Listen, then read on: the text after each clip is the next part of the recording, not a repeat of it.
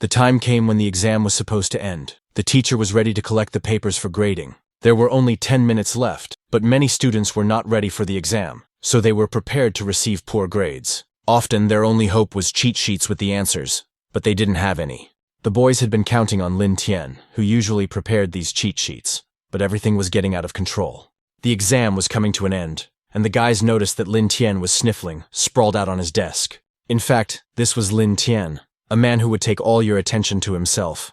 Lin Tian seemed to be the most ordinary student at WW University, not a know-it-all, but he would achieve what he needed to when necessary. This guy was always happy simply because he could eat and drink every day. He didn't need much to be happy. Every day he came to the university cafeteria and asked for seconds. This was already his 5th bowl of plain white rice. Every time a woman offered to buy him some delicious food, he proudly refused and said he had no money. Lin Tian seemed to be in good shape, but many people didn't understand why this poor guy was so poor. He couldn't even afford to buy food and used a plastic bag as a school bag. And when people stared at Lin Tian because of this, he didn't ignore it or hide, but on the contrary, he didn't understand why they were staring at him so much. Had they never seen such a stylish fashionista like him before? Our hero had always been poor, but one day everything changed. Lin Tian fell asleep during the exam, which of course did not please the teacher. Her student did not answer a single question. Was he trying to get himself expelled? It seemed that Lin Tian really didn't care at all, and he looked bored, reminding her that he still had 10 minutes left, and why did she have to wake him up anyway? The teacher could only laugh, because what could this trash do in 10 minutes when the exam was 40 minutes long? She had seen many tests from poor and stupid students who couldn't study well and didn't even have the means to pay for their education. She considered such students a burden on the university. Therefore, she advised poor students like Lin Tian, who had no power, no influence, and no brains, to stop dreaming. Did this fool really expect that if he didn't answer the questions and continued to stare out the window, the answers would appear in the sky? Lin Tian, in fact, did expect that. He was sure that the answers would indeed appear in the sky, and his 10 minutes could indeed change a lot. The answers to the test really did appear outside the window. No one could believe it, but Lin Tian was sure of what was happening. It seemed as if he had ordered the helicopter himself so that everyone could cheat on the exam. Without hesitation in front of the teacher, Lin Tian turned to his classmates and told them not to wait and to hurry up and cheat while they had the chance. Of course, everyone was delighted with the opportunity to cheat. To them, Lin Tian was like Robin Hood. When the exam was finally over, Lin Tian said goodbye to everyone and took his leave. But the teacher was not happy with this situation and forbade everyone from cheating. If Lin Tian had cheated on the exam, he would receive a 0 and would not be allowed to retake it. Everything was done strictly according to the instructions, and of course, the pilots now expected some kind of payment. Only then did Lin Tian remember to throw the bag of money out the window. There was more than he needed in the bag, but he didn't need it at the dacha. The whole class was covered in money. Everyone suddenly forgot about the exam and wanted to catch at least one bill so that the currency would not go to waste. Lin Tian chose not to respond to the teacher's warning. He had to hurry to catch the school bus, and if he was late, there would be no seats left for him. It was quite a hassle, but our hero managed to do it, and he was happy. After leaving school, he received a notification from the system that the task had been completed. Lin Tian had to use 150,000 yuan in cash in any way convenient for him during the exam, and he did it. This kind of Chenjin spending system had only recently appeared, literally a week ago. One day, Lin Tian went to the bank. He stood in line for quite a long time, but it seemed as if it wasn't moving at all. At that time, it was very difficult for him to save money. He was a student and had constant expenses. He worked odd jobs wherever he could to combine work with study, and for a month's work, he earned pennies. But even a robber wouldn't bother with such a small amount. It would be an insult to him. It was as if his thoughts had materialized, and on the same day, robbers visited the bank. A bunch of scumbags in masks with guns threatened everyone in the bank. Move, and you die. Lin Tian was very excited because these were just thoughts, and he clearly did not want robbers to appear here. The situation was getting more tense by the minute, and everyone present had to obey the robbers' orders or face death. While many lost hope and felt confused and powerless, Lin Tian tried not to lose his concentration and attempted to find a way out of this situation. But the robber noticed him and pointed his gun at his head. He found Lin Tian suspicious. Lin Tian couldn't take it anymore and finally confessed that his butt was itchy and he wanted to scratch it. As they say, no matter how small a mosquito is, it's still meat. And he didn't want to let these robbers steal even his 200 yuan, so he tried to hide it in his pocket. Something distracted everyone in the room, but the robber did not take his weapon away from our hero. But he didn't care anymore. For him, it was a perfect chance to escape. which he decided to take advantage of. So he slowly moved to the side. One of the robbers started to harass the girl, and she desperately tried to break free from his grip. The main robber was unhappy because they had come here to rob the bank, and this scumbag Mouse was once again harassing the girl. Mouse tried to find understanding in his boss's eyes. Because this girl was beautiful, he couldn't ignore her. But the girl was not shy. She would rather die than be with a scoundrel like Mouse. Our hero had already done everything in his power, pressed the emergency switch, and was about to leave when he suddenly stopped. He demanded that the scoundrel let the girl go. If Mouse had something to say to him, let them come over. After all, she was his homeroom teacher, Teacher Chen. But of course, if they were going to rob him, they might as well rob her.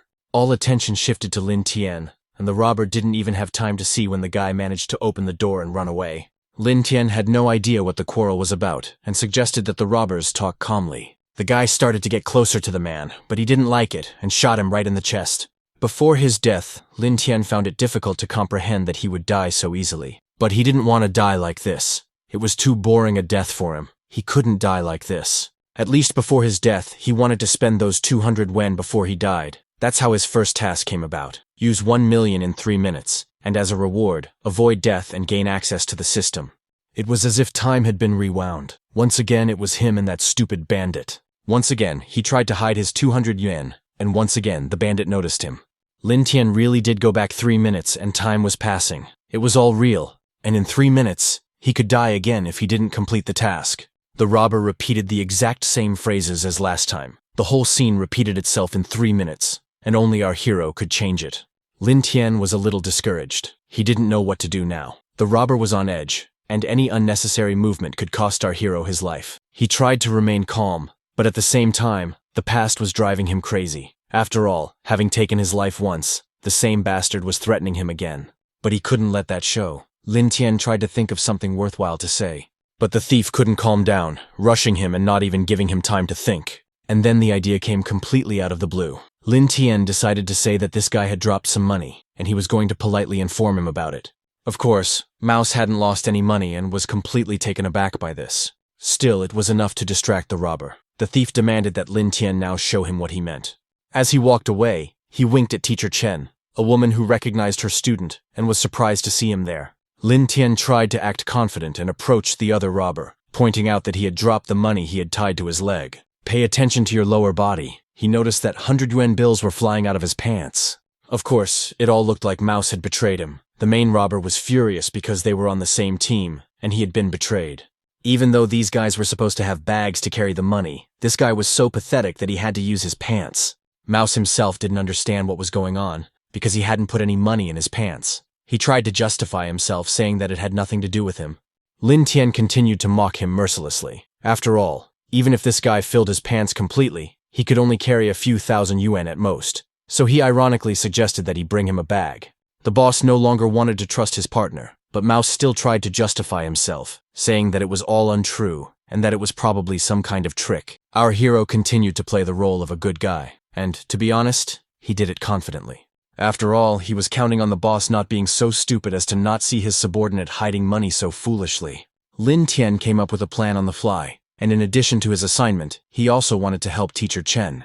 Lifting her from her knees, he whispered quietly for her to play along with his next move. He held his hand behind the girl's back, and thick bills of money appeared out of nowhere. Lin Tian made it look as if the girl was forced to hide the money for another guy, whom he pointed at. The Jianji system worked as follows. Money could appear together with the specified user of the system, and the amount was also determined by the user. In fact, this was the first rule of spending money. The boss understood perfectly well that all these people had always been unscrupulous, but now that the time had come for the big deal, they had decided to grab as much money as they could for themselves. Mouse desperately tried to justify himself because he and the other guys had never done anything wrong to their boss, so why didn't he trust them now? And if they said they didn't do it, then that was the case. But his gun didn't believe it. If they hadn't done it, then the money had just appeared out of thin air, which would be absurd. The boss is the boss, that much is clear. But our hero decided not to stop there. He reproached the chief robber for doing the wrong thing.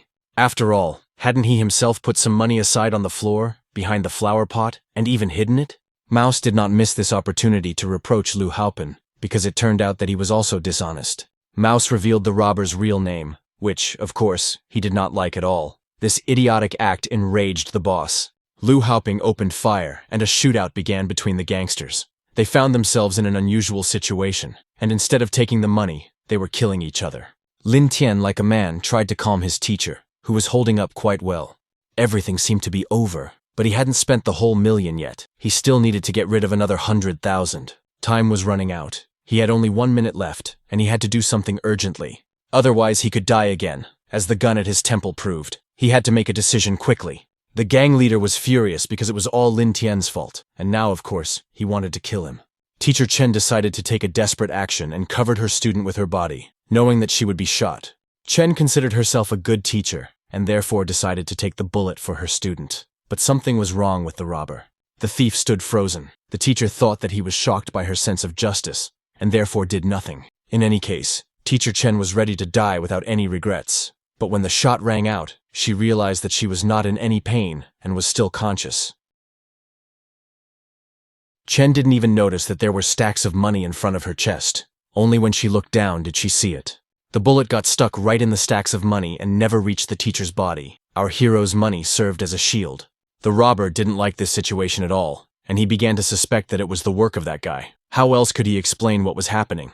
Although it seemed like the only reasonable answer, he still couldn't believe it, because there was no logical explanation for it. And when he pulled the trigger to shoot again, his weapon simply exploded in his hands. Thousands of small pieces of paper and banknotes spilled out of it, and the gun shattered into pieces. The robber's eyes were injured. The man could no longer see anything after the explosion. Of course, our hero did not admit to his actions and blamed it all on karma. He said that the gun exploded because of his past deeds. And somewhere in his thoughts, Lin Tian confirmed his guesses that his theory had worked after all, and he had indeed managed to put the money in the gun and blow it up that way. Finally, our hero was snapped out of his thoughts by the teacher, who asked him to remove his hand from her. Lin Tian was shamelessly holding his hand right on the teacher's chest. Our hero could think of nothing better than to play dumb, pretending to be so surprised that he didn't even notice how he had started groping her chest. Although he apologized for his misdemeanor, he couldn't get the thought out of his head that it had been very pleasant. Lin Tian remembered that his money was still there, but unfortunately the system did not deceive him. As soon as he touched it, it disappeared. He couldn't take the money with him. Finally, after some time, the police arrived at the scene of the crime.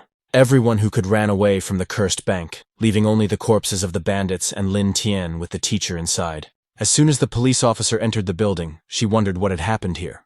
But our hero had no intention of explaining himself to her. After all, she was an officer and should figure it out for herself, and besides, he was late for work. When the guy walked away, the officer noticed 200 yuan in his back pocket, and, of course, thought he had stolen it. Therefore, she was not going to let him go just like that, and demanded that he stop. Having stopped the alleged criminal, the officer was also indignant that he had called her Auntie, even though she had only recently graduated. When all these problems were finally resolved, life returned to normal. University, classes, teachers, and of course, sweet dreams during class. Where would we be without them? Lin Tian works so hard and tries to rest wherever he can. Some students were no longer surprised that this beggar was sleeping in class again, as this character often liked to call him. Our hero's sleep was so sweet and deep that he didn't even fully realize where he was and what was wanted of him. The teacher's skirt fluttered before his eyes, and her words passed through our hero's ears. The teacher was unhappy. After all, she was giving a lecture for everyone, and she wanted this guy to pay attention to her lessons. Lin Tian admitted that he didn't even realize when he fell asleep, and wasn't shy about saying that he was incredibly tired after his part-time job. His classmates were already anticipating that this beggar would be punished, because how dare he contradict the teacher. Teacher Chen remembered very well how bravely Lin Tian had defended her yesterday, and she still couldn't forget it, because it was a very courageous act. Therefore, she decided to forgive her student, but only this once. Many students were indignant, because how could the teacher let him get away with that? Lin Tian's classmate received a message and decided to read it right in class. It was news about a mysterious university student who had outsmarted robbers during yesterday's bank robbery and saved the hostages by calling the police. The guy was extremely surprised that it was this beggar who studied in the same group with him. After this news, Lin Tian was the center of attention. The girls couldn't take their eyes off him. Some were already making up stories that Lin Tian was skilled in martial arts and had defeated all the robbers single-handedly. They admired him. Lin Tian kept agreeing with them, just to look at their curvy figures. He liked the female attention. Suddenly, someone joined the conversation and suggested celebrating the event. After all, it's not something that happens every day. A wealthy classmate declared that since Lin Tian was now a big star, he would have to treat everyone to dinner. Many agreed with the guy's suggestion, because how else could they cement Lin Tian's status as a big star? The girls wouldn't say no to a nice dinner either, and were already openly asking him to take them. While they were discussing all this, Lin Tian slipped away from the classroom because he clearly had no interest in dinner. How dare these scumbags ask him to spend money? Adios. Definitely, they found a sucker. But realizing that Lin Tian was still somewhere nearby, the guy loudly said that Lin Tian was just a beggar with no ambition. Of course, he took off and ran away, but he could still be considered a star. Only Lin Tian had already changed course and quickly returned, inviting everyone to the dining room as if nothing had happened. This guy had some kind of plan, so he boldly invited everyone. In fact, he was just lucky. A new assignment came his way, and just in time. Of course, no one shared our hero's enthusiasm. Many probably expected to be invited to some prestigious restaurant or someone's home. But here, Lin Tian was inviting them to an ordinary cafeteria. Was he really going to treat them to soup? For his classmates, it was just ridiculous. But Lin Tian was more persistent this time, and reminded them that he was treating and inviting everyone. After all, it was his celebration, so he wanted to see as many brothers and sisters as possible, and asked them not to delay. The girls reacted positively to this idea. After all, the cafeteria served decent food, and they didn't mind eating there. There were some dishes they had wanted to try for a long time, and now they had the opportunity. Only the rich kid was indignant. Did Lin Tian really expect him to eat in the cafeteria? Where had anyone ever seen him eat in the cafeteria? But if Zhang was just afraid of embarrassing himself, he could have just not gone and said so. Lin Tian didn't really beg him. Everyone in the class who heard the invitation to the cafeteria to celebrate Lin Tian, the rising star, immediately rushed to the cafeteria without waiting for special invitations. The two sixes obeyed their boss, Zhang, in everything, so before leaving with Lin Tian, they had to ask his permission. Or maybe their boss was just afraid, and they were ready to go in his place. But this only angered Jian even more. What kind of nonsense were they telling him? Zhang ordered the second guy to gather everyone near the dining room. There was another reason for that. Zhang wanted poor Lin Tian to be torn to pieces and disgraced as much as possible, and he would rise above him again. Many were surprised that this beggar was really going to treat all his classmates. I wonder what it would be. But some had heard that he was ready to treat the entire university, not just his group. Wouldn't that be going too far? Or did the latest news affect Lin Tian so much that he decided to believe in himself? A huge crowd gathered in the dining hall, and one of the restaurant's chefs, Jiang Hao, was pushing the students around. Jiang was supposedly in a good mood today, so he decided to treat everyone to dinner at his own expense. A mobile kitchen arrived at the school with professional chefs ready to treat everyone. In fact, those who didn't like eating in the cafeteria could eat at Jiang's restaurant at his expense. After all, the chef of a 5-star restaurant had come here himself.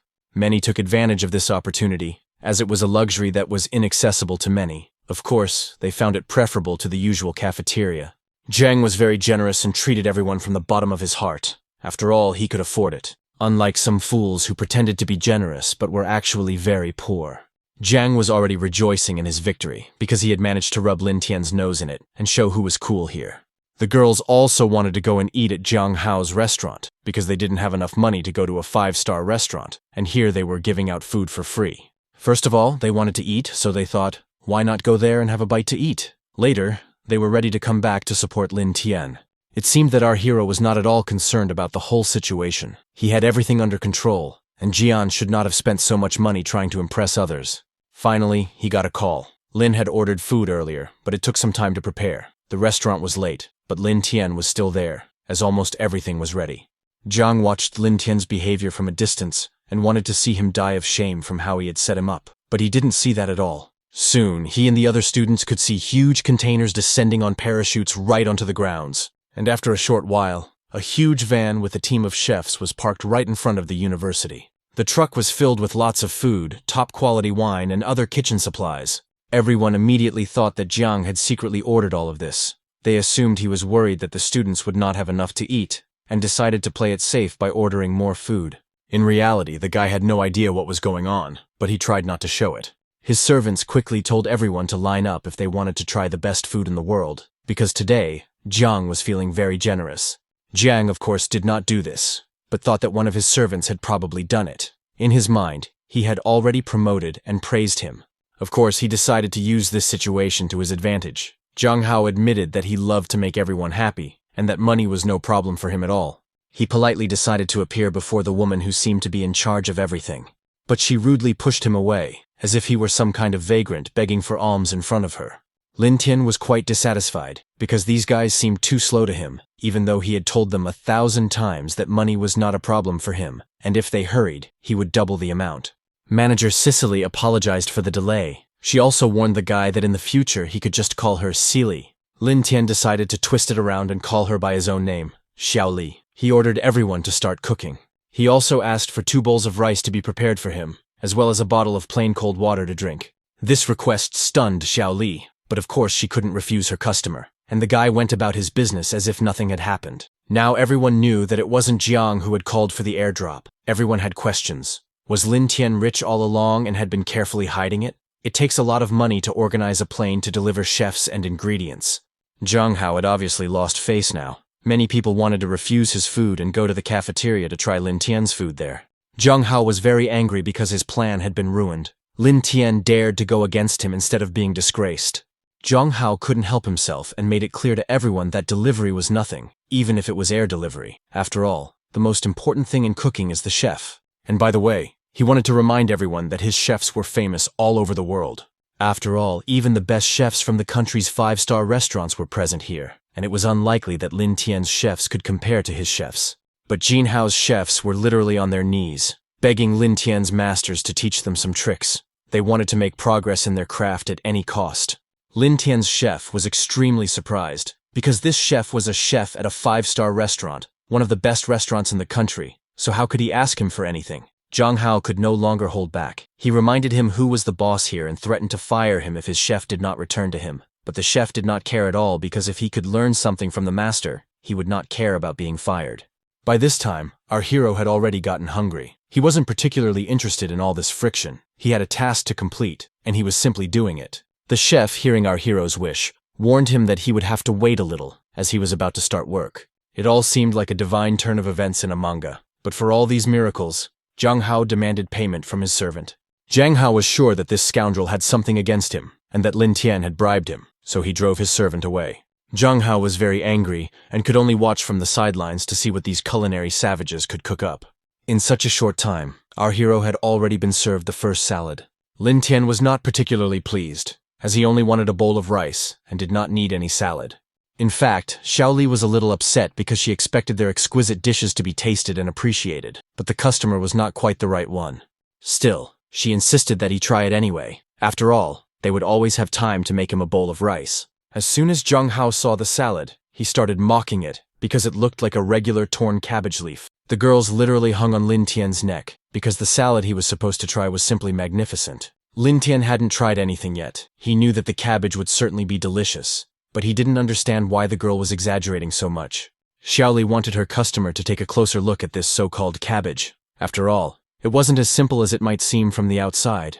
This cabbage-shaped salad appetizer was actually made from truffles using molecular cooking technology. The dark part was different types of black truffles. The light part was the more expensive white truffle, and the cabbage leaves and stems were made from snow clam paste. Each piece of this so-called cabbage could be eaten in one bite, and each bite cost more than 30,000 yuan. But Lin Tian's reaction did not impress those around him. He thought it was really delicious and a little better than in the cafeteria, a killer compliment for a chef. But that wasn't all. Xiaoli introduced new dishes. The students understood perfectly well that every bite of this food cost a lot of money. They thought that Lin Tian had become so accustomed to delicacies that he preferred cafeteria food. Xiaoli introduced another dish, the so-called free soup in the cafeteria without oil. It was made with boiled water and cabbage. Next was rare white asparagus with an endangered breed of pork, Mangalica. The pork had a fishy taste and almost no meat, seasoned with saffron. Eggs with tomatoes and rice and special tomatoes glazed with honey and spherical fish meat. Everyone agreed that it was much better than Zhang Hao's dishes, and Zhang Hao's title of boss was nothing more than an illusion. He was no longer as good as their young master Lin Tian. Now he seemed like a dark horse. Zhang Hao couldn't believe what was happening. Was Lin Tian really a millionaire? And was he really going to lose? He didn't want that. First of all, it was very important for Xiaoli to know his customer's opinion, whether Mr. Lin was satisfied with everything. In principle, he was satisfied with everything. In his opinion, the dishes were not bad. The only thing he was unhappy about was that the water they gave him was too cold. Xiaoli explained that it was cold because it was spring water from a snow-capped mountain. The most important thing for her was that the gentleman was happy. Moreover, she wanted to return the remaining money, as Lin Tian had paid too much. Lin Tian was very angry when the girl wanted to return his money. How dare she even suggest such a thing? Let her buy herself handbags, cosmetics, and all the most expensive things. Even the guys appreciated Lin Tian's actions because it was very manly, and the girls found Lin Tian more and more handsome. Everyone admired the new star, and Lin Tian was happy that his task was completed. He only regretted that his stomach was small and he couldn't fit more food in it. When the system accepted the completed task, he received a lottery ticket with a random organ improvement as a reward. Lin Tian just prayed that it wouldn't be an improvement to his appendix. The improvement was selected. At first, Lin Tian didn't understand what the improvement was, but for some reason, he now began to see girls in their underwear. It turned out that the improvement affected his eyes, and now he had X-ray vision. He was quite happy with this, and in general, he felt that the system was very kind to him. While he was enjoying his new ability, Xiaoli was trying in vain to get the master's attention. No one understood what was happening to Lin Tian, but he meanwhile realized that he had no regrets in his life. After that incident in the cafeteria and on the exam, Lin Tian became famous throughout the university. Every dog knew him. Although the robbery case had been closed, the officer felt that something was wrong, so she wanted to meet Lin Tian in person. However, it took her a while to find Lin Tian himself. After all, there were quite a lot of people at the university. In the end, someone noticed the lady and was willing to listen to what she wanted. Of course, the madam's address to her was very offensive. After all, she didn't consider herself that old. Her name was Zhou Weiwei, and she wanted to be addressed as at least a sister. It wasn't the first time Zhou Weiwei had seen such bags in the hands of students. She noticed that they were very common at this university. In fact, it was very simple. Carrying such bags was very fashionable, and it was Mr. Lin himself who started this fashion. The students still remembered that wonderful dinner the other day. For some reason, Zhou Weiwei didn't even think that this was the Lin Tian she was looking for. She thought it was some kind of rich kid's prank. Zhou Weiwei couldn't stop being annoyed that people called her little sister or madam, which often offended her. For some reason, she was worried about not being old. Finally, her expectations bore fruit, and she saw the one she was looking for surrounded by girls. However, she didn't wait too long and was glad that she quickly met this guy.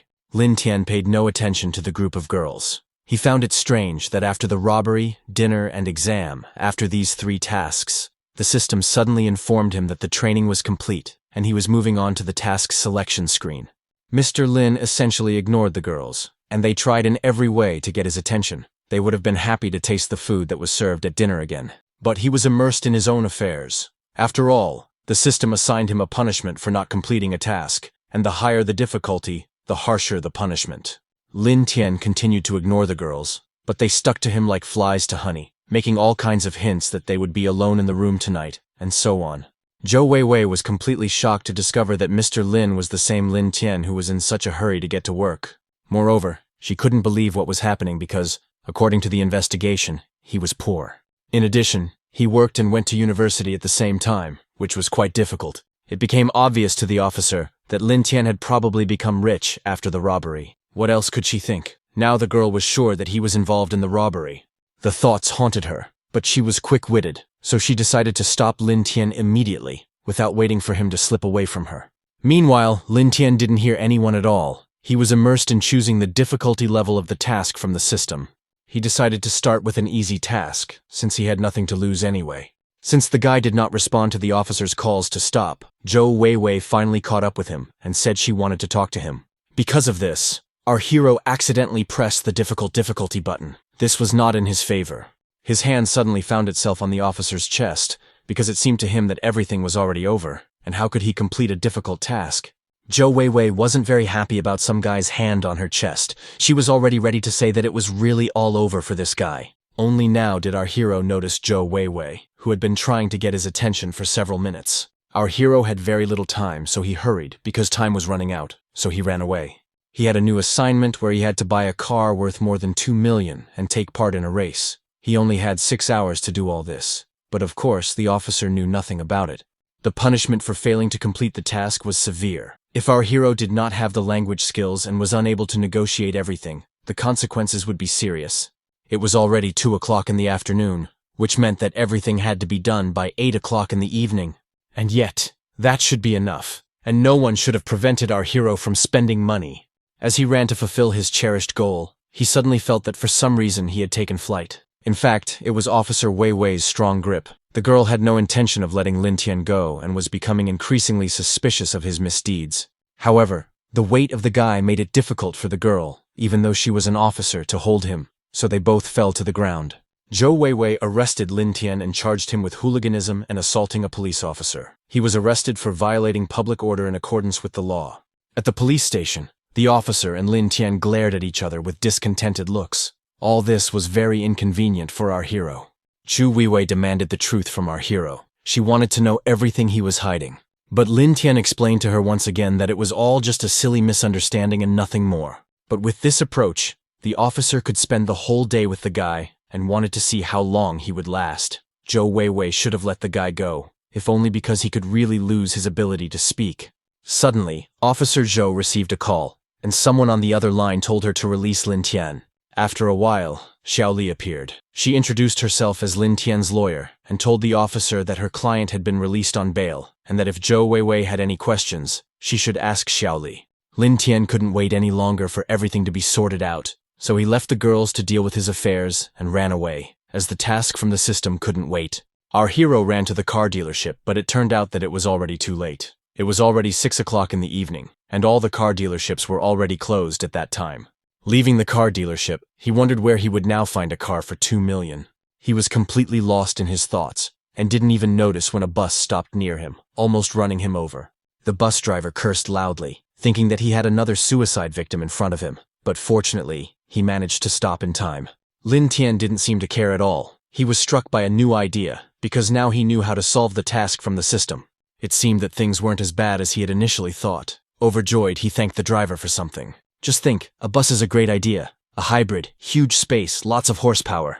Automatic air conditioning with a constant temperature. Leather seats, a spacious interior. And inside, there were even mirrors that rotated a full 180 degrees. Why wouldn't it be a $2 million car? It was definitely worth the money. Our hero couldn't even think of a better option at the moment. From that moment on, our hero became the owner of his own bus, and no longer had to use public transportation, and his language skills would be preserved. After purchasing the bus, the system displayed a notification that the first part of the task had been completed.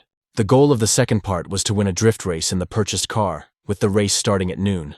But his joy quickly evaporated, because how could he possibly win a drift race in this bus? It sounded like madness.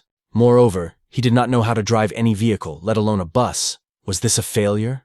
Suddenly, Xiaoli appeared and confidently informed our hero that she knew how to drive a bus. At that moment, Xiaoli seemed like an angel, a savior to our hero. After all, he couldn't have hoped for anything better. He was incredibly happy that Xiaoli had come to him at just the right time. He was ready to give her a promotion. It is unknown what emotions Xiaoli felt about this, but she probably wasn't particularly impressed with what Lin Tian was doing. She was uncomfortable with the young master taking the opportunity to hug her, and even more so with him groping her so openly. Quickly switching to a serious mood, Lin Tian asked Xiaoli to stop chatting and hurry up with the business. Meanwhile, more and more cool sports cars were gathering for the race. The racers specially equipped their cars with nitrous boosters and did everything necessary to achieve victory. Of course, Zheng Hao also took part in such a sensational event. How could it have happened without him? He was confident of his victory like no one else, because he had a pretty good car. Many people remembered Zheng Hao from a recent event when he invited people to dinner, but they didn't even want to eat his food. This greatly angered the young man and hurt his ego. It seemed that this conflict was about to escalate into a fight. But suddenly, the girl in the mask ordered everyone to shut up, clearly unhappy with what was happening. Everyone turned their attention to her and forgot about any conflicts, because before them stood the goddess of racing, the legendary racer Luo Jiashan, who drove a white race car called Snowstorm.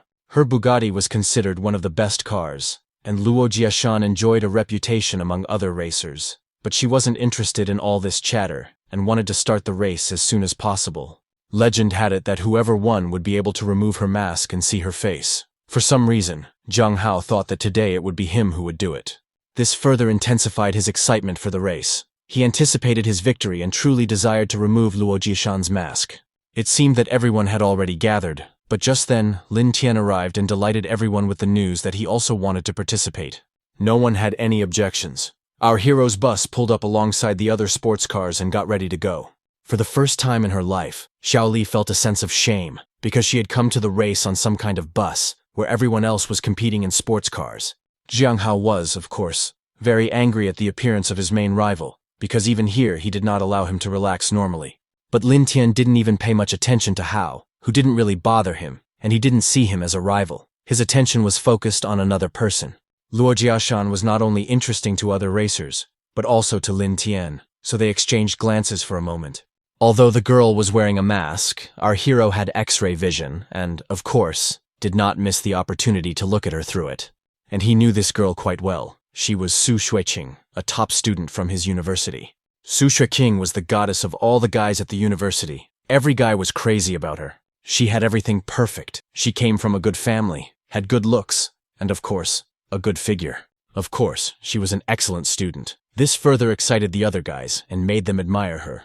Of course, she was perfect even in sports. She was a master of sports. And her famous sweet and gentle smile could melt even the coldest heart. This girl was perfect in every way. And now our hero couldn't even believe that she was participating in races. For quite a long time, Lin Tian literally stared at Su Xueqing and couldn't take his eyes off her. This annoyed the girl, and she couldn't help but say something to this idiot so that he would stop staring. Stunned, Lin Tian quickly turned away, as if embarrassed by his own gaze. Lin Tian never thought that a goddess could be so arrogant. Appearances can be deceiving. Time was running out, the countdown began, the engines roared and the cars took off. Our hero's bus was among the last and also trailed behind the other vehicles. Hao, in turn, was indignant at our hero's latest antics. How could he even think of racing on a bus? He was sure that this time he would definitely crush Lin Tian. Lin Tian, on the other hand, was very relaxed and decided to turn to the beautiful Su. He was curious as to why she was still standing there. Su Xueqing honestly said that she had an agreement with the judge that she would give the others a 5-minute head start. Otherwise, everyone would say again that she was mocking them. For some reason, Lin Tian decided that he could stay and wait for Su Xueqing. To participate in the race, you had to pay $500,000 for the entry fee, and Su Xueqing was very surprised that Lin Tian was willing to part with it so easily. But it was only $500,000, and Lin Tian believed that it was much more important to be patient and calm. In fact, the system gave him the money anyway, and he couldn't spend it anywhere else except on his mission. Still, he was sure that he had not wasted $500,000, because they still had to see who would win and who would lose. Su Xueqing was extremely surprised by the guy's confidence. What was he counting on, and how did he intend to win this race in an unmodified bus? Lin Tian was not going to reveal all his cards, but mysteriously said that a great man had his own plan, and he was not going to lose just like that. Su Xueqing had heard a lot about Lin Tian from recent events, because lately, he was the only topic of conversation at the university. Before leaving, Su Xueqing said that she would be interested to see how Lin Tian would win this race. After Su Xueqing's Bugatti sped away, Lin Tian and Shaoli also decided not to linger and to follow the plan. Lin Tian began to execute his plan step by step, and the first step was the most important. He dialed a landline number on his phone, and the receiver on the other end was picked up. So far, everything was going according to plan, but our hero was a little nervous and took a deep breath to relax before speaking. Lin Tian shamelessly told the police that a crowd of racers had gathered on Lojia Mountain. Meanwhile, Zhang Hao was already rejoicing that his main opponent, Lin Tian, was somewhere behind him, while he was already ahead.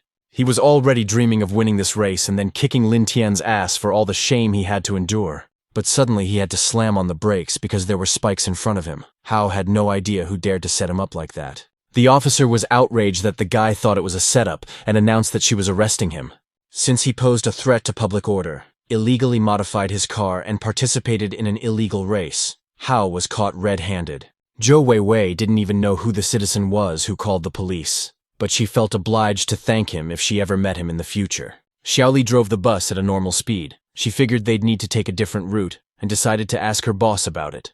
Lin Tian called the police to block the short route. The others would have to take the long way, so they had a chance to win. Xiaoli thought that the guy meant that they would storm the post. She was very surprised by this idea. But the guy urged her not to worry, because when the time came, she would understand everything. Zhu Weiwei had already arrested everyone she could on the spot and scolded them for their misconduct. Suddenly, a bus drove right past her, hitting her skirt. Zhou Weiwei was slightly frightened, and her skirt was completely torn at the back. Lin Tian acted as if nothing had happened and pretended that he had not expected to see Sister Zhou here at all. Of course, Zhou Weiwei could only think that Lin Tian was also here to participate in the race.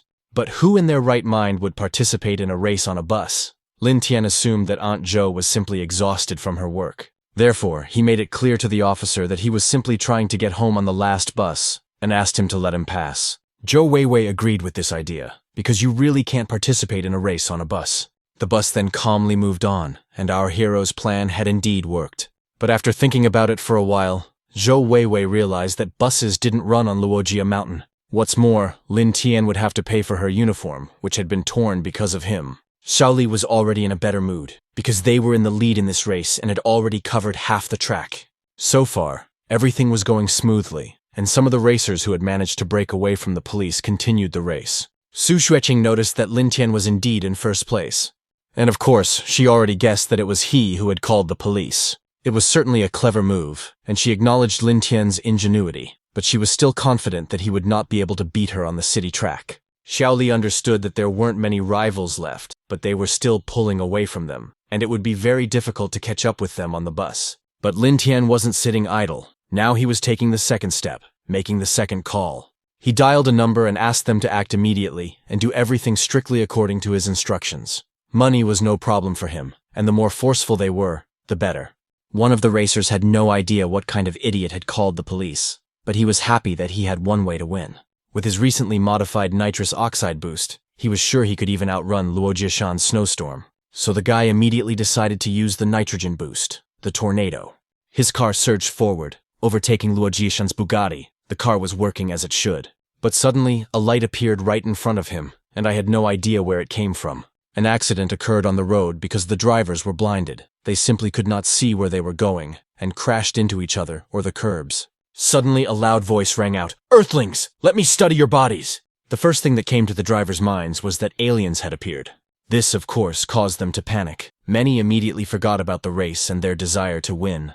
It seemed as if these guys had completely lost their minds. They were too young and did not want to be subjected to experiments. Therefore, without any shame, they knelt down and begged the aliens to spare them. Lin Tian, who was passing by, reminded them that he was not an alien and that they had mistaken him for someone else. He was just a rich guy who could afford to pretend to be an alien.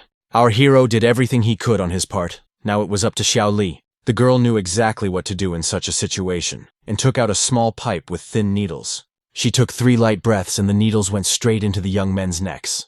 They probably didn't even understand what had happened, but they couldn't move anymore because their consciousness had left them.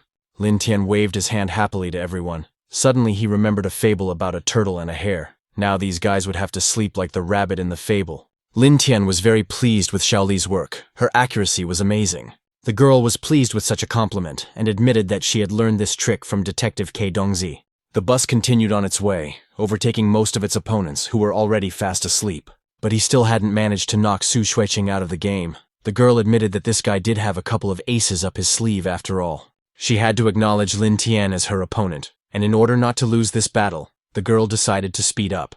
In addition, she used her nitrogen boost, which she had not expected to use in this race. Her desperate desire to win was inspiring. She couldn't let Lin Tian beat her.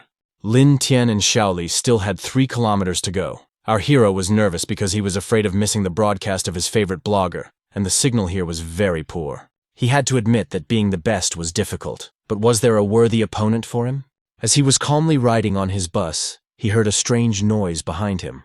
Right next to him, he saw a snowstorm flying past. Su Xueqing was literally rushing forward. Her enthusiasm and desire to win were obvious, since she was performing such extreme stunts. She was truly a racing goddess, managing to overtake Lin Tian in such circumstances. The girl was admirable. But now our hero had to think about what he could do to win, or would he have to admit defeat?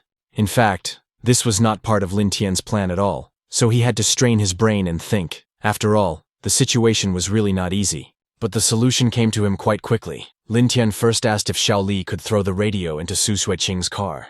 Judging by her smile, it was easier than easy for her. Our hero just had to watch her do it. Xiaoli tore a piece of fabric from her clothes in different places. She tied the radio with her fabric, making a rope out of it, and prepared to throw it directly into her rival's car. With surprising accuracy, the radio landed on Su Xueqing's front seat, who immediately noticed it. Lin Tian's voice could be heard from the walkie-talkie saying, "Beautiful lady, aren't you tired yet? Why don't you stop and take a break?" Su Xueqing was on edge. She didn't like anyone trying to play games with her, and a loser like Lin Tian deserved nothing more than to lick her feet. Lick his feet? Just think about it. Anyone would be outraged, but Lin Tian suggested that they would still have time to do that, but not before he won. Su Xueqing found this response quite perverse, and she had no intention of letting Lin Tian win. But why was the Queen of Racing so confident that she could defeat Lin Tian? Or was it correct to address her as Su Shuiqing? Lin Tian wondered. Su Shuiqing was visibly tense. She had disguised herself as best she could and even wore a mask, so it was difficult for her to guess how Lin Tian had recognized her. In fact, our hero not only knew what the girl looked like under the mask, he even knew the color of her underwear. But of course, he didn't admit this out loud. Lin Tian did not condemn her for such secrets. Keeping secrets is normal, but she should have shown a little goodwill towards Lin Tian. It was clear from her voice that Su Shuiqing felt uncomfortable, because the guy had revealed her secret and caught her red-handed. She couldn't do anything about it, and had to slam on the brakes to keep her secret. Our hero's yellow bus surged ahead just as Lin Tian had planned. He had won. All the spectators and fans cheered for the victory of the new hero, Lin Tian. It was another moment of glory. Su Shuiqing literally devoured Lin Tian with her gaze, because if he revealed her secret, she was ready to kill him. Amidst all this commotion, our hero wanted to leave as soon as possible, because the long-awaited broadcast was about to begin. And finally, the goddess Fei launched the broadcast. There were quite a few viewers waiting to catch a glimpse of this goddess. The girl often flaunted her voluptuous figure in live broadcasts and counted on some kind of reward from her gentleman. Usually she just danced, communicated with viewers, and accepted their compliments. Lin Tian had already tuned into the broadcast and was enjoying the goddess Fei's figure. Suddenly he wondered who was behind this mask. What kind of person was the fairy goddess hiding? She had an advanced account, and 170 viewers had already tuned into this broadcast alone. There were haters, but there were also her true fans, such as Lin Tian. Suddenly, during her next dance, her cat jumped right on her. The usually calm cat was a little aggressive today and cut the fairy goddess's leg. People reacted sharply. They didn't want to continue watching this stupid girl. They quickly switched to the broadcasts of other girls who were already starting to undress. The streamer was very sad. She even apologized to her viewers for making a mistake. Lin Tian was very angry that so many people had started openly hating on the goddess Fei. What did this bunch of shit know about her, and how dare they say such things to her? In such a short time, the number of viewers had decreased significantly, and to be more precise, there were only 7 viewers left on her stream. Lin Tian could really feel it. If only he had the money to make a gift list, he would definitely make sure that his goddess Fei was at the top. Suddenly, he noticed a strange glow coming from his fist. Was this how wishes came true? The fairy goddess was named Queen of Broadcasts by the app. Lin Tian was a little jealous. He wondered who had done this, and who had such good taste and so much money. Just like that, someone had given his goddess the title of Queen of Broadcasts. Her broadcast already had about 2 million viewers. She tearfully thanked Lin Tian for this gift, thanks to which she received this title. Our hero was surprised to realize that his goddess had just mentioned his nickname, but he didn't even realize how he had been able to give her such a gift. Later, he received a congratulatory message saying that he had become a crowned noble in the goddess Fei's broadcast room. A gift package was sent from his account. Our hero even made it into the top gifts of the day, where his name was in first place. With great difficulty, Lin Tian realized that this handsome multimillionaire with good taste was none other than himself. It seemed strange to him, but suddenly he remembered that he hadn't yet looked at his prize for winning the race. It turned out that his reward from the system was a gift generator, the so-called golden finger. An unlimited amount of virtual currency could be used on any website. Although it seemed that he had an unlimited amount of this ability, he felt that he was losing a lot. The next day there were classes again, and Lin Tian felt sleepy as usual. But what he saw next helped wake him up. He saw a suspicious scar on one of his classmates, which was covered with a band-aid. He immediately assumed that it was the goddess Fei who had been injured by her cat just yesterday. Could it be that Su Shuiqing was behind all these broadcasts? Was that even possible? At that moment, our hero thought it was a waste of time. After all, she didn't suit him in terms of height or face. Su Shuiqing was waiting for Lin Tian. Apparently, she had some business with the guy, and she was glad that she had finally been able to wait for him. Lin Tian was not very happy about this news. They didn't know each other very well, so why was the girl waiting for him? Su Shuiqing asked innocently how he could have done what he did yesterday, but in her heart, she was ready to kill that bastard for threatening her last night. But it seemed as if he hadn't heard her. Suddenly, he noticed a strange glow in the center of the classroom. First of all, he was interested in where this light was coming from and what was going on here in general. It turned out that the light was coming from Jiang Hao. His beautiful curls had been replaced by a shiny bald spot that kept reflecting the sun's rays. Jiang Hao tried to keep his composure and act confidently, but unfortunately, it was obvious how uncomfortable he was. Jiang Hao already thought he was cursed. Lately, he had been running into Lin Tian too often. Literally, wherever he went, Lin Tian was there. But only now did it dawn on him that it was Lin Tian who had called the police. because it probably wouldn't have been profitable for anyone else to do so. He no longer wanted to hold back and openly attacked Lin Tian with accusations, wanting to know if he had really called the police yesterday. Lin Tian pretended that this guy had gone crazy, saying that he had spent the whole night with Su Juiqing yesterday. Lin Tian was counting on Su to confirm all of this. The girl was put in a very awkward position, because Lin Tian was openly blackmailing her, and now many of her classmates might think that she was in a relationship with Lin Tian. She had no choice but to nod obediently and confirm Lin Tian's words. After all, the secret was more important. In her mind, she was ready to bury Lin Tian for blackmailing her so blatantly. The whole class was shocked, but Lin Tian acted as if nothing had happened. It was shocking news, because the famous flower now had a boyfriend, and it was Mr. Lin himself. What a young master he truly was. Su Juiqing struggled to hide her anger and was already plotting her revenge. She couldn't just forgive Lin Tian for this humiliation. Finally, it was time for class. Our hero's first class was with teacher Chen. Our hero wasn't particularly interested in the subject of the lesson. He carefully examined every detail of his teacher's body. No, it wasn't sexual interest but rather surprise. Something made him think and question his initial theory. Some things seemed obvious, but before jumping to any conclusions, Lin Tian wanted to double-check everything carefully, and in the end, his thoughts converged. Most likely the goddess Fei was his supervisor. After all, they looked exactly alike. Of course, teacher Chen noticed Lin Tian's strange behavior and had to reprimand him. For our hero, it was a very unexpected surprise. After all, his unattainable fairy goddess was right before his eyes. He couldn't believe that his teacher Chen was really his beloved sweet goddess. He didn't even know whether to be happy about it or not. But then a new task from the system, one of hellish difficulty, came his way. Now our hero had to gather the 3 best streamers on the internet within a week. Of course, after such a task, questions arose. What did it mean to gather them, and what reward awaited him? Why was it encrypted? In any case, our hero wanted to complete the task as soon as possible. He couldn't refuse it. Although there was a high probability that teacher Chen was the goddess Fei, he wanted to confirm it with his X-ray vision first. When he was about to do so, he convinced himself that he was not doing it for his own pleasure. Of course, he also remembered that the goddess Fei had a mole on her thigh, which meant that the teacher must have one too.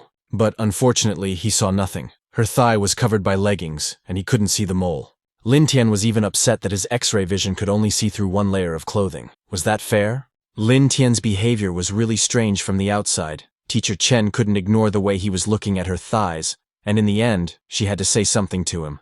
After this remark, Lin Tian behaved as if nothing had happened, as if he had nothing to do with it, and didn't understand what was wanted of him. After that, the teacher received a strange phone call and was forced to leave the students to study on their own. After class, she promised that they could ask questions. She continued talking to someone on the phone and rushed out of the classroom, but it was clear how tense she was after that call. And her mood did not escape Lin Tian's gaze. He clearly noticed that the teacher was on the verge of tears. That's when he remembered that the lovely goddess Fei once paid back when she was insulted by the audience, which once again confirmed his guess that teacher Chen was the goddess Fei. While everyone else was busy studying, Lin Tian was very angry. He couldn't allow anyone to make his goddess cry. He didn't care about the mission or the money. When our hero left the university, he saw teacher Chen quickly riding away on her scooter. One man who was watching reported to someone on the phone that the girl had already left, and asked his interlocutor to pressure her again. The stranger couldn't believe that teacher Chen was still holding out. Lin Tian saw and heard everything, and jealousy clouded his mind. He immediately realized that this guy was trying to hit on his goddess. Teacher Chen was in a very difficult situation. Her father needed surgery. The doctor demanded money, and Chen only hoped that he would help her with the operation. But the doctor was hesitant, because several of their specialists had already allocated money to help Chen's father with his previous surgery, and this time he claimed that they could not help her. Chen tried to get the money as quickly as she could and did everything she could to save her father's life, but then her hope was cruelly dashed. Suddenly, she received a message with an offer to have dinner with Mr. Zhou for $500,000 and not keep him waiting too long. $500,000 was a very good amount, especially in her situation. How could she pass up such an opportunity? Bouncers were already waiting for her at the hospital entrance. They decided to masterfully show sympathy, saying that the girl should deal with this. Otherwise, her father... However, the man did not expect Chen to have so much patience. When he signed the contract with her, he did not expect this chick to be so stubborn. At one point, he even felt sorry that she was so beautiful. But he didn't feel sorry for long, because he simply didn't have time, as at that very moment he got punched right in the face. Lin Tian didn't mess around with these guys for long. He understood perfectly well what kind of situation teacher Chen was in. She was his goddess. and he didn't want her to be treated so rudely. Lin Tian confidently took Teacher Chen by the hand and told everyone that the men should listen to what he was about to say. He told all these scumbags that this girl was his, but Teacher Chen didn't even know what to say. She was so upset that she couldn't even react to what was happening. One of the bouncers didn't care about this news at all because this woman had a contract with their company, and if she was Lin Tian's girlfriend, it didn't matter much to them. And anyway, it was entirely her problem that she hadn't read the contract carefully, and they had a penalty for breach of contract. But Lin Tian didn't care either. He slapped this scumbag hard across the face and didn't want to listen to him anymore. If this jerk couldn't speak properly, then he shouldn't have spoken at all. Lin Tian wasn't interested in these dirty little affairs, because he had his own. One of the men finally came to his senses. He was in bad shape, but very angry, and wanted to kill this guy just to get revenge for his tooth. No matter how strong our hero's fist was, the scum believed that it couldn't be stronger than their knife. Lin Tian thought that these scumbags were completely stupid and misunderstood him, so he pointed for them to look behind them. The bouncers were scared and of course turned around, because they thought there might be an ambush there. But there was nothing behind him, and in those few seconds our hero managed to grab Chen and run away. If it was easy for him to fool these fools, then he was sure that it would be easy to escape from here, especially since he had his own bus. The scumbags followed him, wanting to finish what they had started, and set out to catch Lin Tian and Chen. But they didn't even need to catch them. They were sitting right in the front seats. Lin Tian was completely calm, and the girl felt tense, but decided to trust her student. Lin Tian decided to remind them that these scumbags didn't even understand whose bus they had gotten on, and what they had signed up for. The man remembered that this guy had already fooled them once, and they believed that he wouldn't be able to fool them a second time. After all, it couldn't be his bus. But it turned out he could. Xiaoli was already inside and quickly attacked the uninvited guests. She knocked out the first and second ones with her very first blows. They were so weak that they couldn't withstand the girl's blows. After knocking out the two bouncers, she calmly dusted off her clothes, as if she'd been rolling around in the mud. The fare dodgers were thrown out, and as the bus drove off, Lin Tian did not miss the opportunity to remind them that it was indeed his bus, although it was unlikely that they heard him. And so, finally, Chen and Lin Tian were left alone while Xiaoli took over the bus. The teacher didn't know where to start, so the guy wanted to find out what was going on in her life first. But first and foremost, Chen wanted Lin Tian to let her go. All this time, our hero kept Chen on his lap and held her with his hands, making the teacher feel extremely uncomfortable and probably very embarrassed. But our hero had even forgotten that she was sitting in his arms, and with an innocent smile, he confirmed that it was indeed true and that he was not lying. Moreover, Chen wanted Lin Tian to let her off the bus because it would be better for both of them. She couldn't afford to pay for breaking the contract and was going to apologize to those men. She had to continue to follow the contract, otherwise she would be in big trouble. But Lin Tian thought differently. He didn't want to let Chen go. Moreover, he said that she was now his person. Our hero had already completed part of his task. He had already gathered one of the best streamers on the internet, with 2 more to go. Lin Tian was pleased with how everything was going. After all, this meant that he could recruit the 3 best streamers separately, which greatly simplified the task. Chen didn't even understand what nonsense Lin Tian was talking about, because since when had she become his person? Lin Tian had to admit that it wasn't happening yet, but she could become his very soon. No matter what situation Chen found herself in, she wanted to remind our hero that she was, first and foremost, his teacher. But apparently, our hero wasn't very concerned with such formalities, and in the end, they arrived at the teacher's stop. At this stop, our hero dropped off Teacher Chen and hoped that they would meet again tomorrow. Chen was completely confused, because too many incomprehensible events had happened to her today. And did Lin Tian really like her?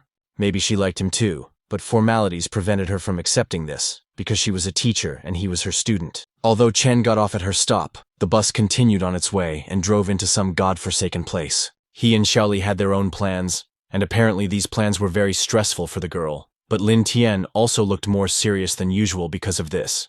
The situation was complicated, so Xiaoli even suggested that her master call for backup and some of his people. But he ignored this suggestion and asked if everything was ready for their plan. Xiaoli confidently tapped on the black suitcase and confirmed that everything was ready. Lin Tian understood perfectly well that Xiaoli was still afraid of them, even with that gun.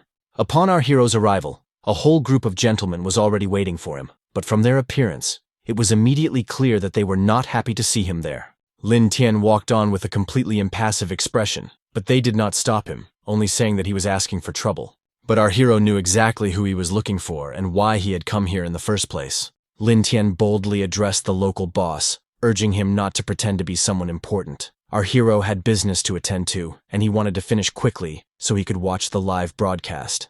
The man turned around and immediately asked a question. He wanted to know if Lin Tian was the one who kidnapped the actress and his company, Tian Fei. Kidnapping is a crime, and the boss was going to make this conversation difficult. Lin Tian confirmed everything that was said, which was absolutely true. Yes, he had stolen her, but what did he get out of it? The man either misheard or something, but he decided to follow the old script, where the accused usually denies and disagrees with the charges. He was probably too used to everyone justifying themselves in front of him, and it took him a few minutes to realize that Lin Tian was admitting his guilt and calling it the wrong script. However, the cockroaches in old Lin Tian's head really bothered me. After all, he wanted to hurry up and started taking something out of his inside pocket. Everyone present tensed up, and the boss was surrounded by a crowd of bodyguards. They were afraid that our hero was about to pull out a gun, so they were on guard. But there was no gun. From his pocket, he took out a cute key with a picture of Peppa Pig on it. Everyone was taken aback. Who would have thought that a guy like him would use something like that? They were ready to see any kind of weapon, but not a key with a pig on it. Lin Tian calmly continued what he had started, and carefully opened his case. And there was a weapon in the case, which was not good at all for those present. This time it really was a gun, and the boss was particularly tense, as he didn't want to worry about an assassination attempt right now. As soon as the case with the weapon was opened, Xiaoli immediately burst into the building and immediately began to attack these scumbags. Our hero's fury was uncontrollable. Why shouldn't the boss now see what he was worth, since he wanted Lin Tian's girl so badly? Lin Tian aimed his weapon at the old man and was ready to shoot him right in the head. The boss sat in his chair, shaking with fear, and for some reason, it didn't even occur to him to run away while Lin Tian was advancing on him. He was stressed, and at that moment he wondered why this guy was more reckless than he was. He decided that running away was pointless. Lin Tian pulled the trigger of his gun, and then the shot was about to happen. The boss closed his eyes, afraid of what was happening. But when he felt that no shot was fired after pulling the trigger, he opened his eyes in surprise. The man thought he was in paradise because there was money everywhere. Was this what paradise was like? But for some reason, the madman with the gun was still standing in front of him. Was he part of the package that came with the money in his paradise? In fact, the boss needed to stop dreaming, because his god was right in front of him, Lin Tian. And every bullet here was payment for the contract of the goddess Fei. Our hero deliberately showed the photo and explained that this girl no longer belonged to the company of that old man Tian Fei. And after that, no buts. Lin Tian didn't even want to know anything else. But if suddenly that meant that this money was not enough, Lin Tian wasn't greedy and offered a little more money. After all, he was rich and didn't feel sorry for it. He threw money right in the old man's face so that he would choke on it. But was this money still not enough? In that case, Lin Tian decided to make a triple money storm and take out 3 guns with money at once. The boss had to admit that this young Mr. Lin was indeed a ruthless man and very generous. Noticing that the men were satisfied, our hero handed the contract to Chen to be torn up. And finally, before leaving, he reminded everyone once again that Chen was his girlfriend, and no one dared to touch her or even think about anything bad. Xiaoli understood that it was none of her business, but was it really worth it for Lin Tian to spend so much money on his teacher? She was just curious to know the answer. Without hesitation, Lin Tian replied that it was worth it. He was confident in what he was doing. But why would he give money to someone who had bullied his teacher Chen? The situation was a little complicated, but the main thing for Lin Tian was to throw dust in their eyes and get out of there in time. All the money was fake, but in the heat of the moment, no one even noticed. But someone still found real bills among all the junk and reported it to their boss. It was a small amount, only 250 yuan, but that was not enough. The boss was even ashamed to look at such trash. How could his lackey even give him such a thing? Amidst all the commotion, the boss found himself in the crosshairs again. He was ordered not to move, because this time there was a real gun pointed at him. The old man immediately recognized Miss Caozong, knelt before her, and begged for forgiveness. But if he wanted to apologize so badly, he'd be better off just dying. Chen hadn't ordered anything lately, but for some reason she received a mysterious box with a message. Please leave us a good review if you are satisfied. Inside the box were torn pieces of paper, apparently from a document. The teacher immediately recognized these pieces of paper as her contract. She realized that if it was torn up, it meant that it was no longer valid. Moreover, among these scraps of paper, she found a letter.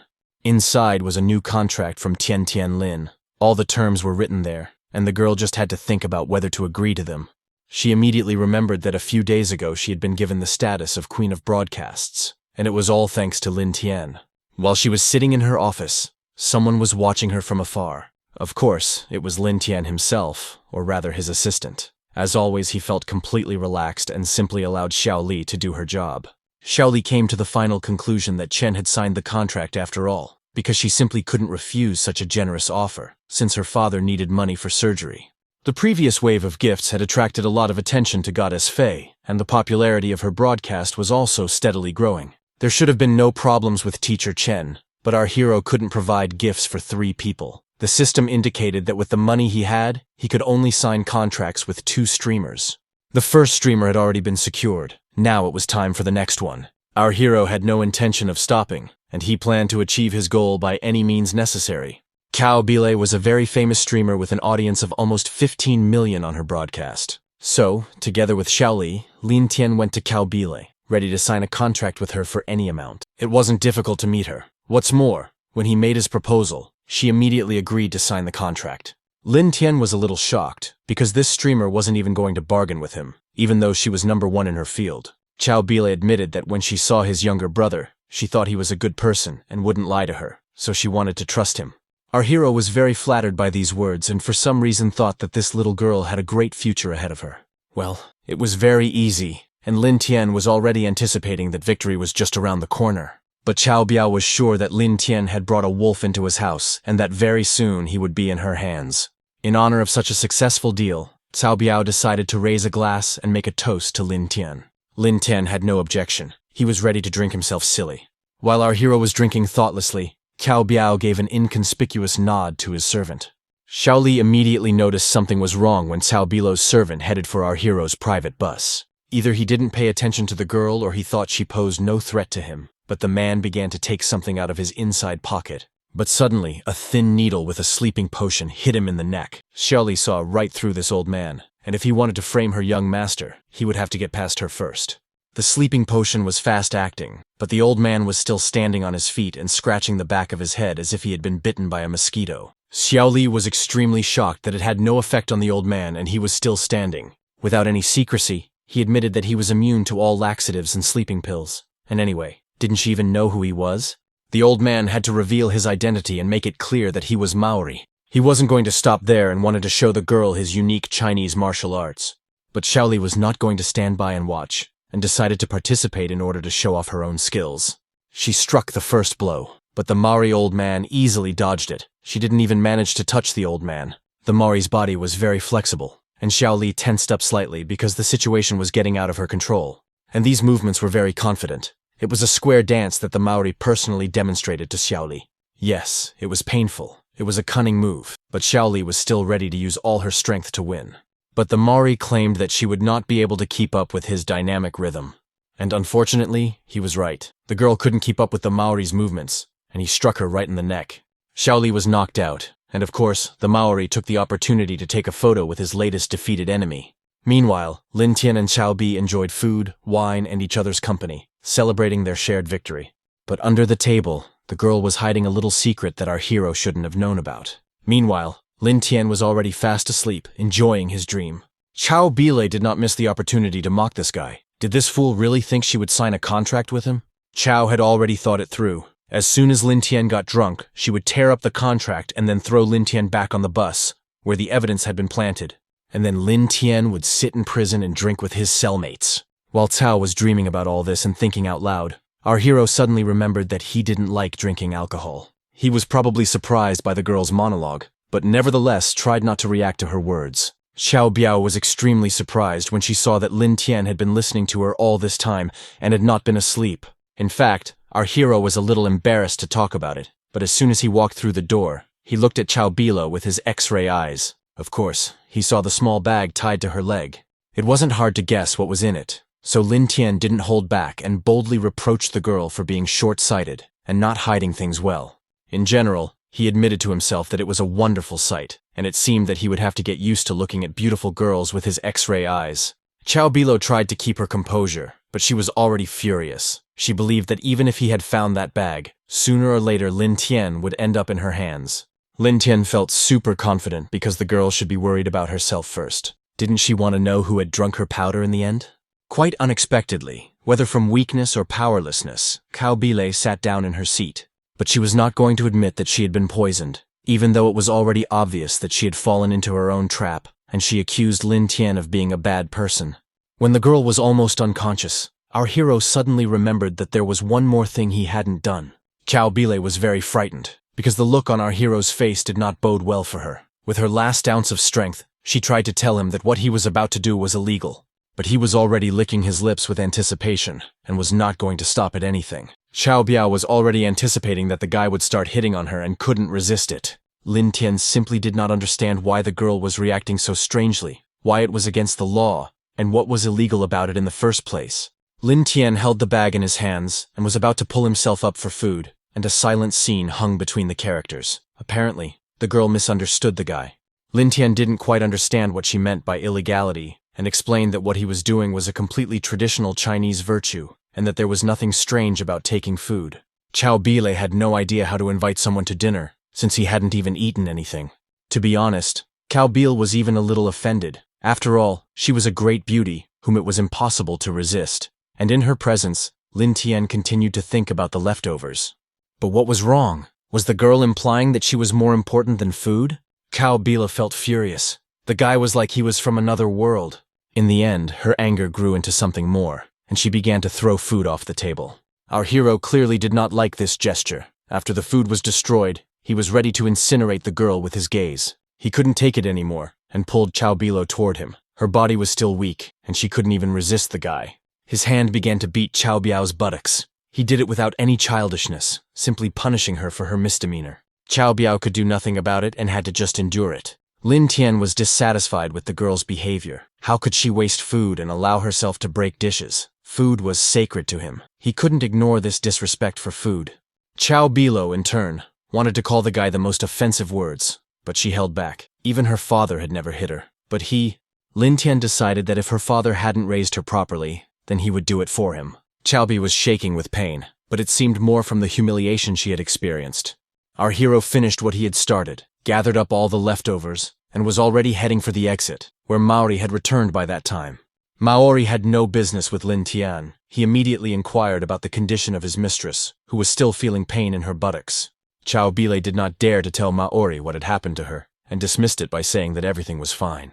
Maori had already told his mistress that everything was ready, and that Lin Tian was about to meet an unfortunate fate. Our hero was already on his bus when Shaoli regained consciousness. Suddenly, he realized that he had never noticed before that Shaoli was also a very beautiful girl. While they were driving, they were surrounded by the patrol police. They could no longer continue their journey. Based on a report from a concerned citizen, the police suspected that our hero was hiding a pile of stolen money. Lin Tian was a little taken aback, as he hadn't expected such a setup. Before he got off the bus, Shaoli pulled him by the sleeve and handed him a gun. Our hero was surprised by this action, because what was he supposed to do with this gun? Shoot at the police? Meanwhile, the police officer was already delighted, as this was the perfect moment for him. He immediately pointed out to everyone that the suspect had a gun. The guns were pointed at our hero, but Lin Tian had never held a real gun before. Pretty quickly, the smug cop ordered his men to open fire on Lin Tian. But no one fired. The officers decided to disobey the order. Zhou Weiwei came to our hero's defense. She covered him with her body, preventing anyone from shooting. Zhu Weiwei demanded that Officer Yuan look closely at what Lin Tian was holding in his hands. It was a water pistol, and our hero confirmed all these words by shooting water into the air. Still, for Officer Yuan, this was no reason to stop what he had started, because Lin Tian had thoughts of resisting the police and was considered dangerous.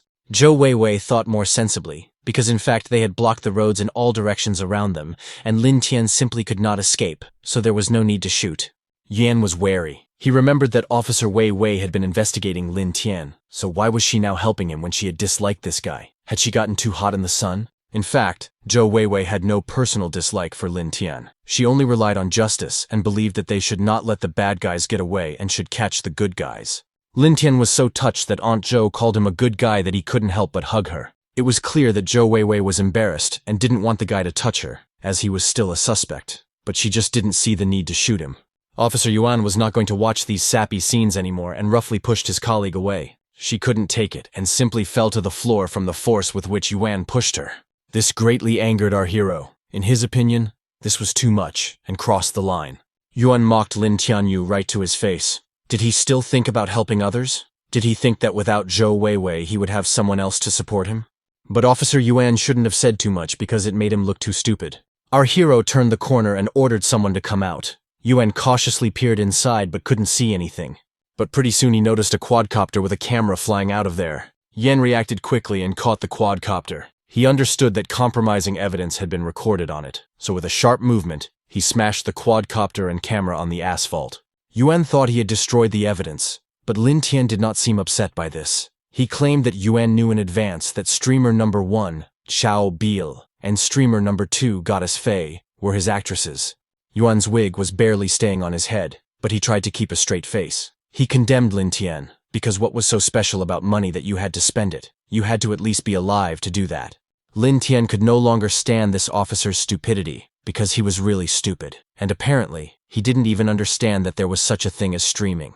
Yuan continued to accuse Lin Tian and reproach him for allegedly being able to do whatever he wanted with the money. Suddenly, a large crowd appeared. Goddess Fei had just said in the broadcast that viewers could meet her here, and people immediately came. The women groped Officer Yuan, thinking it was cool that his police uniform was so realistic, and his gun looked real too. They had seen all this in Chao Bilo's broadcast, and did not regret coming here at all. Lin Tian confirmed Officer Yuan's thoughts, because after all, with money, you could really do anything. Meanwhile, Chao Bilo's drug had finally worn off, and Lin Tian was no ordinary player, as the girl had to admit. Still, the girl really hoped that Mari had prepared everything according to plan, and now Lin Tian was clearly not in the mood to laugh. Maori assured his mistress that there could be no problems with him on the team. In that case, Chao had no reason to doubt him, and decided to call first to take care of Lin Tian, and let him know the consequences of what he had gotten himself into. She began to feel around in her pocket for her phone, but was surprised to find something else. She pulled out some kind of toy phone with a piggy bank from her pocket. Chao Biao flew into a rage when she realized that this bastard had replaced her phone. Our hero had thought ahead that Chao Biao's plan wasn't that simple, so he decided to use her phone for a live broadcast, and the Goddess Fei also started a broadcast. And it all really worked. Lin Tian could see for himself how powerful the crowd was. Only now could our hero confidently sign the contract when he saw the effectiveness of one of the streamers. Chao had signed the contract from the very beginning, but Lin Tian waited until the last moment to see where it would all lead. Lin Tian was satisfied because he had already recruited the second best streamer, and now he only had one left to complete his task. In the end, he simply couldn't resist the temptation to participate in the broadcast himself, to interact with viewers and find out if they liked such a passionate open-air broadcast. Everyone should remember him as Tian Tian Lin from the live broadcast of Chao Bilo. After all, starting today, he would become the richest man in the world. People should watch his broadcast because tomorrow there would be a big giveaway. Lin Tian was already known for his noble deeds when he gave quite generous gifts. The audience had no doubt that he could give them something too, so they spread the news everywhere. Everything seemed to be going well, and the viewers were there, and the situation was under control, but still, he didn't have enough viewers. In the end, all the commotion was interrupted when someone fired a shot into the air, frightening the crowd. Officer Yuan finally resigned himself to the fact that he would not shoot Lin Tian, but would simply search his bus. For our hero, this was excellent news and a clear sign that he needed to act. Lin Tian acted out a scene with the officer in front of everyone, asking him not to search his bus because so many people were watching the broadcast. But if our hero obstructed the search, he would be in trouble, as the officer kept telling him. Therefore, he immediately gave the order to his employees to enter the bus and search it, but first he turned off the camera broadcasting the event. Lin Tian, of course, thanked him for this, and showed some obedience. In fact, this aroused some suspicion in the officer. He found it strange that this guy had changed his expression so quickly.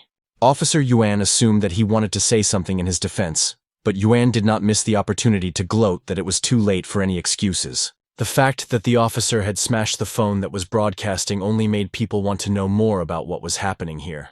Moreover, everyone present here was part of Lin Tian's broadcast. Yin clearly felt out of place, but nevertheless tried to pretend that it didn't matter to him, and that the guy was about to be caught red-handed anyway.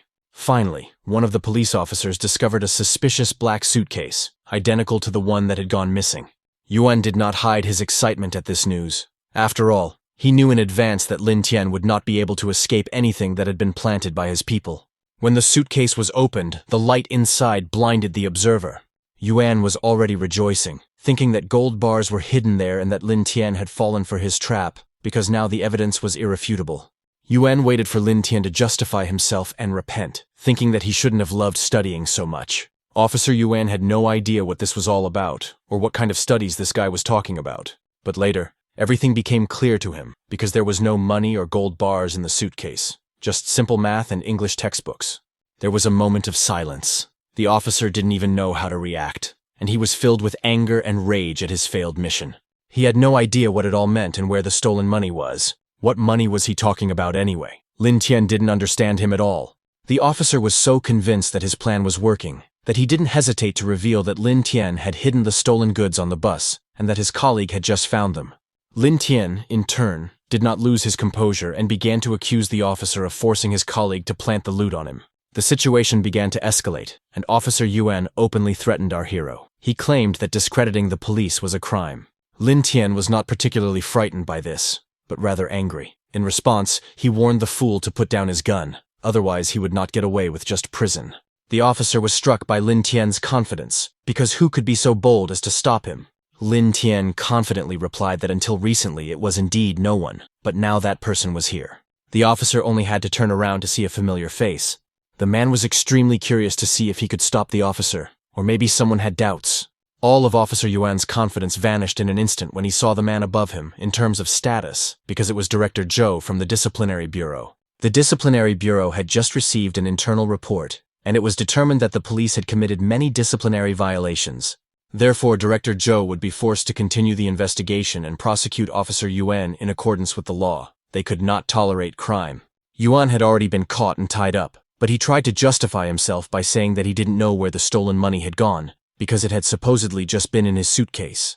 After all this, Director Zhou turned his attention to Lin Tian. He guessed that it was he who had asked Zhou Weiwei to come to the district prosecutor's office. The girl confirmed everything, because there was nothing to hide. Director Zhou thought that at first glance it was wrong, but he recognized that Zhou Weiwei had a heart of gold, and moreover, he was quick-witted and calm in his actions. Zhou Weiwei got a little angry and embarrassed when Director Zhou called Lin Tian her boyfriend. Because he wasn't her boyfriend, he was a suspect. However, it didn't matter to Director Zhou. He would return to organize the investigation, and Zhou Weiwei shouldn't talk nonsense on the street. These were fatherly words of advice, and it wasn't the first time Zhou Weiwei had heard them from her father, who was usually not very talkative.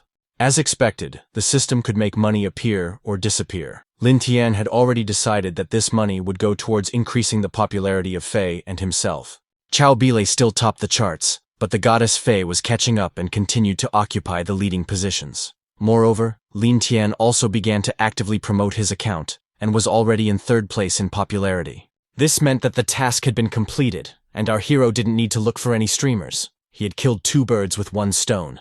Of course, now he was looking forward to his reward. He really hoped it would be an improvement in his X-ray vision with a full body upgrade. But the reward for the task seemed rather boring to our hero. It was the opening of the main quest line and a personal storage space. Still, our hero tried not to be discouraged because it would probably come in handy sooner or later. In one of the skyscraper's offices, the stranger suddenly felt a sense of danger, but it interested him more than it frightened him. Lin Tian already had a new task. He needed to create a company, expand the staff, confirm the location of the office, and complete the first transaction. The reward was calculated and determined based on the percentage of the task completed. Surprisingly, this task had no time limits or strict requirements. Lin Tian tried to think everything through carefully. At the moment, he already had a company with 2 employees. However, he did not have an office, and the number of transactions was 0. Lin Tian already felt that he was about to become the richest man in the world. But in front of him, a man was tearfully begging him to finally sell him the product. Lin Tian was doing his usual work, and his customer was humbly waiting for Lin Tian to finish indulging in his thoughts of wealth. The guy felt awkward. The man just wanted to buy some sunflower oil, but because Lin Tian was distracted, he had to wait. Our hero was actually sad that after completing so many tasks, he had to work part-time to earn a living. Lin Tian's colleague was in such a hurry to get to the store that she slipped and spilled all the milk in the bottles. Of course, this did not escape the attention of the manager. The girl was immediately called in for a talk. The manager was dissatisfied because Chen continued to mess up, and he got the impression that she didn't need this part-time job. She could do nothing but apologize. But tears were already welling up in her eyes. The situation was not the best for her. The manager was very intimidating and asked ominously, "What am I going to do with you?" Xian repented and was ready to pay for the damaged goods, just so she wouldn't be fired from her job. With a satisfied look on his face, the manager warned her that half of her salary for that month would be deducted. Before leaving the office, the manager told the girl to wait for him in his office. He had something else he wanted to talk to her about. Lin Tian was sitting at his cash register, but he already had a feeling that something was wrong. The manager was always in a bad mood and was even willing to scold the guy. He was unhappy that Lin Tian was staring at something and was already prepared to cut his salary in half for such slow work. Our hero did not react to this in any way. These were not the first attacks from the manager, who had a rather nasty temper. Xian, in turn, felt guilty because Lin Tian had also been scolded because of her, so she apologized to him as well. Lin Tian wasn't angry with the girl at all. They were two poor students, and he believed that they should help each other. Xian practically glowed. She decided to go to the manager's office first, and then suggested going out for dinner after work, as she had half-price coupons. Lin Tian was completely moved, because this girl was an angel. Chen Dodo could only guess what the manager wanted, but before listening to his demands, she asked him not to fire her, and promised to do everything right.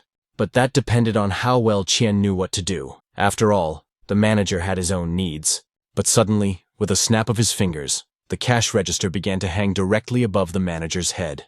Then, under its own weight, it simply fell right on the pervert's head. He didn't faint, but he was very angry, and he continued to threaten Lin Tian with dismissal for such actions. However, our hero didn't care. He wasn't attached to this job, and even if he was fired, he wouldn't be upset. In fact, the manager didn't waste any time and fired Lin Tian on the spot.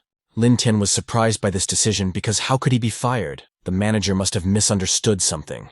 Moreover, from that moment on, it was the manager who was fired, because now the store belonged to Lin Tian. The man thought the guy was crazy. How could he buy this store? It was impossible. But if he didn't believe Lin Tian, he had to call and ask. At that moment, the manager called senior management, and they whispered amiably about something. In the end, the manager stood with a stony face, while Lin Tian waited for him to say something else. But he didn't say a word. Instead, he silently threw the watch straight at Lin Tian, but it hit the wall. He thought that Lin Tian was trying to deceive him, because he had just called senior management and found out that the store was not for sale. For some reason, Lin Tian looked frightened after that. But then he laughed as if nothing had happened, because did he tell this fool to call senior management? The manager was annoyed because he felt like he was being made to look like an idiot. Who else was he supposed to call if not them? In the end, Lin Tian handed him a piece of paper with a number on it and asked him to call that number. As he dialed the number, he warned Lin Tian that if he didn't get a satisfactory answer, he would send the guy to the police. The manager had no idea who he was calling, but the phone was answered quite quickly, and surprisingly, it was Lin Tian. There was no point in talking on the phone anymore. The manager's eyes showed surprise, and Lin Tian seemed to confirm what he had said. In the end, the man flew into a rage and was ready to kill Lin Tian for playing with him. He wanted to do it with a chair, but suddenly the chair in his hands just disappeared. Lin Tian decided he could reveal his cards and confess that he hadn't bought the store. But he had bought the land on which the store stood. And from now on, it was the office of Tian Tian Lin's company. There was no longer any place for the store here, so the new manager ordered the building to be demolished. Right before the manager's eyes, the store was being destroyed, and he couldn't do anything about it. Lin Tian suddenly remembered that his colleague Chen Dodo was an architect, so he offered her a job as an architect at his company. Our hero decided to take a break from construction and chat with his favorite teacher. By the end of the conversation, she understood everything. First, the person who told her to start broadcasting gave out gifts, and then the real identity of the owner of the company with which she signed a contract. Lin Tian didn't let Chen finish. He thought it was normal that she found out about it, and he didn't try to hide his identity. After all, he was the owner of the company. But Chen rudely interrupted him, and Lin Tian had to admit that the owner of the company was his father. In fact, our hero did not even expect such a turn of events, and did not understand why Chen thought so. In fact, she was convinced that Chen was just the son of a rich father, and that's why she wanted to tell him something. The son of a rich father. It was fair to say that Lin Tian's father belonged to the rich negative generation. Despite the fact that Chen was supposedly Lin Tian's father's employee as a teacher, she wanted to warn the young man. His social practice grade was almost 0, and things couldn't go on like this. First of all, as a rich son, Lin Tian didn't have to worry about food. Although last month our hero couldn't even afford enough food. Second, Chen was sure that Lin Tianyu didn't need to worry about clothes.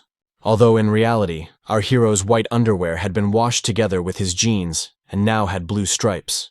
And thirdly, Chen reminded him that our hero didn't need to work. However, Lin Tian had just fired his boss yesterday, so now he really didn't need to work. That's why Lin Tian needed to devote more time to social practice, complete an internship, and earn points. Lin Tian was not going to make excuses, but said in advance that he had already found a construction site for the company building and would go there later to move bricks. Chen was actually embarrassed and didn't know what else to say to this guy, so she just wished him luck and told him to take care of himself. Lin Tian understood that it was pointless to try to convince his teacher otherwise if she had already made up her mind. Just before leaving, Chen reminded the young man to devote time to his internship, otherwise he would not receive his diploma. All this time, Hao had been eavesdropping on the conversation from the shadows, and he remembered perfectly well that Lin Tian might not get his diploma and be expelled from the university. However, he was ready to do everything to prevent Lin Tian from getting those credits, even if he tried. To this end, he called his father and complained that he had been short of money lately. Chairman Jian Danjing listened to his son and was a little upset by the situation. Someone else chimed in, saying that if the son wanted to spend money, the father should give it to him. However, money was no object to him, or at least that's what he told himself. The man had recently heard that Mr. Jian Danjing's funds had been frozen, so he was very curious as to where he would get the money for his son. Certainly, only the chairman himself knew this, but he did not know that the information about the freezing of his accounts was also known to third parties. The man was aware that the chairman had also secretly divorced his wife, but he could still take his reserves. Jiang Danjing was furious that someone had been secretly investigating him and now knew all his secrets. It was not just out of human curiosity, but for selfish purposes. The man made a tempting offer, and the chairman should have considered it. Otherwise, it would not be his fault if something happened to his restaurant. The stranger left his business card. His name was Da Fan Pai. Jiang Danjing had to think about the offer. Meanwhile, our hero, as he had told teacher Chen, humbly worked on the construction site, stacking bricks. Carrying bricks turned out to be the best way for him to relax. Meanwhile, Chen Dodo kindly prepared lunch and called all the brothers to eat. Lin Tian really hoped that today's lunchbox would contain a large chicken leg, which he loved so much. Chen Dodo specially prepared food for her boss and was happy to personally hand him his lunchbox. Lin Tian was actually flattered, but he felt that they were all one family, and she shouldn't single him out. He didn't have time to take his food before some muscle-bound guy snatched it, deciding to jump the queue. He didn't know what a queue was, and if Lin Tian didn't want any trouble, he had to be an obedient boy. Later, this man noticed Chen Dodo. He'd never seen her before and hoped she would have time to hang out later. Lin Tian couldn't stand it. He just boiled over when someone started harassing Chen Dodo again. But someone's hand calmed our hero down. The guy asked him to wait because they couldn't afford to mess with this scumbag. It was clear that Lin Tian was already ready to jump into a fight, but he didn't understand why he couldn't do it. It turns out that this guy had a difficult past, and it was connected with a gang of gangsters. This man was also unhappy that the guys were whispering among themselves. He warned them that they should be afraid of him, or he might beat them up. A phone call distracted him from the conversation, but he promised that he would deal with the guys when he returned. This fool's behavior was alarming, and Lin Tian was completely indignant at what was happening. The guy asked Lin Tian not to leave, because they could get in trouble, and if they got caught, their wages could be deducted. But it seemed that the guy didn't understand the situation, because the muscle man would be in trouble because Lin Tian was the boss here. The guy probably didn't even realize that Lin Tian was really the boss, because where had you ever seen a boss working among ordinary laborers? The big man turned to his companion, who was standing in the shadows like Brother Shan, probably because he could help him with something. Brother Shan said that he had already sent his people to the construction site, so all that was left was for him to do it. Of course, our hero could not ignore these whispers and assumed that they were planning to do something. The situation was critical. Shaoli was still undergoing anti-hypnosis therapy, and he had no help. And at the construction site, a gang had already gathered around Chen Dodo and that guy. The guy was in a critical situation and had already been beaten up, but he tried to hold on as best he could, and finally asked Lin Tian to come back and not leave, because he couldn't fight off all these scumbags on his own. But they mocked him even more for being so weak that he couldn't even fight back. And how could he still say that they would be ruined if Lin Tian came? Was he really trying to brag about it? One of the scumbags became curious to see if it would hurt the guy if he hit him with a shovel. Suddenly, our hero's bus pulled up to the site, ready to run over all these scumbags. Lin Tian was very curious to know if it would hurt if this scumbag was run over by a bus. He couldn't help himself and wanted to check it out. Lin Tian was extremely dissatisfied and addressed the person who was causing all these problems directly. It was clear that this piece of trash was scared, although he tried to defend himself with the name of his boss, saying, "Do you know who my boss is?" In fact, our hero didn't care who he was at all. But the scumbag couldn't understand how his brother Shan could lose face like that. In the end, Lin Tian actually met his old, precious acquaintance, who was supposedly the boss here. They were probably very happy to see each other. Although Lin Tian did not expect to see his old acquaintance here, he tried not to show it. He greeted Shanya's brother cordially, immediately asking if he really wanted to scare him. Shanya's body still remembered the pain that Lin Tian had once inflicted on him, and unconsciously, the man began to tremble and cover his sensitive areas. Lin Tian did not play with Shanya for long, warning him immediately that he had to get lost, or he would not be able to hold the shovel. One of the scumbags couldn't take it anymore and decided to intervene in the conversation, saying, "How dare Lin Tian talk to brother Shan like that? Who does he think he is?" Lin Tian finally confirmed his suspicions that this scumbag was also hanging out with Shanya, which didn't improve his situation. But he said it with pride, and even as if it were something he deserved. And anyway, was there anyone in the neighborhood who wasn't afraid of them? While this fool was talking incessantly, someone hit him on the head with their hand. He flew into a rage and couldn't imagine who would dare hit him and who was tired of living. But it was his mother standing in front of him. The scumbag's gaze immediately dimmed. Apparently, his mother clearly did not like her son's behavior and had to teach him a lesson. This little shit had the nerve to say that she was tired of living. Yes, he was probably tired of living. How could she still be alive with a son like him? His mother thought she should have already died and been cremated. She was ready to kill that bastard, and her son felt guilty and apologized to his mother in tears. Mom was very happy that the young man had picked her up. Otherwise, her bad boy would have made a big mistake. Lin Tian was proud of himself and believed that helping people was his passion.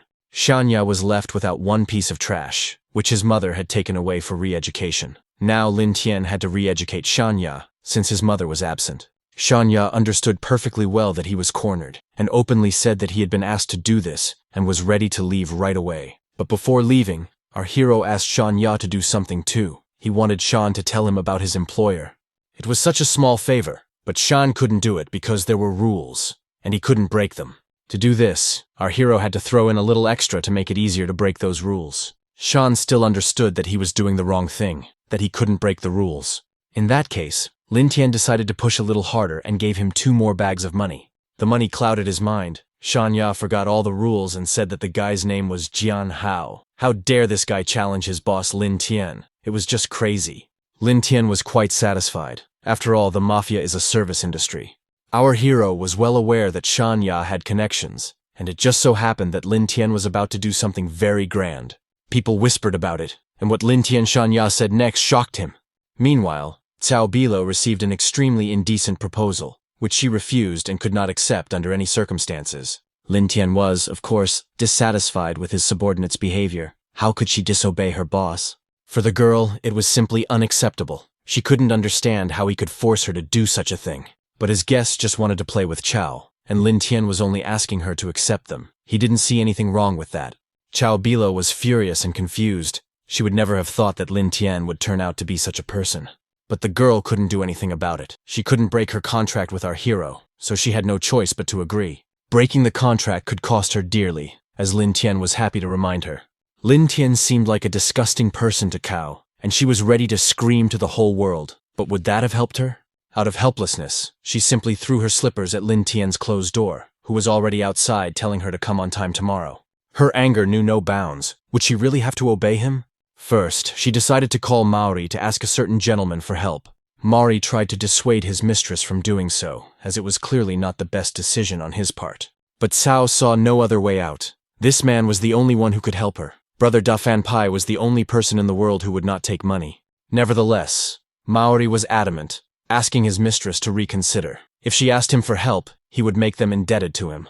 Cao could not be persuaded, and what's more, she was indignant that Maori had started treating her this way.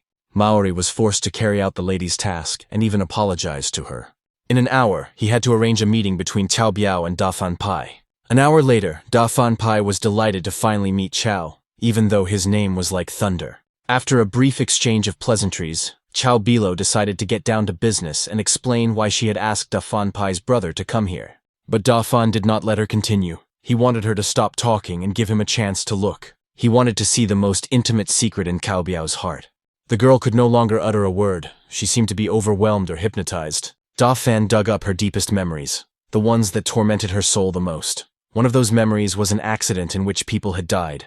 As a child, she felt alienated from human society, as if people condemned her and did not want to accept her. She had to face danger and stand up for herself so as not to be taken advantage of. She lost both her parents, lived on the streets, and was ruled by local bullies. Cao Bilo had a very interesting secret, according to Dafanya. Cao Bilo didn't fully understand what had just happened to her, and how did the guy know all this information? They hadn't even had time to talk about anything when Dafan admitted that the girl was in his debt. Cao Bilo decided to clarify whether he meant that he was ready to help her. Da Fan confirmed everything. He already knew without words that Cao Bilo wanted him to deal with Lin Tian. He admitted that many people had been begging him to do so lately. Da Fan hadn't met such a rival in a long time, so he wanted to see his 3 heads and 6 arms. Cao Bi was already there the next day, and still couldn't come to terms with the fact that she had to entertain some guests. She found it disgusting.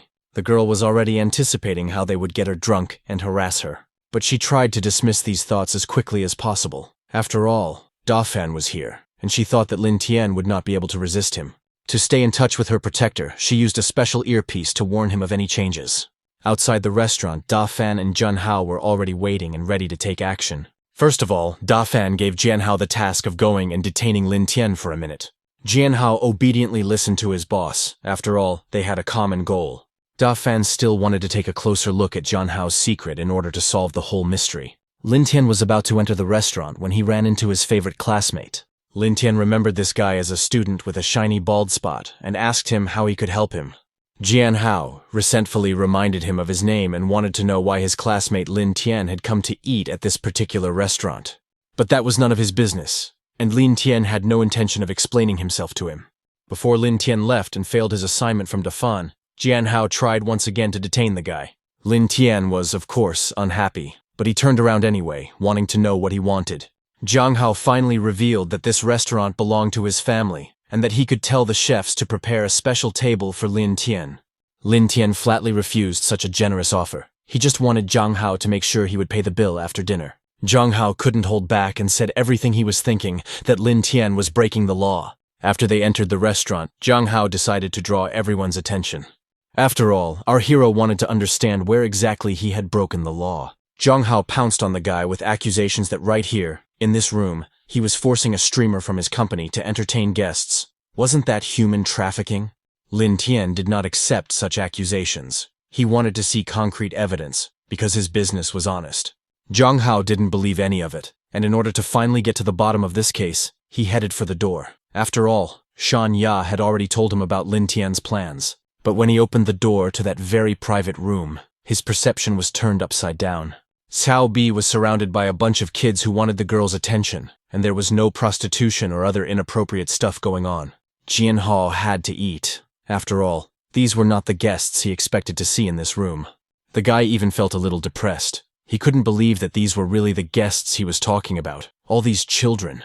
Lin Tian felt extremely strange, because even if they were children, so what? He didn't understand the guy's violent reaction. In the end, Jian Hao left empty-handed, accusing Lin Tian of cruelty, but Lin Tian wasn't interested in the assessments people gave him. And yet, our hero had to admit that there was no one better than Cao Bile who could accept these children like that. She was simply a charming princess. Everything wasn't so bad. Cao Bile had prepared herself for the worst outcome, but for some reason she still felt upset. Da Fan, who had been trying to keep up with everything that was going on, was ultimately confused and didn't understand what was happening at all. His lack of understanding made him angry. Moreover, he couldn't understand what kind of distorted code he could see on Lin Tian. Cao Bi didn't have to babysit the children for too long, and by nightfall, they were leaving the restaurant. Lin Tian thought that maybe the girl wanted to apologize to him. And she really did want to apologize to him and admit she was wrong. She was ashamed. The girl said that Lin Tian had a perverted mind. He couldn't believe that Cao Bi really thought he wanted to make her do something like that. But Lin Tian didn't even clarify anything. He just presented her with a fait accompli. What else could she think? This time, receiving guests is a free experience. But tomorrow our hero will be able to make his first transaction. The most difficult part of the main task for our hero was setting up a company and hiring employees. He was so absorbed in his thoughts about what was happening that he didn't notice the man bumping into him with his shoulder. It was Da Fan himself, who probably did it on purpose, but nevertheless did not hesitate to apologize to the guy. Cao Bile didn't understand how to interpret his appearance here, but she tried not to show that they were conspiring. Da Fan had a wonderful skill. He could see a person's deepest wounds. But with Lin Tian, he could only see numbers, and from close up, he could see the numbers 11 and 637%, whereas with Cao Bile, everything was written out clearly. Da Fan was extremely intrigued by Lin Tian, and he was eager to solve the mystery of what those numbers meant. Cao Biao had already left, but Jiang Hao was still with his master, awaiting further instructions. Da Fan decided that there was no need to engage in direct combat with Lin Tian. He wanted to start with the people around him first. The next day, teacher Chen received a call from Dr. Dan. She hoped to hear that her father was on the mend and feeling better. But the doctor's answer clearly did not satisfy the girl and made her stare at one point for a few seconds. On the same day, Lin Tian's colleague, Chen received a call. She had received a call from her landlord, and she happily informed us that she could pay him the rent for this month right away. But the landlord's answer clearly did not satisfy her. Next in line was Cao Bil, oddly enough. It was a normal day for her, but suddenly she also received a call. The call came from an unknown number, but she answered it anyway. What the person on the other end of the line said made the girl nervous. Nevertheless, she pulled herself together and said that she understood everything. Cao wondered what Lin Tian was going to do this time. Meanwhile, Lin Tian nervously scratched his head as if he had fleas. He called everyone he could, but no one answered his calls. What's more, all of his employees quit on the same day and none of them said a word.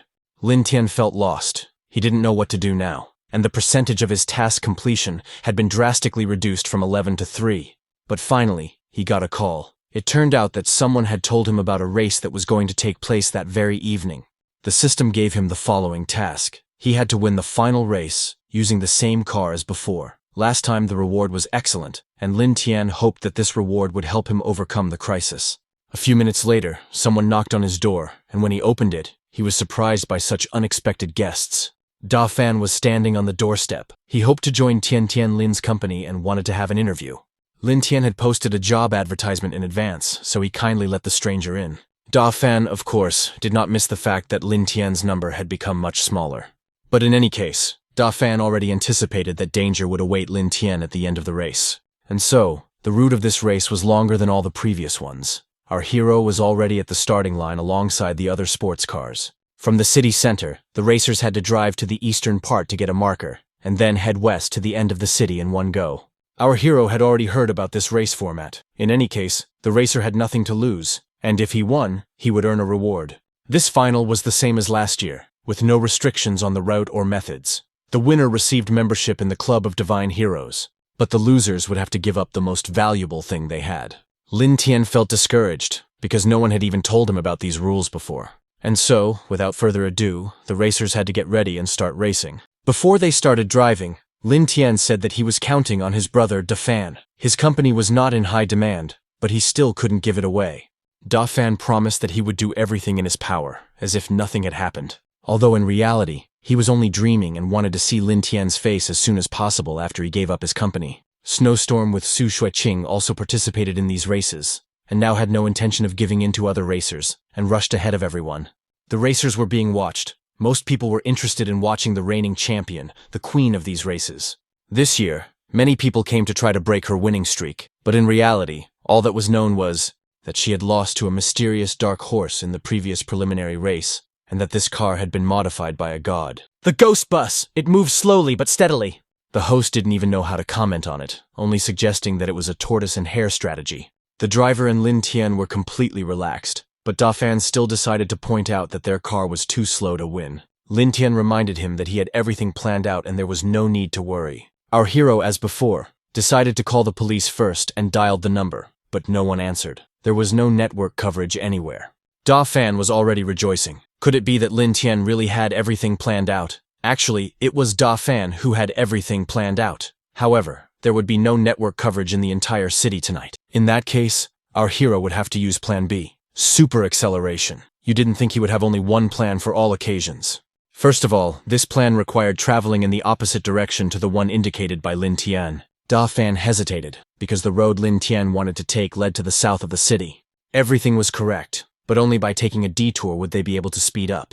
Many cars were already approaching the checkpoint in the eastern part of the city. Zhang Hao was already happy that Lin Tian's bus was so slow that he couldn't even see it in his rearview mirror. Lin Tian shouldn't even think about correcting his position now, because it was simply impossible. Zhang Hao believed that he would be the first to pass the checkpoint. When they stamped his hand with a special stamp, he noticed a snowflake fall on his hand. But since when did it snow in the summer? Sticking his head out of the car, the guy discovered that it was snowing heavily outside. Of course, it was artificial winter. Snow was literally falling from airplanes, creating a winter atmosphere. But our hero's bus had already been prepared in advance, as it was part of the plan, and now it glided smoothly through the snow. Lin Tian had planned everything carefully because rolling through the snow made it easier than ever to pick up speed. Of course, all the cars had summer tires, which made driving more difficult than it could have been. It was very difficult to control the car, creating dangerous situations, but the bus drove on as if nothing had happened. Zhang Hao, out of sheer helplessness, got out of the car and started crying, not understanding why this was happening to him and why it had suddenly started snowing. Finally, he noticed the huge planes that were dumping tons of snow. It's hard to imagine what he was thinking at that moment, but he clearly felt dissatisfied. After all, he was so determined to win, but in the end, he lost again. The artificial snowfall was the secret to Lin Tian's true acceleration. Driving around the southern part of the city just to get to the checkpoint, what was Lin Tian thinking? That was the question Da Fan was asking himself right now. Our hero had to work hard to convince them to get him snow. Money was not a problem for him. He wanted snow by any means necessary. Planes, rockets, artillery, it didn't matter. Moreover, he also demanded several caterpillars, and when the pilots saw the signal, they would have to release the snow. Lin Tian had to pay a lot for such desires, because few people believed that such a madman existed. But fans still did not understand Lin Tian's logic. He spent a huge amount of money, and it was obvious that he was mismanaging his finances. Was his company worth such an investment? In the end, the plane's supplies were completely exhausted, and there could be no more snow. Dafan suggested that they simply go to the office and bribe the judge. Of course, in that case, Dafan's people would catch Lin Tian red-handed, and he would lose both his money and his reputation. That was Dafan's dream. But for our hero, this would be a miserable turn of events. Dafan shouldn't have worried about such things at all, but should have listened to his boss and continued north. Dafan didn't fully understand Lin Tian's train of thought, because if they turned north now, they would end up right in the city center. Dafan should have just trusted his boss, and they would have won. Dafan was unhappy because he didn't understand much, but still, he had to hurry because it was his first day at work, and he had to behave well. There were only a few miles left to the finish line, and the race was about to end. The first group had already broken through, but for some reason there was no sign of the Queen of Racing. Everyone was curious about what had happened to her, because she had always been in the lead before.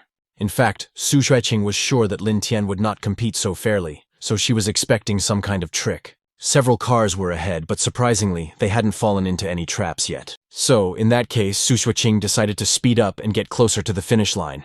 Everyone was very happy when the Queen of Racing broke through. They thought she was just saving her strength. After all, such a champion had to win.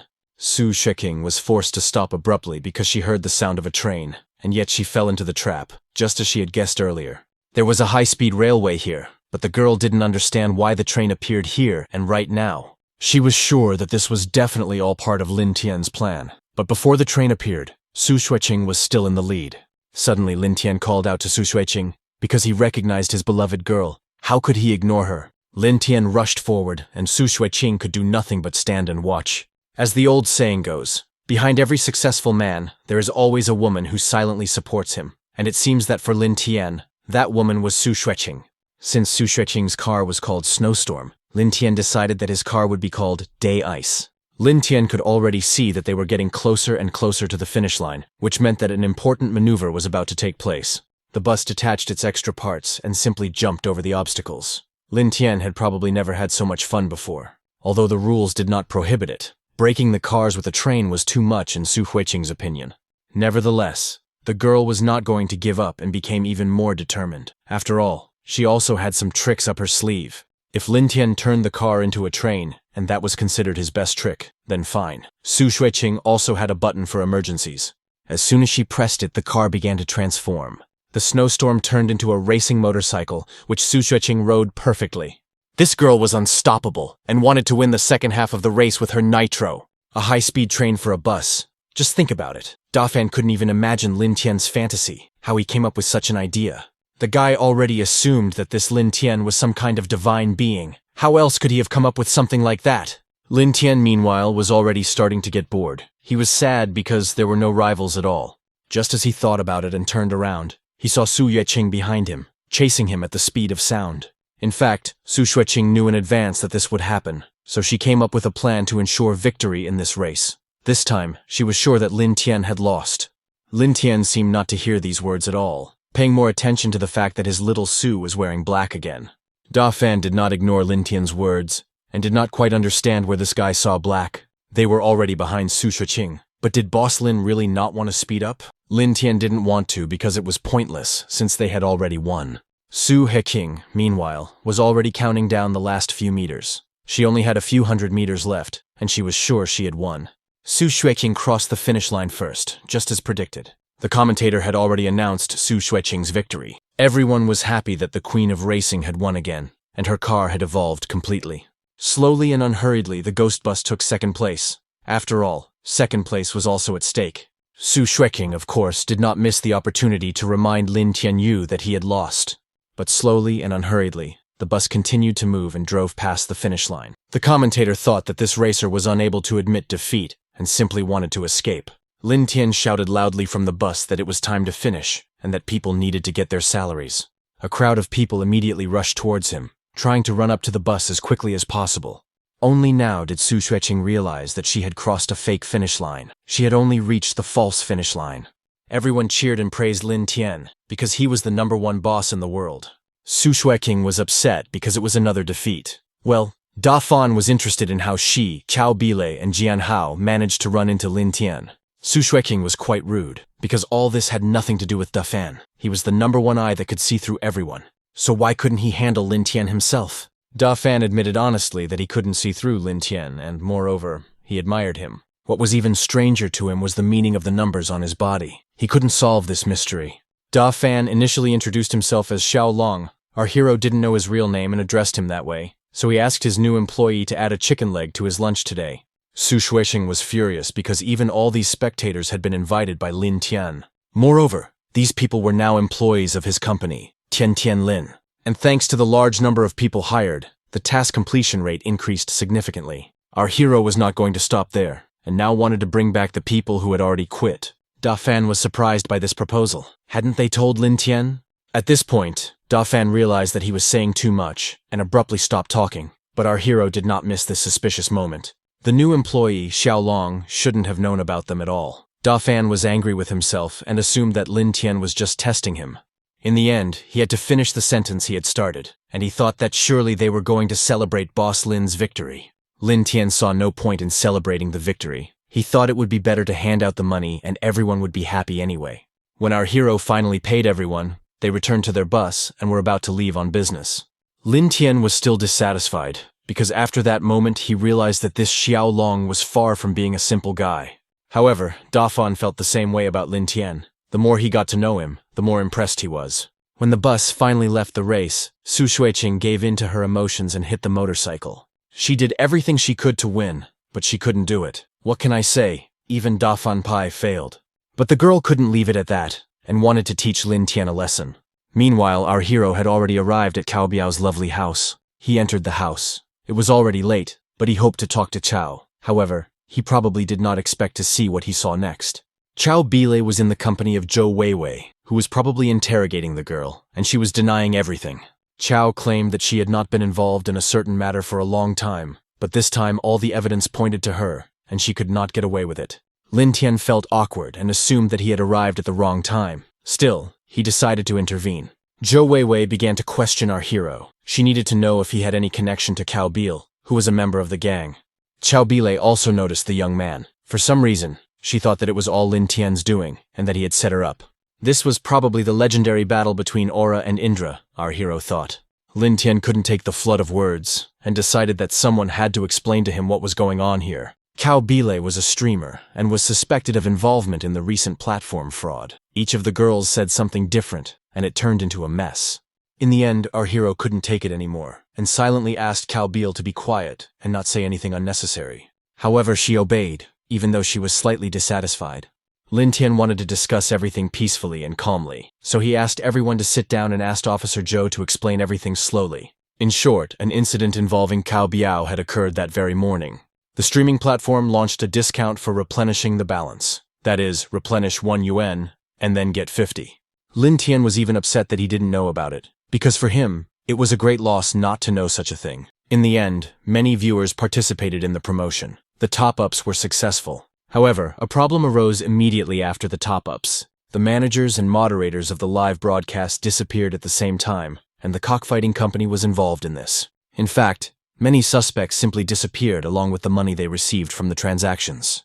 The only person who could be found now was Cao Bilo, one of the main suspects. The girl felt lost. A bunch of thoughts were flying through her head. She wanted to say something, but she couldn't quite get her thoughts straight. Lin Tian decided to support Cao, and said that he believed her, that she was not involved in this. After all, our hero trusted his employees unconditionally, and he was sure that Cao had not done anything like that. Moreover, he took all the blame for Cao upon himself, and this was more than just words. It proved his confidence in Cao. Zhou Weiwei was very surprised by this action. Nevertheless, because Lin Tian had already helped the police several times, the officer decided to give him a warning. A special investigation team was set up for this case, and Lin Tian and Cao Biel had a maximum of 2 days. Our hero was satisfied with this decision. 2 days were more than enough for him, because he was ready for it. Lin Tian was still holding the girl by the shoulder for support, and when Zhou Weiwei left her house, Cao gently touched his hand. Cao Biel was very grateful to the guy because she had recently quit her job, but despite all this, he still helped her. Lin Tian spoke to her seriously, because despite everything, he considered her his wonderful employee. Although the problems had not been solved, they had been postponed, and the girl felt the guy's support next to her and could practically relax. Lin Tian was closer to Cao than usual, not only physically, but also in terms of their relationship. It seemed that in just a moment, they could kiss, forgetting everything and giving themselves to each other. But this romantic moment was interrupted by a sudden appearance. Xiao Li was already in top form. Boss Lin's predictions had indeed come true, as Xiao Li remembered, so she assumed they could start acting. Lin Tian was happy to see his precious employee, but our hero expected something to happen. Cao Biel felt guilty towards Xiao Li, so she apologized to her for hypnotizing her earlier. The hypnosis had long since worn off, so Xiao Li held no grudge. At this point, she had quit her main job and was now working exclusively as Lin Tian's personal assistant. Lin Tian was relaxed and in a good mood as usual, so now he was going to go with Xiao Li to take care of the fugitives. Da Fan was waiting for them on the street, and Xiao decided to clarify what exactly Lin Tian had predicted about the broadcast and the cockfights. In fact, our hero just had a vague feeling that something might happen soon, so he sent people to train stations, airports, and highways. People had just learned that several hidden individuals had used certain means of transportation, but after tracking them down, a problem arose. For example, investor Li Sangxiang, one of the shareholders of the cockfighting broadcast, a rich kid, was also one of the criminals who had fled with the money. Lin Tian was just beginning to delve into the details of this case, and hoped that the investigation had already been carried out. Xiao Li confirmed that he would be participating in an online gaming tournament that evening. For some reason, this fact amused our hero. An online gaming tournament did not sound serious. Nevertheless, in such games, donations always decided the outcome, and Lin Tian could confidently say that he was good at it. Lin Tian was about to get on the bus, and Da Fan Pai followed his boss, but the latter blocked his way. Lin Tian told his employee that he was going home to play games, so he didn't need to follow him. Da Fan was even confused for a moment, and thought that he could drive the bus for his boss. But since Xiao Li had already returned, Da Fan could relax. However, this guy did not want to rest at all and offered that he could also help and was ready to do whatever his boss said. Although deep down, he knew he would just be pretending to help. Lin Tianyu didn't like such assertiveness at all. To him, it even seemed suspicious. Defanya was not allowed on the bus, but at the end, Lin Tian asked him to prepare a footbath for him. He wanted to return and wash his feet. Cao Biel, meanwhile, thought about it, because it turned out that Lin Tian wasn't so bad after all, and she didn't need to turn to Da Fan. So she decided to warn Lin Tian that this worker, known as Da Fan, or nicknamed Dragon, was not so simple. For some reason, our hero assumed that the broadcast being shut down had something to do with him. Otherwise, what else could Cao Biel mean by this? The girl thought that this was quite possible, and in any case, he could not be blindly trusted. Lin Tian quickly changed his serious mood to a light one, because he already knew this, and it had long been no secret to him. If Lin Tian knew about this, why hadn't he fired the guy yet? It was simple. When Da Fan was near Lin Tian, his tricks simply couldn't work, and Lin Tian could easily control him. Meanwhile, Lin Sansheng was already immersed in his games, rejoicing in his latest victory. He believed that no one else would dare to challenge him because he was invincible. But suddenly, a new opponent entered the game. Lin Tian had already joined Li Sansheng, although he didn't even consider him a rival, but rather another weakling. Li Sang-sun couldn't even figure out who he was, because he didn't even have a beginner's set. He probably thought he was a complete novice. So he decided to launch a crushing attack right away to defeat his opponent. Besides, fighting a player like Tian Lin seemed like a waste of time and resources. Li Sangsheng thought victory was obvious, but suddenly he was defeated by Lin Tian. Just think, a noob won in solo. Could anything be more absurd? Li Sangsheng was so angry at his loss that he couldn't believe such a thing was even possible. He lost and couldn't defeat a seemingly simple guy without equipment, even with his best Golden God equipment. Defeating Li Sangsheng without equipment? This guy must be a cheater. But how could anyone tell that Lin Tian wasn't wearing any equipment? Probably, Li Sanjiang simply couldn't afford to buy such equipment. At that moment, it dawned on the guy that it was probably all a disguise, and the real equipment was underneath it. It could definitely be the legendary transparent armor, which has a microscopic chance of dropping. Li Sanjiang thought that compared to this guy, he was probably not a donor, and this guy must be a donation maniac to get such equipment. Li Sanjiang was faced with an important question. Should he use his remaining money to donate it? Lin Tian no longer saw the point in playing, since there weren't even any worthy opponents here, so he wanted to remain a legend in this game. Li Sanjiang's hand was shaking from indecision because there was a lot of money at stake, and all for a regular online game. But he couldn't. He couldn't lose in a game where he was the best. His ego would simply crush him. Li Sanjiang went to the lottery equipment store in the game and bought 10 spins for 100 each, spending 64,800 yuan. According to his plan, such a number of spins in a row would be an excellent method, and he decided to start right away to test his luck. He had an endless number of attempts where he tried to win something, but he never got the legendary armor. In the end, he reached his limit and simply could no longer count the number of spins he had made. He could no longer continue like this. Li Sanjiang was deeply saddened and did not understand why he was having such problems. But suddenly, in the midst of his panic, he received a private message from an unknown sender. It was written by Lin Tian, saying that if Li Sanjiang wanted the legendary donated transparent armor, he could sell it to him. Such an offer surprised Li Sanjiang, and he already anticipated that they probably wanted to make a big profit off him.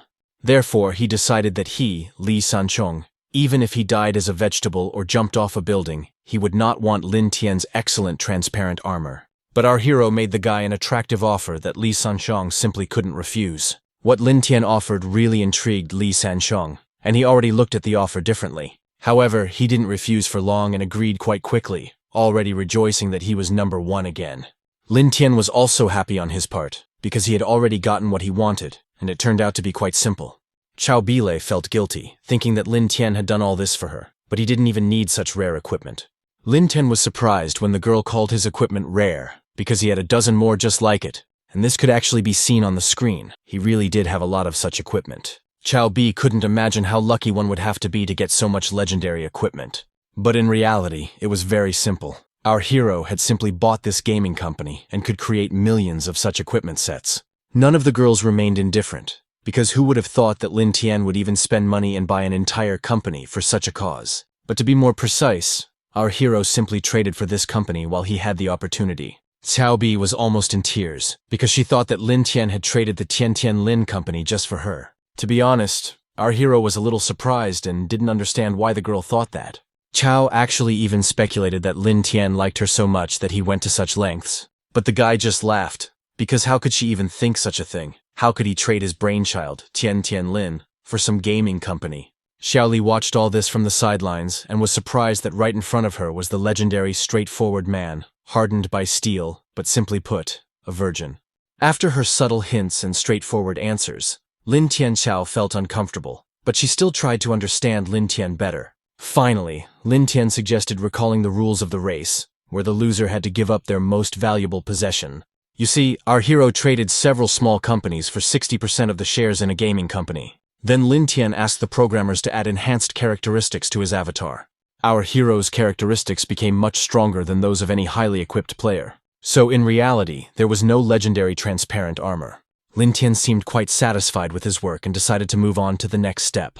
He wrote to programmer Zhang and told him to change the data right away. Xiaoli guessed that the so-called transparent armor was Lin Tian allowing the programmer to change the data. Lin was very happy because he got everything he wanted from Li Sanjiang, and on top of that, he donated a lot. Therefore, our hero did not mind tweaking a few characteristics for him. Lin Tian said he got what he wanted, and Cao Bi wanted to know if it was proof of her innocence. Lin Tian replied sharply that it was not what she thought at all. Xiaoli just couldn't stand to watch this anymore. Lin Tian was indeed an ironic, straightforward virgin.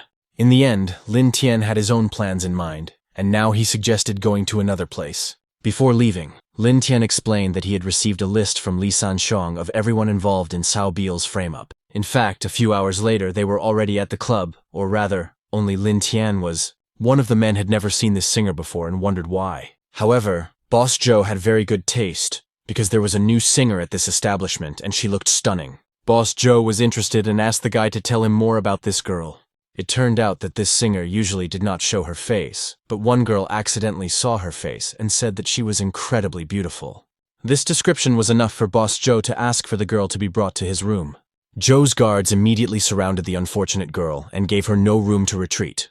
The poor girl was forcibly dragged to this lecherous old man. Joe wanted to hurt the girl, but the singer felt no fear, perhaps because she had nothing to fear. Joe really wanted to have fun with this girl, and first of all, he pressed her against him. They were very close, and Joe felt something was wrong, which made him nervous. In the end, he couldn't take it anymore and fell to the floor. The singer was surprised that they had stopped. Did it not satisfy Joe's desire and make him happy? In the end, the singer took off her mask, and it turned out that the singer Lin Tian was hiding under it. This pervert was completely lost. He didn't understand who this man was and where the beautiful woman had gone. Lin Tian was very dissatisfied. How could this man still have the audacity to ask about it? Was Lin Tian not good enough to satisfy a pervert like Joe? Couldn't he be a beauty? Lin Tian was furious that he had been so openly insulted. Joe was so frightened that he couldn't even speak properly, and finally asked what Lin Tian was getting at. But without waiting for an answer, Joe called his security guards over the radio to come here, because there was some crazy pervert here. The guards immediately surrounded Lin Tian, separating him from their boss. But despite this, our hero looked confident and didn't even flinch. Lin Tian had ruined Joe's mood, and now he wanted our hero to pay for it. The guy realized that things had gone too far and he needed to change tactics. He had no choice but to take off his wig and pull out his weapon with both hands. You see, Boss Joe's men may have been good, but our hero was no slouch either, and he had a gun with him. Joe could no longer tolerate this spectacle. He felt that he was being treated like an idiot, and ordered his guards to apprehend this madman. The guards obeyed the order and immediately attacked the intruder, even though he warned them that he was armed. Lin Tian did not wait for them to attack him and shot his enemy. One of Joe's guards fell dead right in front of everyone. But Lin Tian had no intention of stopping, because he knew that no mercy would be shown to him here, and he shot everyone who was there. And the last shot went to Joe's boss, who was shaking with fear. Now he had to listen carefully and understand what Lin Tian was going to say to him. Lin Tian was like a monster to him, but nevertheless, he was ready to do anything Lin Tian asked of him, just to save his pathetic life. In the end, when they reached an agreement, Lin Tian was satisfied with the result and gave someone a thumbs up through the window. It was his precious Xiao Li on the opposite building, who had assisted in the mission.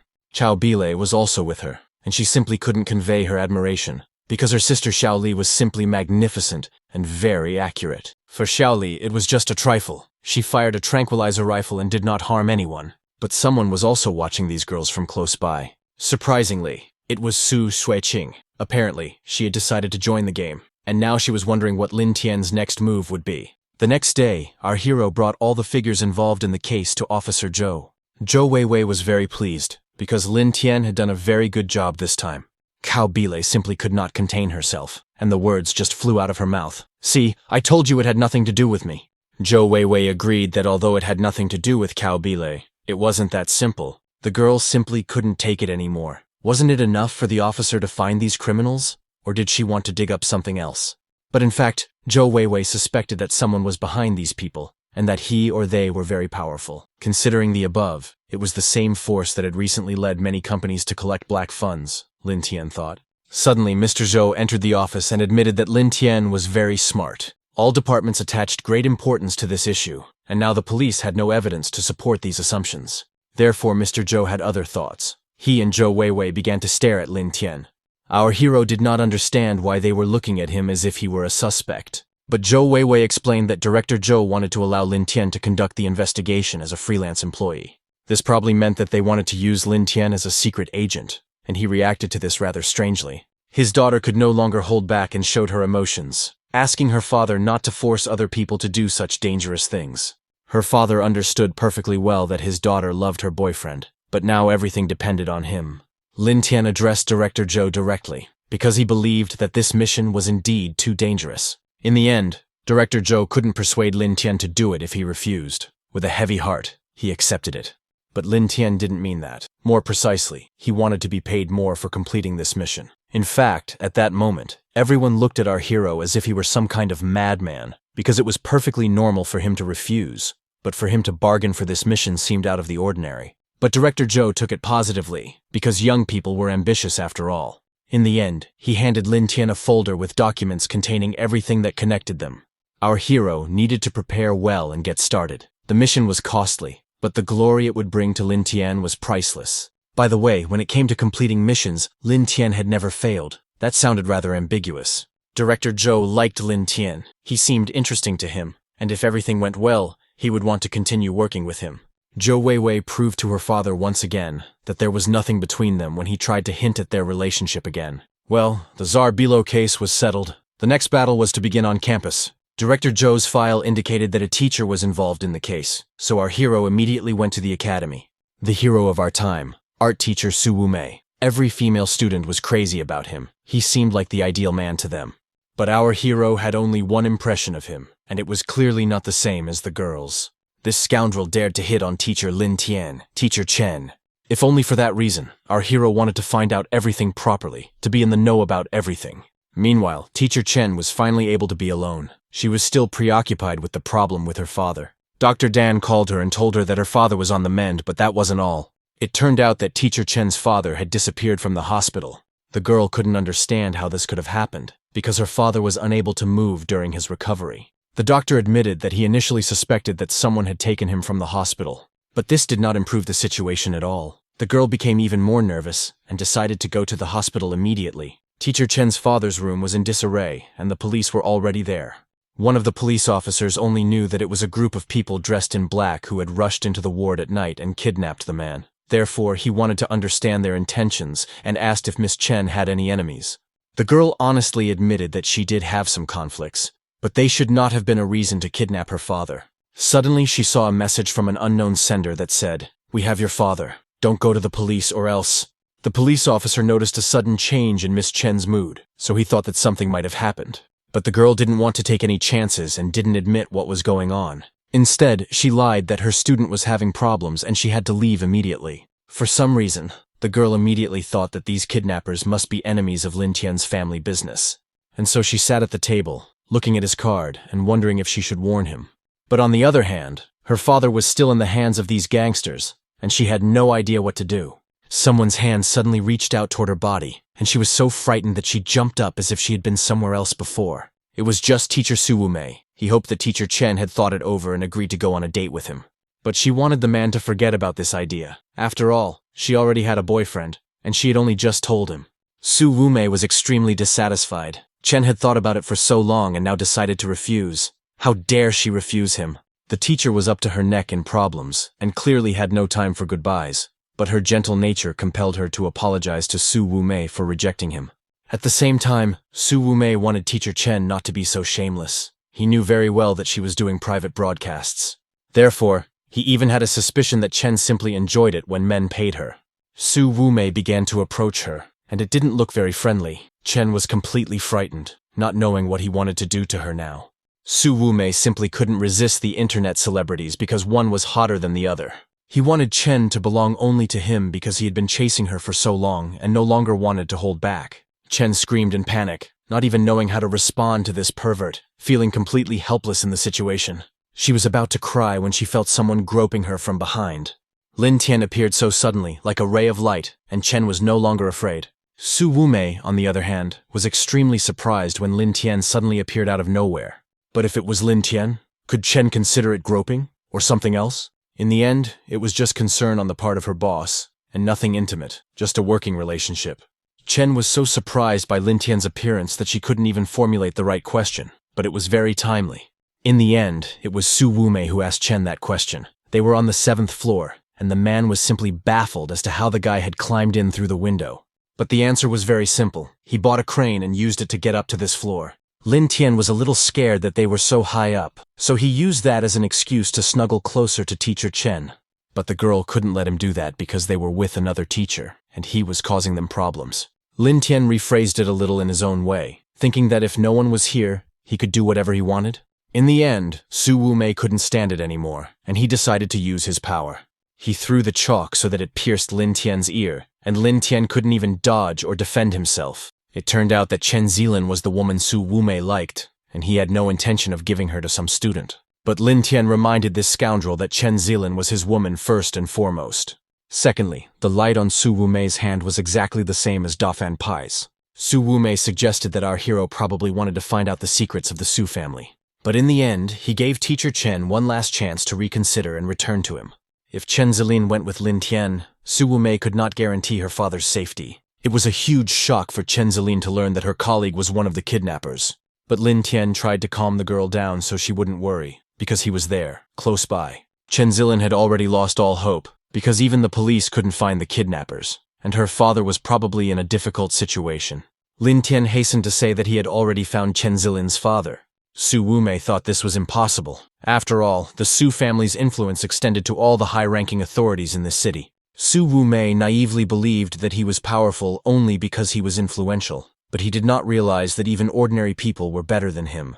The man was angry because he didn't understand how Lin Tian could possibly know about this. Su Wumei threw the chalk with all his might to hurt Lin Tian, but the first throw missed, and the second hit him in the side.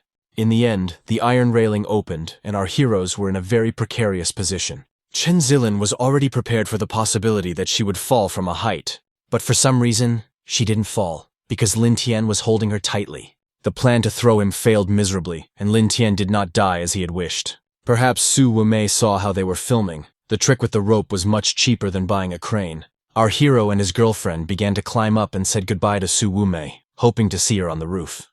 Of course, Su Wumei hoped for the same thing, and immediately ran to the roof to punish his enemies. There he found Chen Zilin already hugging her father in a wheelchair, while Lin Tian was waiting for the most important guest of the program. It was like confirmation, because he had said that he had found his father-in-law. When Su Wumei saw all this, he literally trembled with rage. He couldn't understand how this could have happened. He had tried so hard to prevent it. When our hero put his hand on his shoulder, the anger did not go away, and he looked even more tense. Lin Tian, in turn, burst into tears like a little child. In the end, Teacher Su asked why Lin Tian was crying so hard. But wasn't the scene of the father and daughter's reunion so touching and worthy of tears? Su Wumei couldn't take it anymore. It seemed to him that this guy was just mocking him. How could he possibly save him? Lin Tianyu found it strange that the man didn't even suspect this. Money was all our hero had. In that case, Su Wumei had a hunch that Lin Tian had simply bribed his 6 men. But our hero didn't understand why he was asking him this, because he didn't know anything. Since our hero knew nothing, Su Wumei nervously took out his phone and started dialing someone's number. One of Su Wumei's employees picked up the phone and waited for his boss to give him further instructions. But Su Wumei really believed Lin Tianyu and started yelling at his subordinates, asking what other instructions they wanted, since they were working for competitors. But the servant insisted he was right, because they did not work for competitors and always listened to Su's instructions. Su Wumei was convinced that his subordinates had taken money from Lin Tian and released the old man in return, which was what he wanted to find out. But the old man was under strict supervision, with several servants standing over him and watching him so that no one would steal him. In fact, the servant said that the old man was with him and they didn't sell anything to anyone. But Su Wumei no longer believed them. He thought they were just denying everything in order to lie. Lin Tian could no longer hide his laughter and smile at having fooled Su Wumei. And when he looked at Lin Tian, only then did he realize that it was all a trap that he had so foolishly fallen into. Turning to look at the old man, he saw that the wheelchair was already empty. The seemingly frail old man was already flying straight at him. He deftly caught his phone. It was a perfect landing, 100 points as our hero estimated. In the end, Su Wumei was completely confused and became more and more nervous, not understanding what this guy was up to. Plotting was a strange word. Rather, our hero was going to get even with Su Wumei. Lin Tian wanted this pervert to understand how badly he had behaved. At that moment, the precise location detection device that Lin Tian had prepared in advance appeared on the roof. The wire from this device was immediately connected to Su Wumei's phone. The location was found very quickly. As it turned out, the caller was not far from the suburbs. This was excellent news for our hero, and he wanted to leave immediately. Xiao Li, who played the role of Chen Zilin's father, quickly got rid of her disguise and was ready to go. Lin Tian ordered Xiao Li to go first, and he would follow her and cover her from behind. The girl even had a special suit ready that would allow her to fly freely. Lin Tian was happy to tell Teacher Chen that everything was now under control, and her father would be safe. But he wanted to know how to punish Su Wumei. The girl whispered something in the guy's ear, and he was surprised by this, because even for him, it was too cruel. He understood that after this, Su Wumei would simply burn with shame. Nevertheless, he really liked Chen Zilin's ingenious idea. The young female student standing near the teacher's room immediately noticed the familiar figure of Teacher Su. Such a figure could only belong to him, and the girls couldn't confuse it with anyone else's, because they knew it by heart. They were so happy to see their beloved teacher that they couldn't help but say so, because they loved him and were almost his fans. Teacher Su paused for a moment, sensing that something about him was not to the students' liking, as they had even changed their mood. Su Wumei tried to be as kind and gentle as usual. He knew very well that his students liked him, but he needed to focus on his work. Only the students no longer spoke in the same tone. They didn't understand who this homeless man was at all. Su Wumei began to prove that he was Teacher Su, but suddenly he remembered that he had forgotten something. Nevertheless, even if he had a bald spot on his head, it did not negate the fact that he was indeed Teacher Su. But this teacher was as much a Su Wumei as these girls were ballerinas. In fact, Lin Tian was such a wonderful hairdresser that no one was indifferent to his hairstyles. Sooner or later, Su Wumei would want to remind him of that. And finally, the whole team was assembled. Lin Tian successfully brought all the girls back to the Tian Lin company and was working on a new business venture. Xiaoli still didn't fully understand what the girls were doing. She was more concerned with helping her boss, and didn't delve into the affairs of his subordinates. Lin Tian hoped that when the company had a lot of money again, it would allow them to start a new business plan. The system already showed 72% completion of the task. The progress was excellent. Still, the girl wanted to know more about the new plan, what Lin Tian had in mind. But our hero decided not to go into the smallest details and simply said that he had already thought about the first clients. So he handed Xiaoli some documents and asked her to find these people for him. To be honest, what was written on the papers surprised the girl. The first person Xiaoli came across was Police Officer Yuan, with whom our hero had already had a warm meeting. Next was the former owner of a 24-hour store where Lin Tian had once worked. And of course, how could we forget the handsome bald man, Zhang Hao, who was so actively involved in Lin Tian's life? It didn't take Xiaoli long to gather all these characters, and yet they were already standing in front of our hero. The former manager knew very well that Lin Tian was a big boss, but was he worthy of him looking for him? As for Officer Yuan, he had supposedly let our hero go last time and was demoted by 3 ranks. Zhang Hao, as always, was dissatisfied and did not understand what that scoundrel Lin Tian was up to again. Wasn't 2 races and dinner still not enough for him? Lin Tian listened attentively to everyone, but laughed that they still didn't understand what they all had in common. They speculated that they had all been deceived by Lin Tian, because what else could they possibly have in common?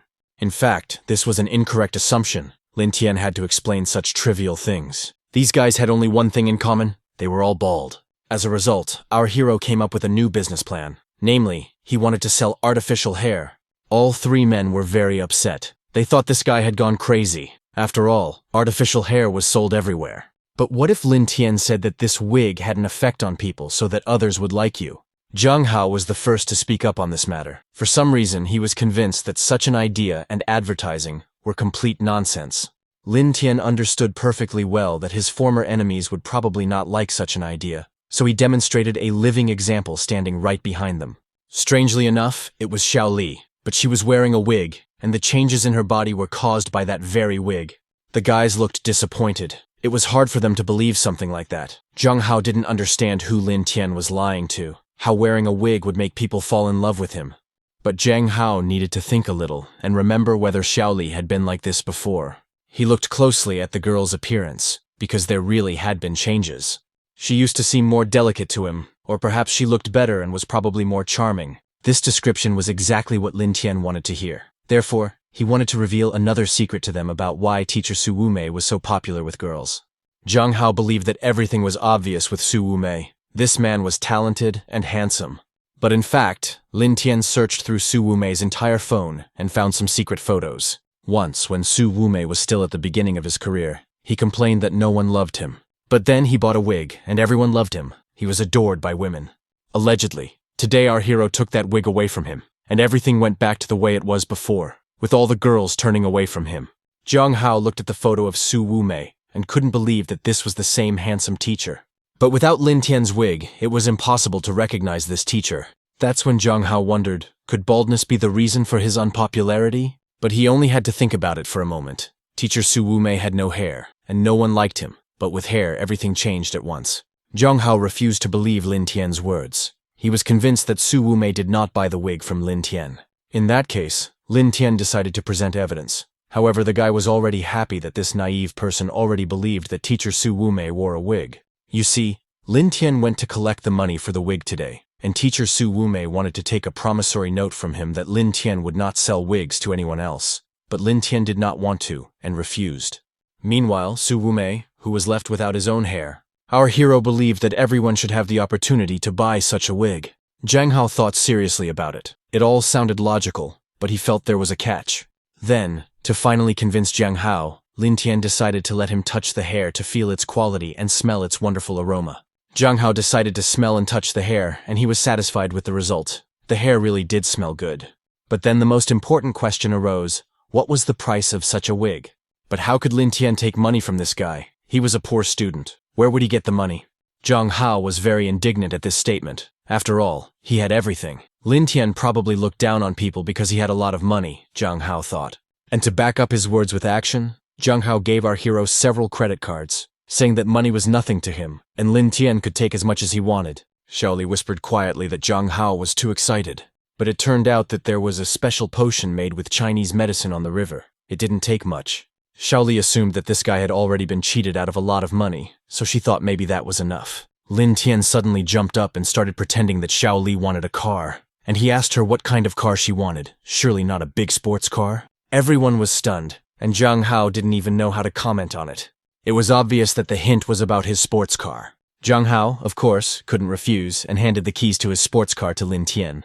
Xiaoli didn't understand this, because Lin Tian had deceived Zhang Hao so many times, and wasn't this too much? But our hero thought that he should thank him for it. Zhang Hao apparently had no regrets, just like the other men. They happily went about their business and were very grateful to Lin Tian for such wigs. Our hero was also very happy, because the first transaction had been completed successfully. The office location, employee recruitment, everything was ready, and now he could collect his reward for the first task. But for some reason, there was a mistake. The task completion rate was already at 85%. Only under the line, there was some unknown error in the reward. There was a discrepancy between the employee's identity and the real person. The employee's identity did not match the documents. All new employees confirmed their identities, but there were those who did not. Among them was Xiao Long, whom Lin Tian already knew to be Da Fan. But there were also Xiaoli and Chen Dodo. Lin Tian decided to think about which of these three should be suspected. First, he decided to call Xiao Long, who was ready to follow his boss's instructions. But Lin Tian wanted to discuss something with him and ask his advice on a certain matter. Da Fan was even excited after that, happy to have another opportunity to interact with Lin Tian. Lin Tian tried to sound normal, admitting that he appreciated the dedication of his employees, but all he wanted to say to Da Fan. Da Fan, in turn, listened to Lin Tian with undisguised interest, because whatever it was, he was ready to get rid of Lin Tian once and for all. But in the end, our hero told him the unpleasant news that he had been fired. He didn't want to hear anything else from him, so he hung up as quickly as possible and was glad that one thing was over. In fact, Da Fan could hardly comprehend what had just happened, and for a moment he even felt confused. But then anger took over, and it seemed to him that Lin Tian was just mocking him. In the end, our hero consulted with Xiao Li, wondering if there was anything wrong with what he had done to Xiao Lun. Xiao Li thought about it from an outsider's perspective, and believed that it was a violation of the employment contract. But in the end, Lin Tian could easily pay him a year's salary, because that money was pocket change for him. That wasn't all. Lin had another case, but this time it concerned Xiao Li. He literally whispered in her ear that she was also fired. This statement shocked her. She was probably sure that she couldn't be fired, because she was an irreplaceable assistant to her boss. But as Lin Tian had recently learned, this girl was not Xiao Li. First, although she carried out Lin Tian's orders, she expressed doubts about his methods, while Xiao Li never did. Second, Xiao Li didn't like it when Lin Tian touched her, but she just endured it silently. Finally, Lin Tian was about to say this, but he wondered if it was really necessary for him to say it out loud. The girl knew she couldn't hide it from Lin Tian forever, and her movements and fighting skills were indeed better than Xiao Li's. Probably, our hero didn't want to emphasize that and was very surprised by such a statement. The girl, in turn, was surprised that her boss hadn't even noticed this. Lin Tian just wanted to say that this girl's breasts were 2 centimeters smaller than Xiao Li's. Of course, this offended the girl, and she did not hesitate to call Lin Tian a pervert. But our hero simply couldn't help himself and didn't even try to hide his peculiarity. Still, he understood that this girl had no malicious intent, but he wanted to know where the real Xiao Li was. The girl believed that he didn't need to know her sister's whereabouts. She began to lose focus, and finally wished Lin Tian to continue enjoying the life of a stupid rich man. Lin Tian was very upset because so much good cheap labor had gone nowhere. In any case, 2 of the 3 had already disappeared from his company, and now our hero hoped that he would be able to get his reward. But the system still showed him an error. Could Chen Dodo also be so complicated? Lin Tian carefully analyzed everything and remembered that Chen Dodo had no problems with her studies. She also had no problems with sports. She was quite good at it. Of course, Lin Tian did not miss the detail that she also ate well and heartily. And as our hero noticed, the girl had no problems at home either. Lin Tian realized that Chen Dodo had no problems with identity verification. But did that mean there could be a bug in the system? All Lin Tian could do at this stage was go to the Tian Tian Lin Company and ask everyone to contribute their suggestions. Fortunately, the office building had already been constructed, and it stood out from the other buildings in the city with its unique architecture. But every time Lin Tian went to his headquarters, someone shouted for the Alliance at him. What was going on now? He entered the Tian Tian Lin headquarters, and right in front of him, girls lined up in 2 rows, loudly greeting Lin. Of course, his lecherous X-ray gaze did not escape the color of the underwear the girls were wearing. And yet he agreed with the idea that having company was good, and even better to have eyesight like his. But suddenly he stopped himself, because he had seen this underwear with a bear on it somewhere before. He had seen this underwear on Chen Dodo, and now she was standing right in front of him. One of the girls explained that the responsible Chen Dodo was the most active of all who had ever worked for them, and she had been here since early morning. Lin Tian felt that something was wrong, because he had been watching Chen Dodo literally all day, and she couldn't have come to headquarters so early. Lin Tian stared at her like a madman because he wanted to understand what was going on. He decided not to make any direct statements right away and to approach the subject indirectly, mentioning her achievement in swimming class that morning. But the girl told her boss that she didn't have swimming lessons in the morning, and maybe he was just mistaken. Lin Tian was sure he wasn't mistaken. Was the girl really pretending? In that case, he would have to question her. Lin Tian remembered that he had invited her to have spicy tofu with coriander for lunch that morning, so he wanted to go to lunch right away. But Chen Dodo thought her boss Lin was just joking. After all, he had invited her to have pumpkin cookies. And in fact, that was correct. Why did she know everything so well? Chen Dodo decided to postpone these conversations. After all, there were still several wig sales contracts that needed her boss's signature, so she asked Lin Tian to sign them as soon as possible. However, Lin Tian was satisfied and wanted the girl to continue trying. He finally understood what was wrong, but it was enough to just talk and observe for a whole day. Our hero's theory was that he believed there were 2 Chen Dodos in this world. He didn't dare to ask the girl directly, so he decided to talk to teacher Chen, but she was very surprised by this assumption. Lin Tian really wanted these 2 girls to tell him everything themselves. But for some reason, Chen Zilin doubted that this could be true. Lin Tian, on the other hand, was sure it was true, and that this trap would close very soon. Meanwhile, the girls began to discuss recent events, and they noticed that Lin Tian was beginning to suspect them.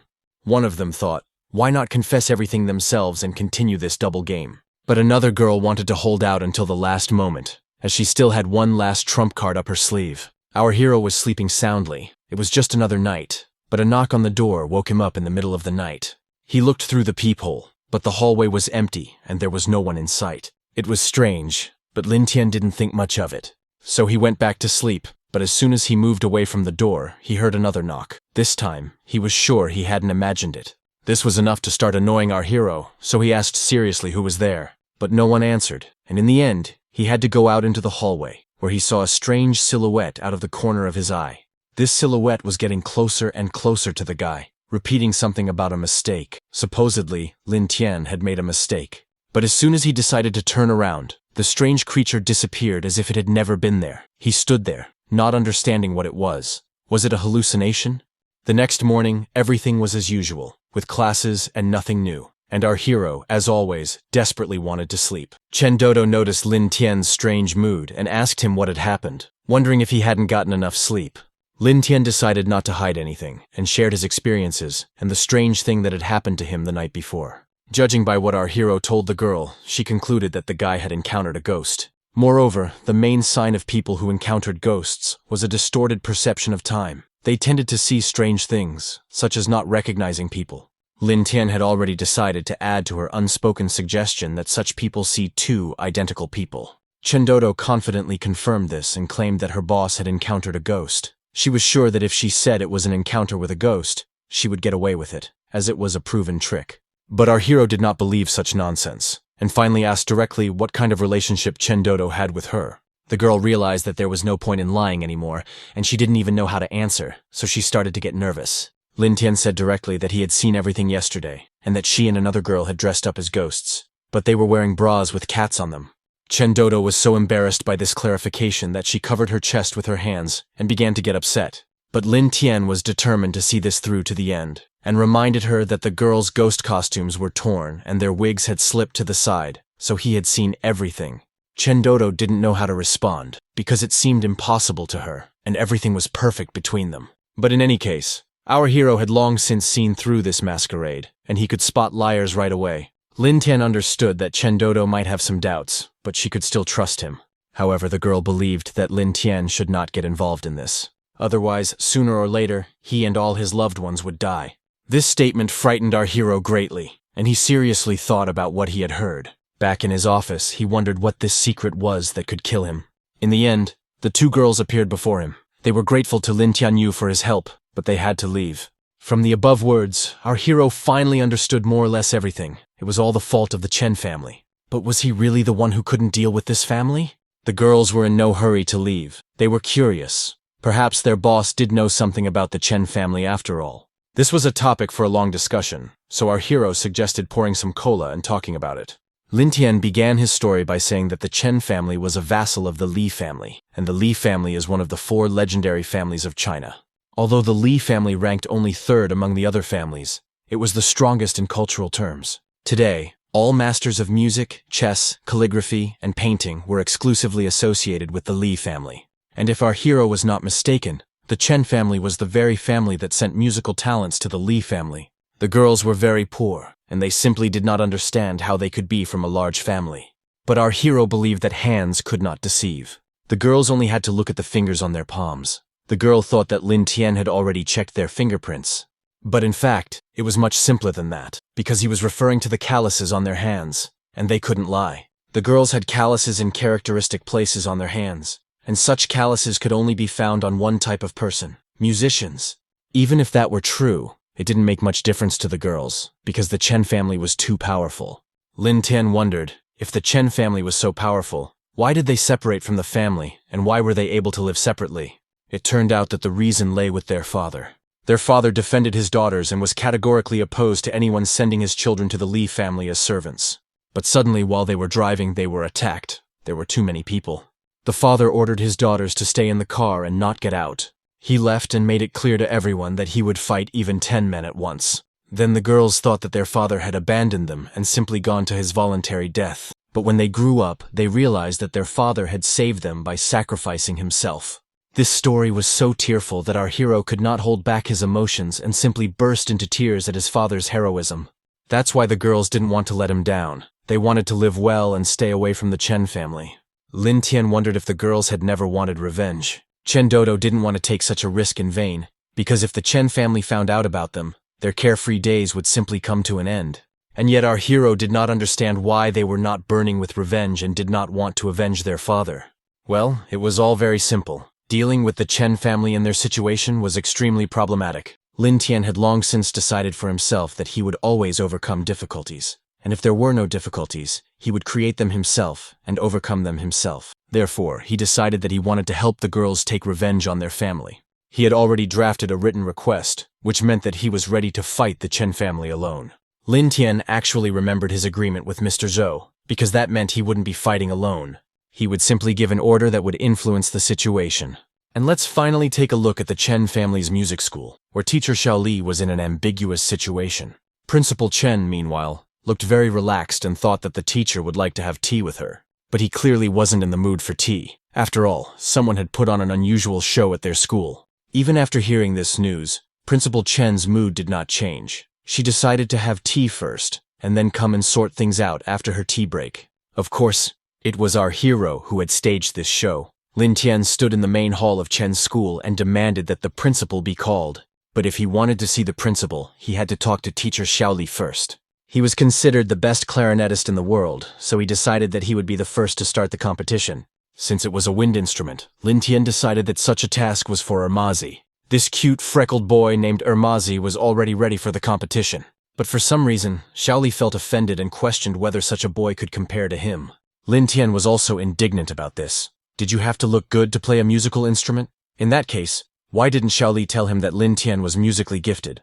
In the end, the teacher didn't care. They had nothing to talk about, so we just wanted to get started. Oh, this man. He was the epitome of elegance. He sounded very confident and seemed to radiate beauty. The sounds of these melodies brought listeners to tears that they couldn't hold back. Well, our hero had to admit that it wasn't bad for a master of emotional performance. The clarinet had a wide range, almost 4 octaves, and was the champion of the wind instrument class. Xiaoli couldn't even imagine who could play better than him. But wouldn't that be the same as just playing on people's emotions? Now it was Ermazi's turn. His music didn't just convey a sound, but an entire atmosphere. He was a hooligan in drunken music. It was the real deal. These weren't just tears. It was mourning in its purest form. If the previous melody didn't impress Lin Tian, this time tears streamed down his face. And all this was because in Shenzhou, all funerals were played with sona. None of those present could hold back their emotions. They remembered the days of mourning when they buried their loved ones, and they wept as if it were that day. Xiaoli had to admit that he had lost this competition, but he was convinced that Lin Tian would not always be able to win with such tricks. In the end, he had to turn away again to wipe away his tears. Through his tears, our hero wanted to continue the competition. He wanted to play with 10 and waited for the next competitor. Director Chen took the initiative, saying that now it was her turn. Lin Tian immediately recognized this girl as the eldest granddaughter of the Chen family. And Director Chen immediately recognized the guy who had bravely challenged the entire Chen family. But Lin Tian was no longer listening to her. He was staring at her beautiful body and couldn't take his eyes off her. Of course, he couldn't resist the temptation to look at this beauty with an X-ray gaze. And now all he could do was simply read the poem. The first sentence read, "The death of the departing master before he achieved final victory." He read the next sentence while lying on the floor. "Often makes heroes bleed from the nose." Our hero simply lost consciousness for a few minutes and had difficulty opening his eyes. To his surprise, he found someone's bust in front of him. It turned out that he was lying right on the lap of this fragile girl, who was trying to bring him to his senses. She did not try to rush him, but waited calmly for him to feel better. Lin Tian was frightened. He jumped up sharply and realized that he had never even thought he would fall for something like this. The first thing he did was turn to Ermazi, because the only way to deal with this lady was to get a secret weapon. Ermazi could only hope that the secret weapon could be obtained for 5 yuan. Blood continued to flow from his nose, but he decided to put on his glasses so he wouldn't be distracted by Miss Chen's figure so often. Finally, he uttered some secret words that only Ermazi knew. Ermazi left to carry out his tasks, and Lin Tian hoped that Director Chen was a big-hearted person and would not require an explanation for his mistake. Of course, she didn't need any explanations. She just wanted to know what the next competition would be. The wind instrument competition was over. Therefore, the next ones in line were the string and percussion instruments. Miss Chen found this very boring and didn't even want to participate. Lin Tian really hoped that the girl had already admitted defeat. But Miss Chen hinted that they could play something else. Just her and Lin Tian. This suggestion annoyed Lin Tian a little. He didn't understand why she thought he was one of those people. In any case, it didn't matter. He wanted to know the rules as soon as possible. Miss Chen laughed coquettishly and admitted that she liked Lin Tian more and more. She warned that the preparation would take 1 day. Director Chen would play an instrument and Lin Tian would play an instrument. It was a fair and honest decision. In return, the loser would have to do whatever the winner wanted. These rules suited our hero perfectly, and he was intrigued.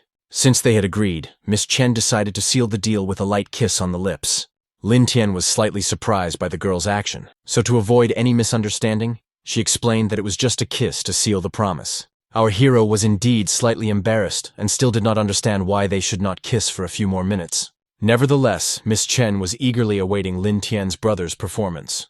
Our hero's musicians were excited because they had heard rumors that Director Chen was a real witch who could take human souls with her playing. And besides, no one had even seen what she was playing. The second man confirmed this, because she was also called the soul-tearing erhu, and the dynamic allegro beats were out of the game. Lin Tian understood the seriousness of the situation, and he wanted to involve Chen Dodo in order to defeat the entire Chen family. Otherwise, it would not be revenge.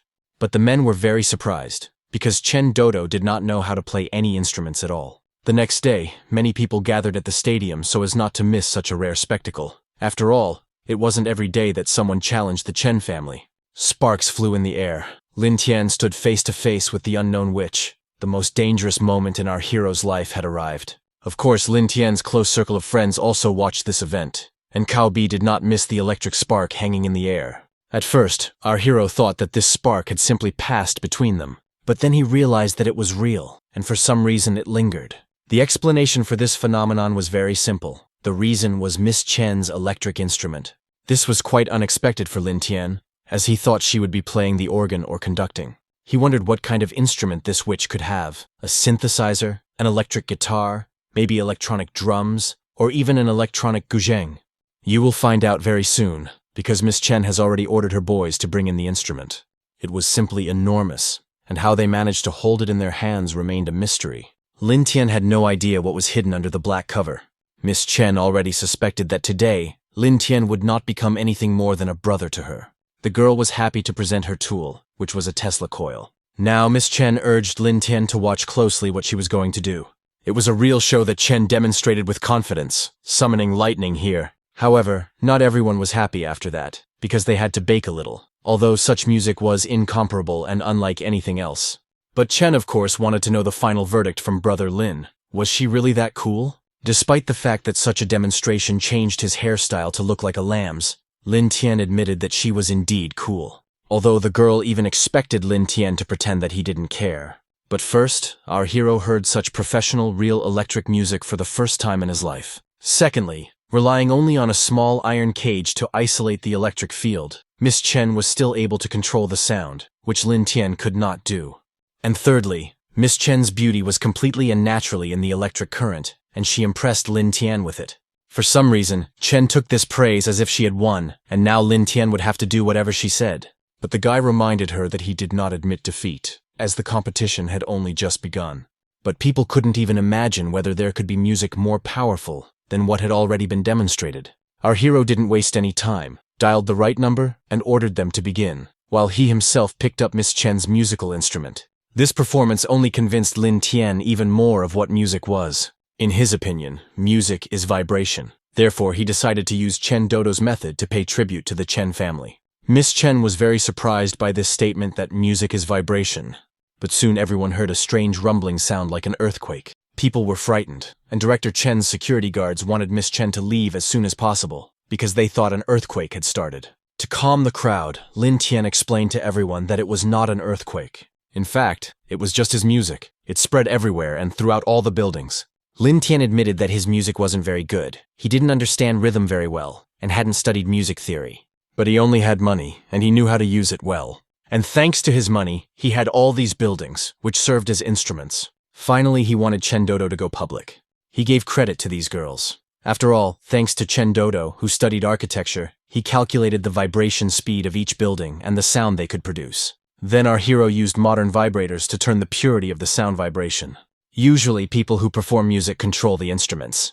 But Lin Tian decided to turn everything upside down and let the instruments control people. This way, it was possible to listen to the music between the instruments, and he believed that no one else in the world could repeat this feat. Of course, Lin Tian now wanted to know how Director Chen felt.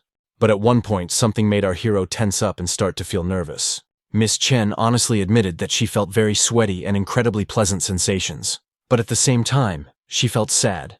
Lin Tian still didn't understand why she felt sad. Was it because of her loss? Miss Chen admitted her defeat, but after hearing Lin Tian's music, how could she listen to anything else now? She believed that he should now take full responsibility for this. Kaobile was still watching everything from the sidelines, boiling with jealousy that this woman was so shamelessly groping her Lin Tian. Lin Tian understood everything perfectly well, but he wanted the girl to do him a favor. He wanted these two girls to return to the Chen family and regain their identity and honor. Since they had an agreement from the beginning, Miss Chen promised to keep her word, but she also wanted to ask Lin Tian for a favor, even though she was the loser. She didn't mention it yet because it was pointless. Lin Tian was already losing consciousness and couldn't stand on his feet. Soon he fell unconscious. The guard managed to catch him, and Miss Chen ordered him to be taken to the mansion because she had an agreement with him. And so, after that incident, our hero still hadn't opened his eyes, but after a while, he managed to do so with difficulty. He jumped up when he realized that Director Chen was plotting against him. Someone suddenly put a hand on his bare shoulder and said that yesterday Lin Tian had called her sweet. Lin Tian turned around abruptly and saw Miss Chen standing naked in front of him. She thought that everything between them was consensual. Only now did our hero begin to realize where he was and that he was completely naked. Lin Tian wanted to cry because of the crap that was happening to him. But he couldn't stay upset for long because Miss Chen didn't want to waste any time while they were together. Chao Bila was very worried because no one had seen Lin Tian since yesterday, and she didn't know what had happened to him. The Chen girls assumed that he was fine, because he didn't have what the Chen family needed anyway. But Chao's anxiety was not simple. She imagined the most terrible scenarios, including rape, which she would very much like to avoid. The girls did not believe in such an assumption, because although Lin Tian was handsome, he was not so handsome that anyone would want to do that to him. They were more interested in how to get rid of their problems, because their identities were already known to everyone, which did not play into their hands. Suddenly, Miss Chen appeared. She had overheard the girls' conversation and immediately intervened, explaining that she did not want to cause problems for either of them. As soon as Cao saw Director Chen, she immediately ran up to her to ask where Lin Tian was. She ran, forgetting everything and not even looking at the road, when suddenly she bumped into something. Or, to be more precise, someone. In front of her was Lin Tian, whom she had been looking for, exhausted and emaciated, as if he had been pulled out of a grave. Cao Bile was very frightened by the sight of our hero. She was worried that Miss Chen might have tortured him. But he didn't tell her that, only explaining that everything was fine. Since everyone was already gathered, Miss Chen suggested discussing all matters concerning the Chen family. The woman honestly admitted that she would like to cooperate with these girls. But there was a problem. Chen Dodo Italia said that the Chen family's affairs did not concern them, and moreover, they did not want to cooperate with Miss Chen. But Miss Chen only had to remind them who had helped these girls hide their secret. And she hit the nail on the head. After all, that's how it all started, and they couldn't resist her after that. But had they really forgotten how much fun they had had together? Even though she had changed her name, to the Dodo girls, she was still the same sister, Pingzhu. Lin Tian decided to intervene in the conversation and confirmed that he had seen evidence that she was indeed Sister Pingzhu. Miss Chen understood perfectly well how much the girls had been through over the years, but she believed that it would all be over soon. Why was she so confident? Simply because she had finally found a way to regain control of the Chen family. Xiao believed that this woman was lying. After all, if she had a way, then why was she cooperating with them? But in reality, it was because Lin Tian was helping and assisting her in this matter. And not just Lin Tian, but her Lin Tian. She made this clear by how close she was to him. But that wasn't the point right now. Miss Chen reminded them that the head of the family was currently discussing the business plan, and Pingzhu wanted to use some evidence stored in her notebook. The girls immediately recognized what it was, but decided to refrain from commenting. And Pingzhu, in turn, was very happy that her sisters Chen Dodo and Dome had finally returned to the family. But whatever the case, Lin Tian believed that they needed to get rid of the head of the family as soon as possible. Pingzhu was of the same opinion. Moreover, she already had more ambitious plans. Pingzhu lived with the desire to turn the entire Li family upside down. Cao Bile was a little scared, because this family was very influential throughout Shenzhou, and how did Pingzhu plan to do it? Nevertheless, Lin Tian believed that they could handle it, and should only move forward. In fact, our hero initially wanted to hire a secret agent, but now he realized that he could fight with their help. Pingzhu had already scheduled a meeting for the day after tomorrow at the Chen family home, and then they would plan everything more carefully. But Miss Chen had not even finished her thought when Lin Tian hurriedly excused himself, as he had urgent business to attend to. The most important thing for him now was to collect the reward for his task. He had made tremendous progress, already completing 95% of the task, with only a little left to do. In addition, 2 rewards were already ready, and now our hero could solve the Chen family's problems. But first, in order to do this, he wanted to use his new skills, and this was impossible without the help of one character. Our hero was about to face his first duel with Da Fan Pai, face to face. Probably the men knew that sooner or later they would have to confront each other.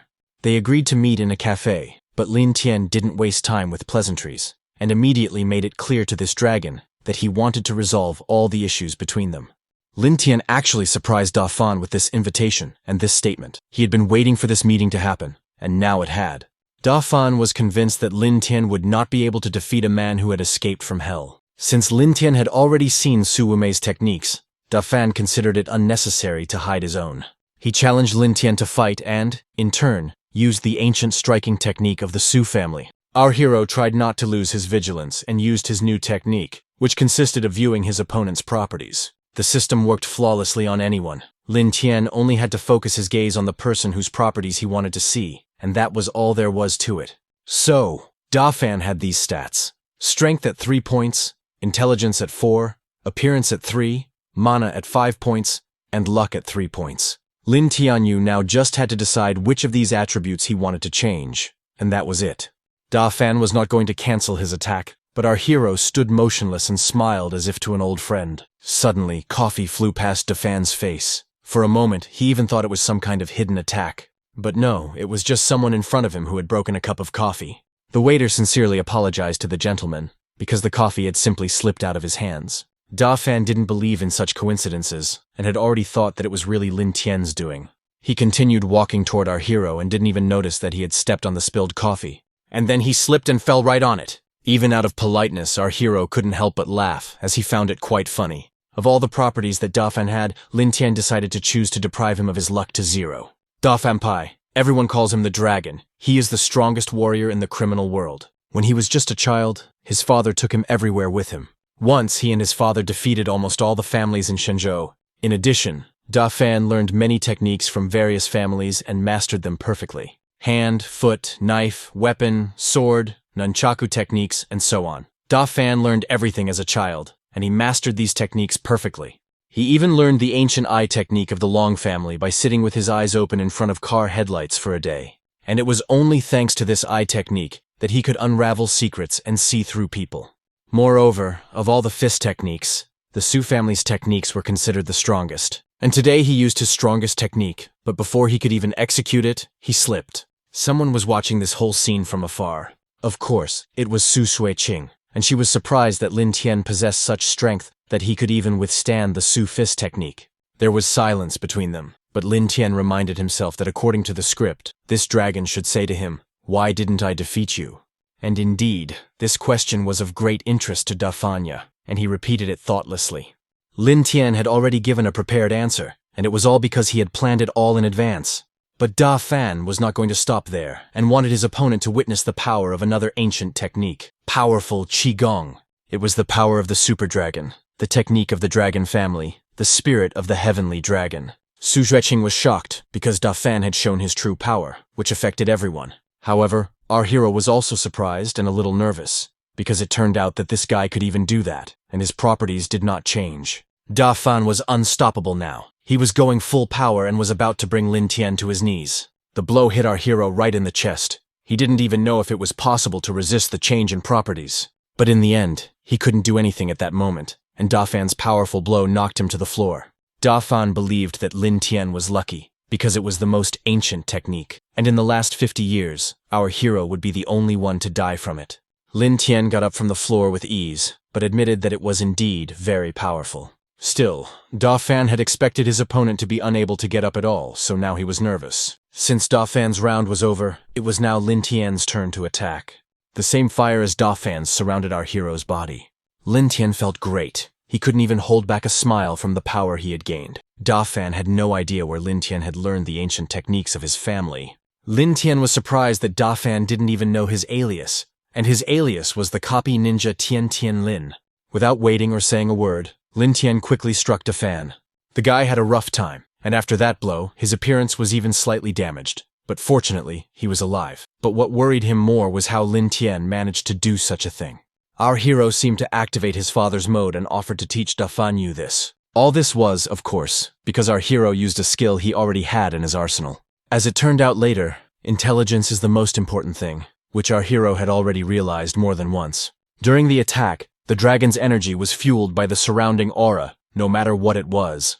Of course, Lin Tian didn't want to miss the moment and took advantage of the pocket safe. Now our hero would have to accumulate more energy, because he liked this technique and wanted to take it with him. Lin Tian began to shamelessly provoke Da Fan, saying that he was stronger than him, and that he wanted to see more of the guy's techniques. Da Fan was not stupid after all, and guessed that Lin Tian was using some kind of cheat abilities and deceiving him. Da Fan wanted to defeat Lin Tian by any means necessary. Therefore, he used the strongest form of the second-generation dragon. All those people who owed him something now had to transfer their powers to him. Lin Tian was impressed by how powerful it looked and wanted to take those powers as soon as possible, so he asked his opponent to hit him quickly.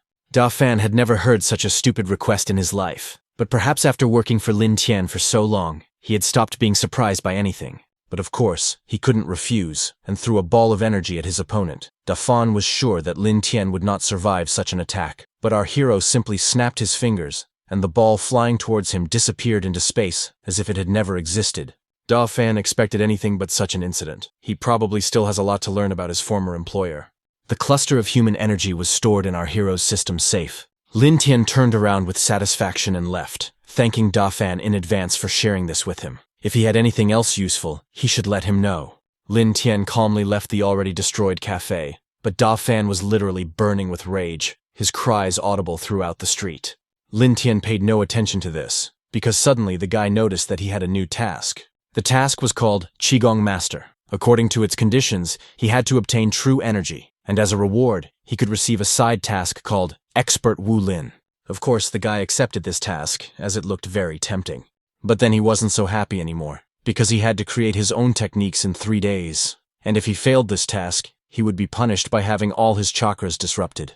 Before he had even solved this problem, Chen Dodo was already calling Lin Tian with new. The Chen family had found Pingzhu and kidnapped her. Lin Tian first tried to calm the girl down and find out if she was hurt. The girls were fine, and they admitted that it was their fault. Pingzhu was kidnapped when she was about to leave. Lin Tian asked the girls to hide in a safe place for now, and he would take care of everything. Lin Tian didn't even know what to do. He stood next to some beggar and stared at the floor, feeling lost. He understood that he first needed to find Pingzhu, but where could she have gone? This time our hero was on his own, so he would have to play all his cards. He placed thick wads of cash in front of the vagrant and told him to search the entire city. The man immediately understood his master's order and threw away his crutch, which had been nothing more than a prop. This man had his own gang called Guy, and he ordered everyone to gather and get to work. So Lin Tian's new task spread throughout the city, and they tried to tell as many people as possible about it. The vagrants took photos of Pingzhu and simply asked other passers-by where this woman was. If someone didn't know where she was, people would just pick up the photos and continue asking other people, spreading the word. This is how a whole network was formed. Meanwhile, Pingzhu was surrounded by guards. Her eyes and hands were bound. She didn't even know where she was. She was taken to an abandoned building where there were no people at all. But fortunately, one of the vagrants saw everything that was happening and knew that this woman was wanted. He compared the photo with what he saw and was sure it was definitely her. Meanwhile, Lin Tian and one of the vagrants were eating chicken, which the man kindly treated Lin Tian to. Our hero really liked the chicken, and the reason was that the man had followed Lin Tian's secret recipe. During this snack, he received the long-awaited call. His phone was in a rather strange place, but the main thing was that it was there. And most importantly, it could be used to transmit important information. For example, one of the vagrants had found Pingzhu and reported this to the chief. As it turned out, Pingzhu was at the Chen family's secret base. Our hero decided to stick to the plan they had discussed in advance and not change anything. Lin Tian wanted to use his plan to show how cool they were. The guys finished eating their chicken and were ready to show who was boss. Our hero waited for nightfall and prepared everything necessary. And so the first warrior went on the attack. He pretended to be drunk and began telling the guards how much he missed them, his beloved ones. Of course, no one felt any sympathy for some sick drunks, so the guard asked him nicely to get lost. But the vagrant just stood there and stared blankly at the man, so he had to repeat his request in a more rude manner. On purpose, the bum threw up all the contents of his stomach right in the guy's face. Of course, it was disgusting, but he simply didn't know where to go because everything stank. In the end, his colleague had to threaten the vagrant with a gun to get him to leave and not test their patience. But as soon as he tried to shoot, instead of a bullet, there were some bones in the chamber. The gun was completely inoperable, of course, thanks to the efforts of the gang. After all, the gang's secret weapon was chicken bones. Meanwhile, Pingzhu was thirsty and asked for a drink of water. Of course, the guard was not so foolish and gave her water to drink from his hands. Of course, he explained that he was fulfilling this request and would fulfill any of her requests only because she was a huge gift to the Li family. A gift for the Li family. Just think about it. Pingzhu had always considered them to be nothing more than pathetic slaves to money. Such words made the guard laugh. He did not expect the girl to speak so suddenly, and in general, it seemed to him as if she was pretending to be a heroine. But they couldn't continue their pleasant conversation because they heard a boom. The door literally flew off its hinges and a man entered shouting that everything was fine. Lin Tian felt like some kind of superhero, and indeed, he really was one at that moment. After all, Pingzhu could completely rely on him because he had come to save her. Although the girl's eyes were closed, she could tell from his voice that it was her precious Lin Tian. Of course, the guards didn't like such insolent people, because they only created unnecessary trouble. But the guards had their own soldiers who carefully guarded their treasure. But it seemed that against Lin Tian's calcium, these weapons were useless. The soldiers didn't even have time to pull the trigger before chicken bones flew straight into their faces and knocked them off their feet. They were real losers. Lin Tian realized that they didn't even know how to fight. Our hero called on his calcium brothers, and they were able to go straight on the offensive. They could take whatever clothes, pants, and weapons they wanted. Now it all belonged to them. But the chief guard had no intention of stopping and wanted Lin Tian to test his strength. Our hero was interested, because the guy started to glow with an interesting color, which he liked. They rushed at each other in hand-to-hand combat and simply fought with their fists. The guard didn't understand what was happening. He struck. His attack was not weak, but for some reason his whole body was shaking. Lin Tian did not hide the truth that he had changed his properties, and now this man had become weak in all respects. The guard realized that things were bad. He called the name L01 and ordered the agent to return with a report and forget about him. Our hero did not like the prospect of some unknown person wanting to avoid him, so he was going to demonstrate how he could change properties. As soon as he tried to do so, he realized that the system had deceived him. More precisely, he couldn't see the stranger's intelligence, strength, appearance, mana, or luck. Everything was completely encrypted. Usually, our hero could always find out the properties of any person, and only now did he think that maybe it wasn't a person. But if it wasn't a person, then who was it? To find out at least some information, our hero decided to use his X-ray vision, and he simply couldn't believe what he saw.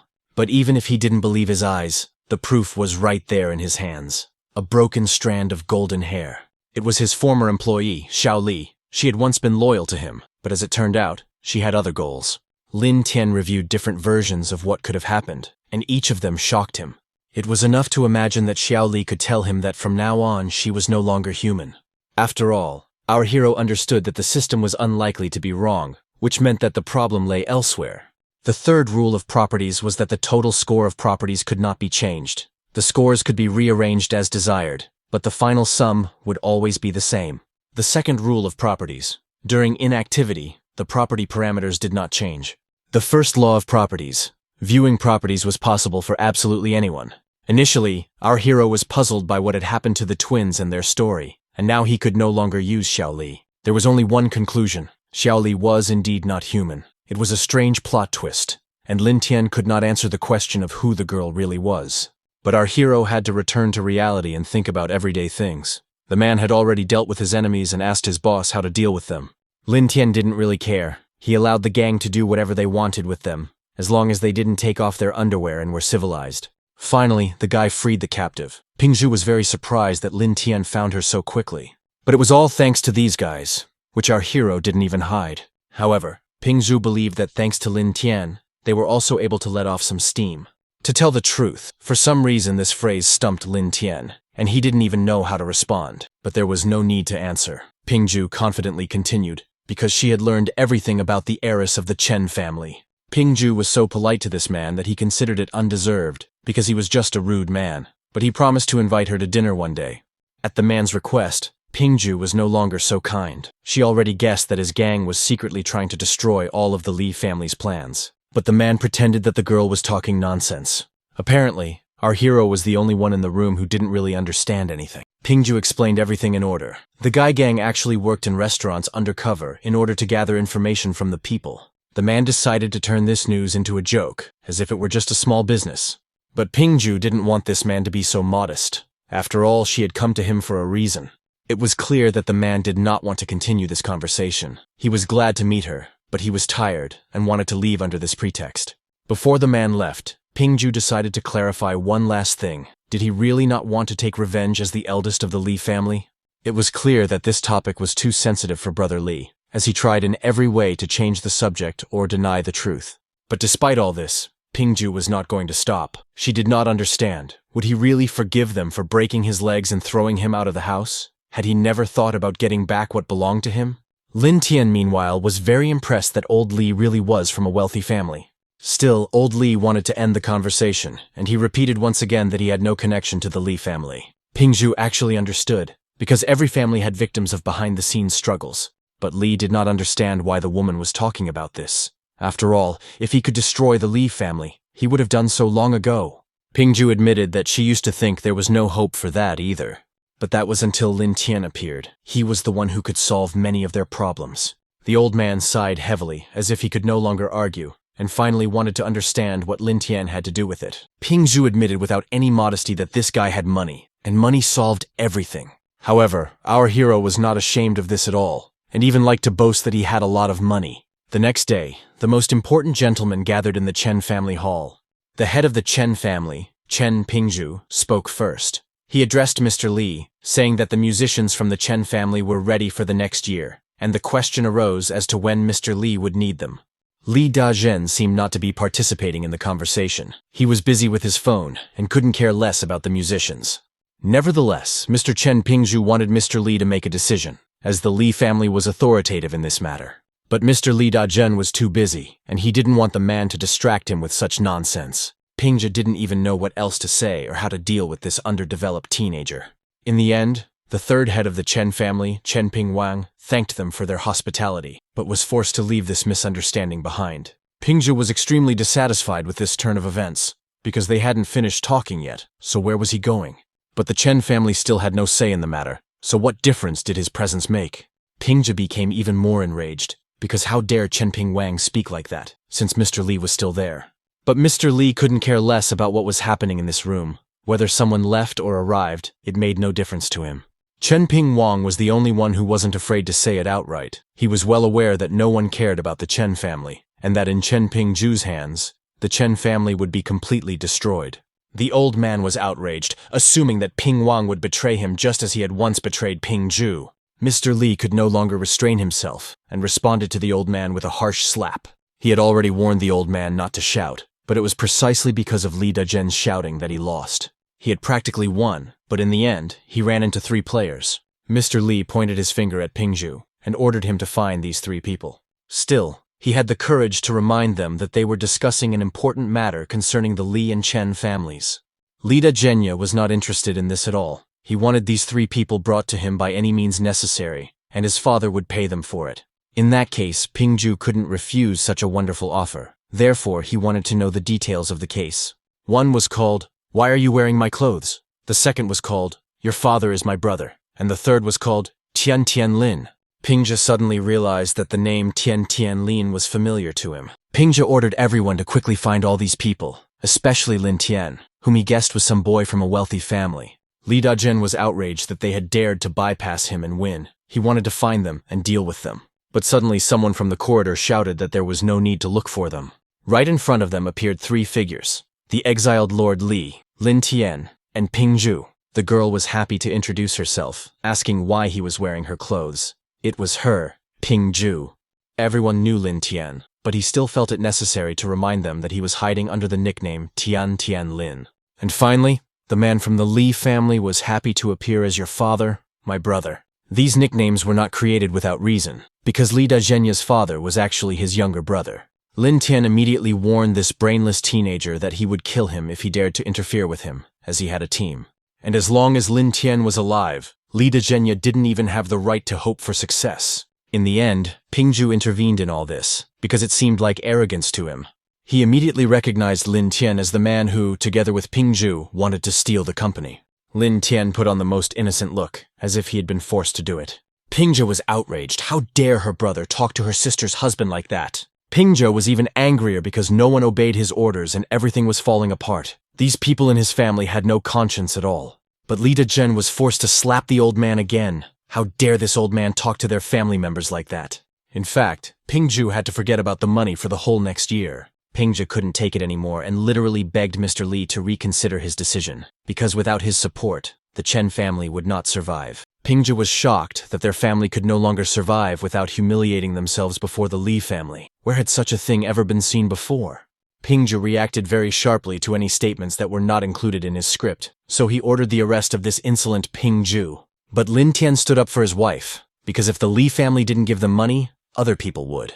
Li Da was amused by this statement, because if his family didn't give money, would Lin Tian really finance the Chen family?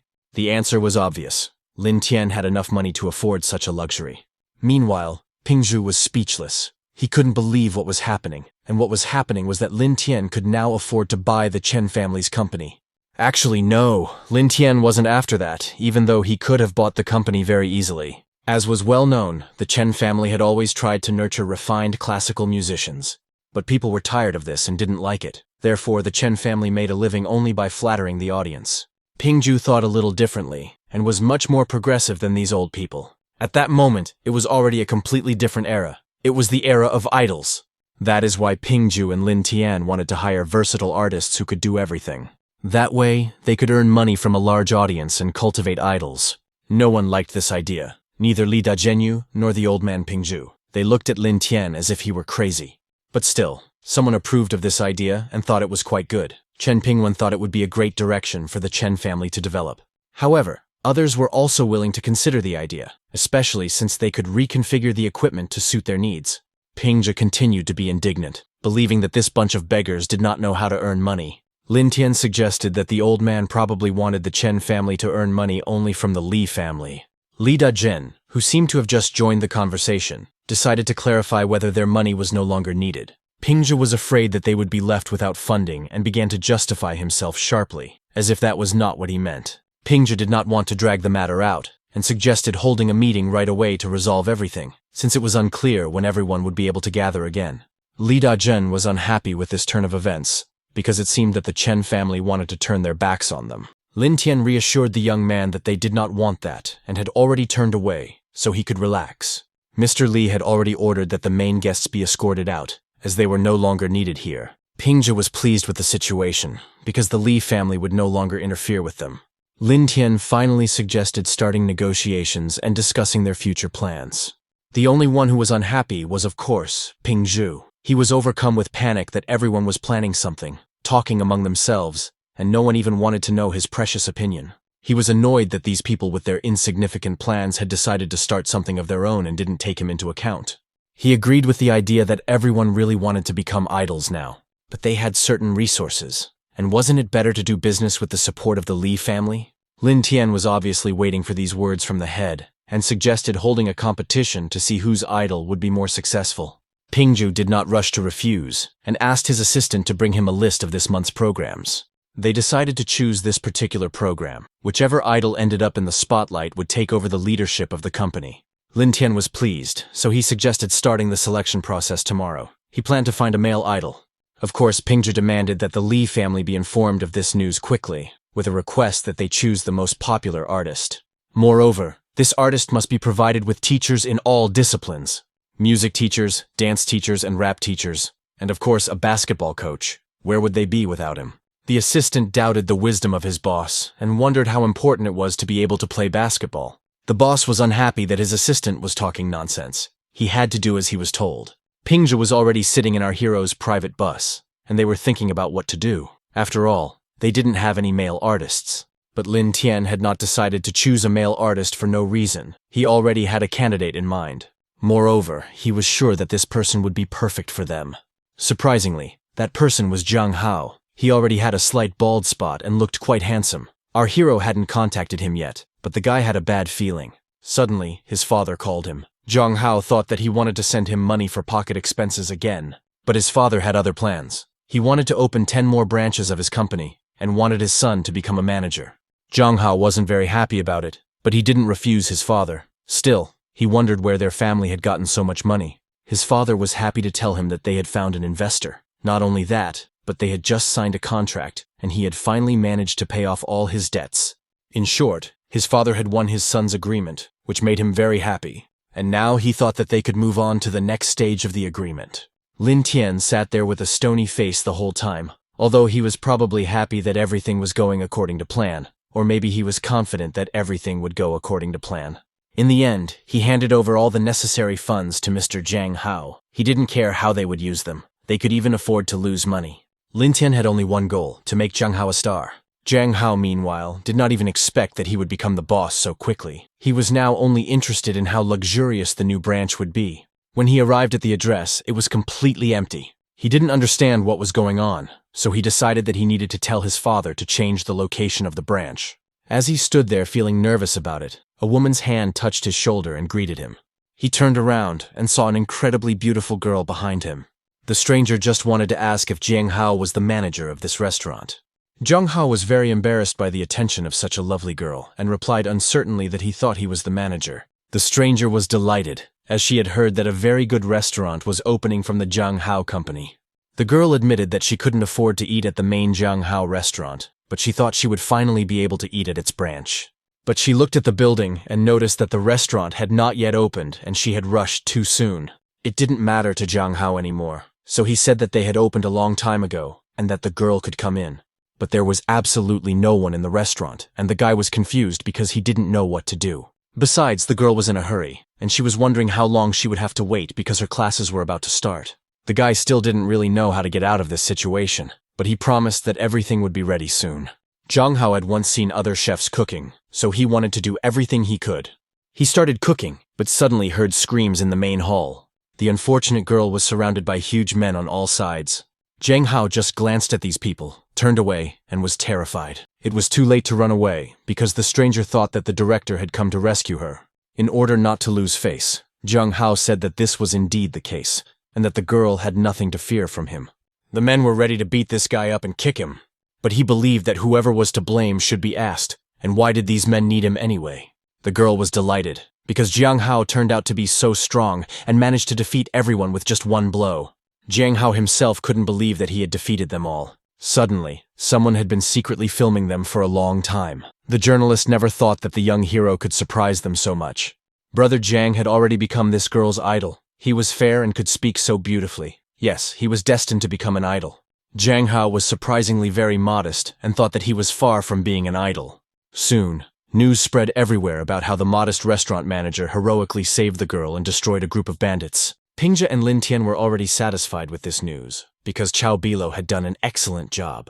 And yet Pingzhe did not understand at all why Lin Tian decided to make him an idol. After all, this guy did not fit the bill in any way. Our hero believed that this was his trump card, because now it wasn't artists who were gaining real popularity, but people like Zhang Hao. Therefore, Lin Tian was confident that they would succeed if they raised a piece of trash like Zhang Hao. Finally, the casting for the Idol Savior 1 on 10 was held in the city. A huge line formed at the entrance. Zhang Hao also attended the event, but he felt insecure and kept asking other people if this was really the venue for the Idol Savior event.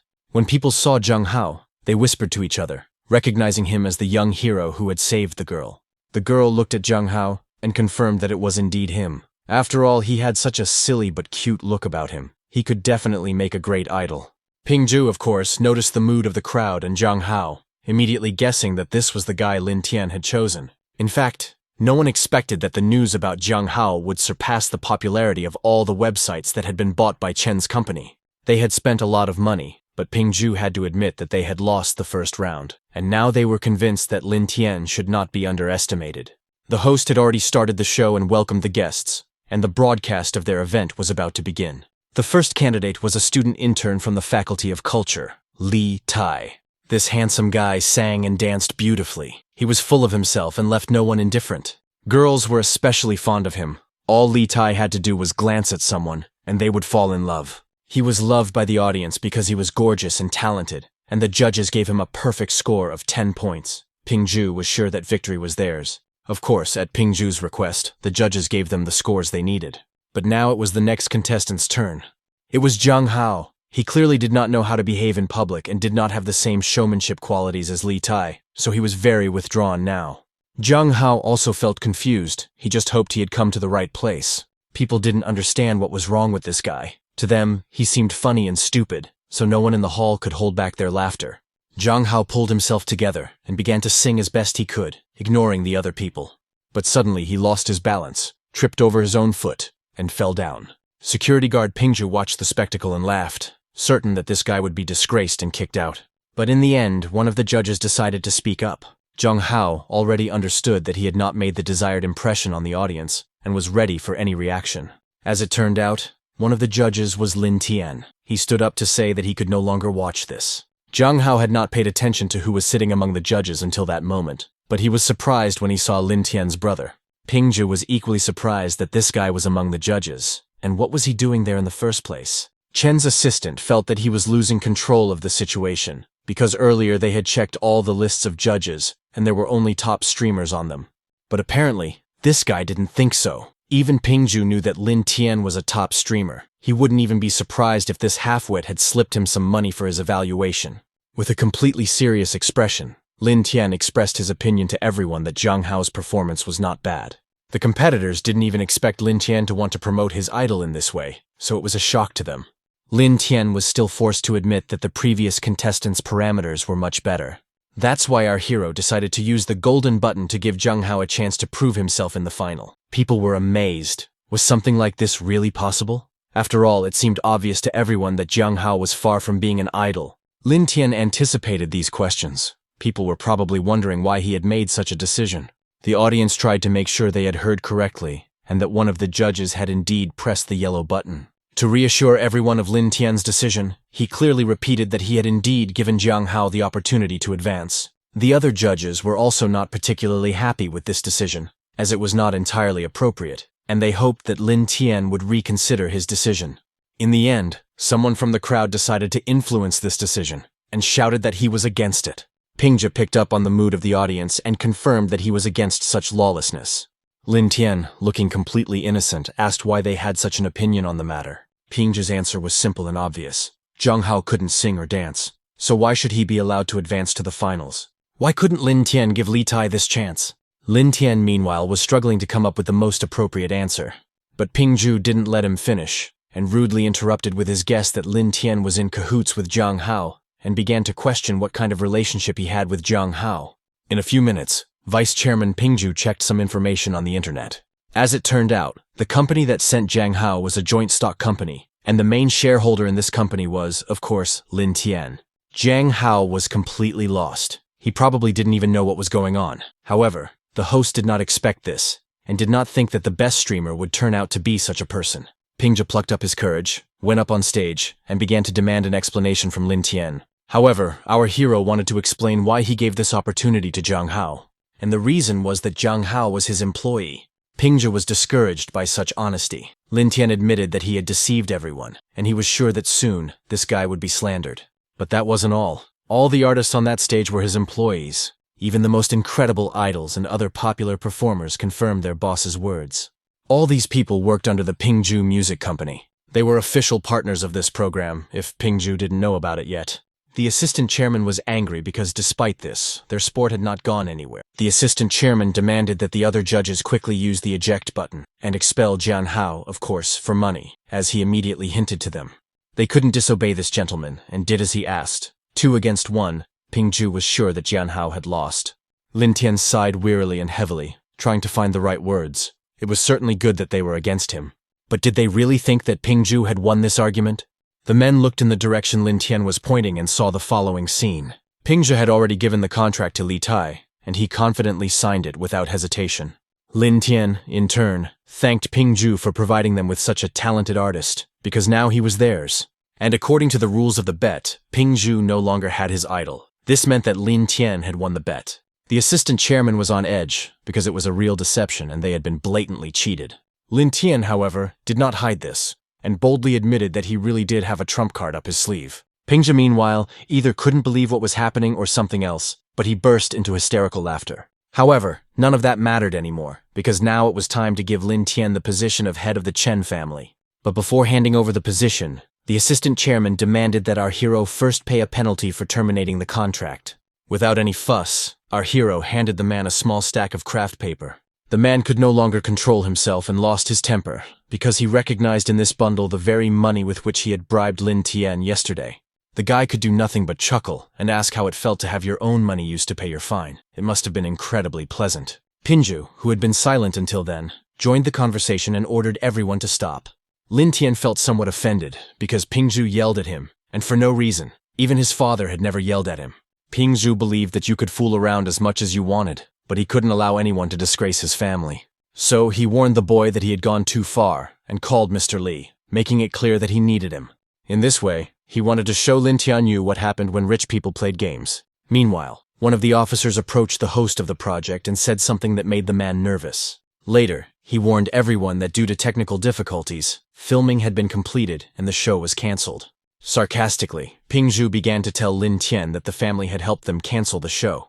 Then, with the most innocent look on his face, he apologized to Lin Tian, saying, "I'm sorry, but money rules the world." Lin Tian turned away for a moment and began to say that since he had become rich, he had realized one thing. Complete freedom of action did not lie in making money, and in spending them wisely, one could have millions, but not understand how to manage them at all. Lin Tian, uttering this phrase, managed to open the curtain behind which stood a detachment of officers led by Mr. Zhou. At that moment, Pingju probably began to understand that the Li family had not even gotten up from their chairs to offer them a helping hand. Officer Zhou Weiwei announced the violations, which consisted of violating trade laws and bribing people. There was also interference in the show's proceedings. The police also learned that Chen Pingju was associated with illegal groups. Based on the above violations, Pingju and his loyal assistant were arrested. The assistant chairman decided to take all the blame upon himself, saying that he was solely responsible and that Mr. Chen Pingzhu knew nothing about it. However, Lin Tian warned him that his confession had been recorded on a dictaphone. Moreover, our hero had bribed Li Tai a few days earlier, but now he simply decided to arrange a surprise. Faced with a hopeless situation, Pingzhu felt powerless and couldn't even get angry. It was obvious that Lin Tian had planned everything in advance. But before leaving, Pingzhu warned Lin Tian not to count on cooperation with the channels anymore. Zhang Hao was still there, watching everything from the sidelines. When our hero was left alone, he approached him, deciding to clarify whether it was all because of him. Of course not. But Lin Tian would never say that. He asked Zhang Hao not to worry, because he, Lin Tian, was ready to do anything for his friend. Moreover, first of all, this scandal would raise the show's ratings. Secondly, cooperation with the channel could always be bought. That was not a problem. Our hero came out on top again, realizing that he really loved spending money. The next day did not start so brightly for our hero. He considered various options, but none of them seemed to work. Meanwhile, Chao Biao, sitting next to him, didn't even understand what was happening with Lin Tian again. The problem was that Lin Tian was looking for a worthy opponent, someone he could fight. The girl tried to understand Lin Tian, why he needed this at all, and what the point of it was. The point was that our hero wanted to defeat the bad guys with his iron fist of justice. But in reality, our hero had decided to fulfill the task of the martial arts master, and time was very unforgiving to him. That's why he wanted to find someone and hone his skills. As they say, evil never sleeps, and Lin Tian must always be ready. Da Fan Pai was still in the hospital and was slowly recovering. Every single day he thought about Lin Tian. As soon as he was discharged from the hospital, he was going to get even with him. In the end, our hero couldn't take it anymore, and decided to visit his strongest opponent to find out when he would finally recover. Although Da Fan Pai thought about Lin Tian, he was not very happy about his current appearance. This guy seemed like some kind of psycho to him. Meanwhile, on the street, two guys were arguing about who Han Mei Mei loved. Of course, our hero discovered this when he was leaving the hospital after visiting his friend. His eyes and ears did not deceive him, and he hoped that the guys were going to fight. But the strangers didn't understand what had happened before that, Lin Tianyu. It turns out that our hero simply thought, why not help them and offer to fight with them, if it made no difference to them. But the strangers thought he was just another nutcase and ran away, leaving only clouds of dust behind them. Further down the road, our hero came across some lovely elderly ladies, and he thought, why not offer them to hit him, such an ill-mannered guy? The grandmothers ignored him. Then he saw some children and promised them candy for whoever hit him, and whoever hit him harder would get more candy. In the end, all these attempts were in vain. Everyone thought he was crazy. Was this the loneliness of a master of his craft? Just as he relaxed, he heard a gunshot and saw a man right in front of him. The man was apparently looking for Lin Tian from the start, as he knew his name, but Lin Tian did not know who this man was. The stranger hoped until the very last moment that Lin Tian couldn't have forgotten him so quickly. Our hero experienced a strange feeling of déjà vu, as if he had seen this somewhere before. Since Lin Tian couldn't remember this stranger, he explained that his brother had suffered because of him. Lin Tian was aware of the situation and thought about it. But even if you killed him, he still didn't know who this man was. It turned out that his brother was the one who had tried to rob the bank. The stranger had seen the news and remembered that it was because of Lin Tian that he had failed, and was now in prison. Finally, it dawned on our hero what and who they wanted from him. After all, the thief was wearing a mask, and Lin Tian had no idea what he looked like. Words were meaningless, so the thief's brother simply put a bullet in Lin Tian's forehead to kill him. He was happy because it was the end, and he was proud of himself for showing the price of heroism. The bullet was fired, but Lin Tian, on the contrary, said that it was excellent. Our hero was looking for a bad guy just like this scumbag, and it seemed that he had won a ticket to a world of pain and suffering, for which Lin Tian congratulated him. The man was simply dismayed when he saw his victim catching bullets with his bare hands. But for some reason, this did not upset or frighten him at all. On the contrary, it cheered him up, because it explained a lot and meant that his brother could not lose to a weakling. However, now he was going to shoot at Lin Tian with 2 pistols. He was curious to see if the guy could catch bullets from 2 guns at the same time. Lin Tian looked completely focused, and was just waiting for the man to attack him. He was in such a deep hole, but for some reason, it made him very happy. Bullets were flying at him, and he was smiling like a madman. Lin Tian was, of course, grateful to this kind stranger for his help, but alas, he was in a hurry to disappoint him, because it wasn't enough. But this man's decisive revenge was commendable, and Lin Tian was sure that his brother would be proud of him. Yes, unfortunately, this man's time was up, and it was our hero's turn to prove himself. As soon as our hero wanted to do something, he noticed that the man was nowhere to be found. He had already mounted his motorcycle and was trying to escape at high speed, hoping that they would not catch up with him. On the way, he thought, what kind of crazy young people would catch bullets with their bare hands now? But he was glad that now he had nothing to fear. Otherwise, he would have been like his brother, another victim of this young man. Suddenly, Lin Tian caught up with his new acquaintance and praised him for his escape style, because it was simply awesome, and Lin approved of that. Instinctively, the man thanked him for the compliment, but asked in surprise how the guy had caught up with him. It turned out to be an ancient martial art, the Lin family's burning wheels. Lin Tian did not forget to thank this kind man once again, because thanks to his training, the young man had gained insight and learned a couple more tricks. Of course, he wanted to practice them a little, so he started with his first trick, the ancient martial art of the Lin family's wheel piercing. As soon as the bullet touched the rubber on the wheel, the motorcycle exploded, and the man was thrown back. Of course, our hero was not going to stop there. He had other tricks he wanted to try. Next up was another ancient martial arts trick, the Lin family's sunrise.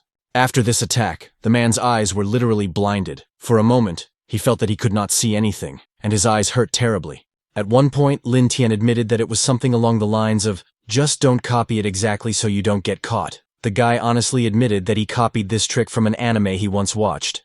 But that was just a moment of candor. Lin Tian was not going to stop and continued his experiments. Next up was an ancient martial art, the spirit of the Lin family's incorporeal unity. Lin Tian came up with a name for the new trick, the ancient martial art of the Lin family's rubber gun. Just think about where he got these names. After all, only a few were mentioned, and there were dozens of them. After these dozens of attempts, the man could no longer bear the pain and asked to stop, admitting defeat. It was easier for him to surrender to the police. In fact, our hero was also tired, so tired that he couldn't even perform the final move. Finally, the long-awaited sound of the task being completed and the award being received was heard. The task was completed, and Lin Tian received 1 bronze award, 5 silver awards, and 8 out of 10 gold awards. Lin Tian was pleasantly surprised that there were even additional rewards. But for the first stage, he received tickets to a martial arts competition. His internal QI storage was increased, and he also had the opportunity to synchronize his energy. The more tricks our hero could use, the more awards he would receive. And there were also Diamond, Star, Royal, and Absolute Master awards.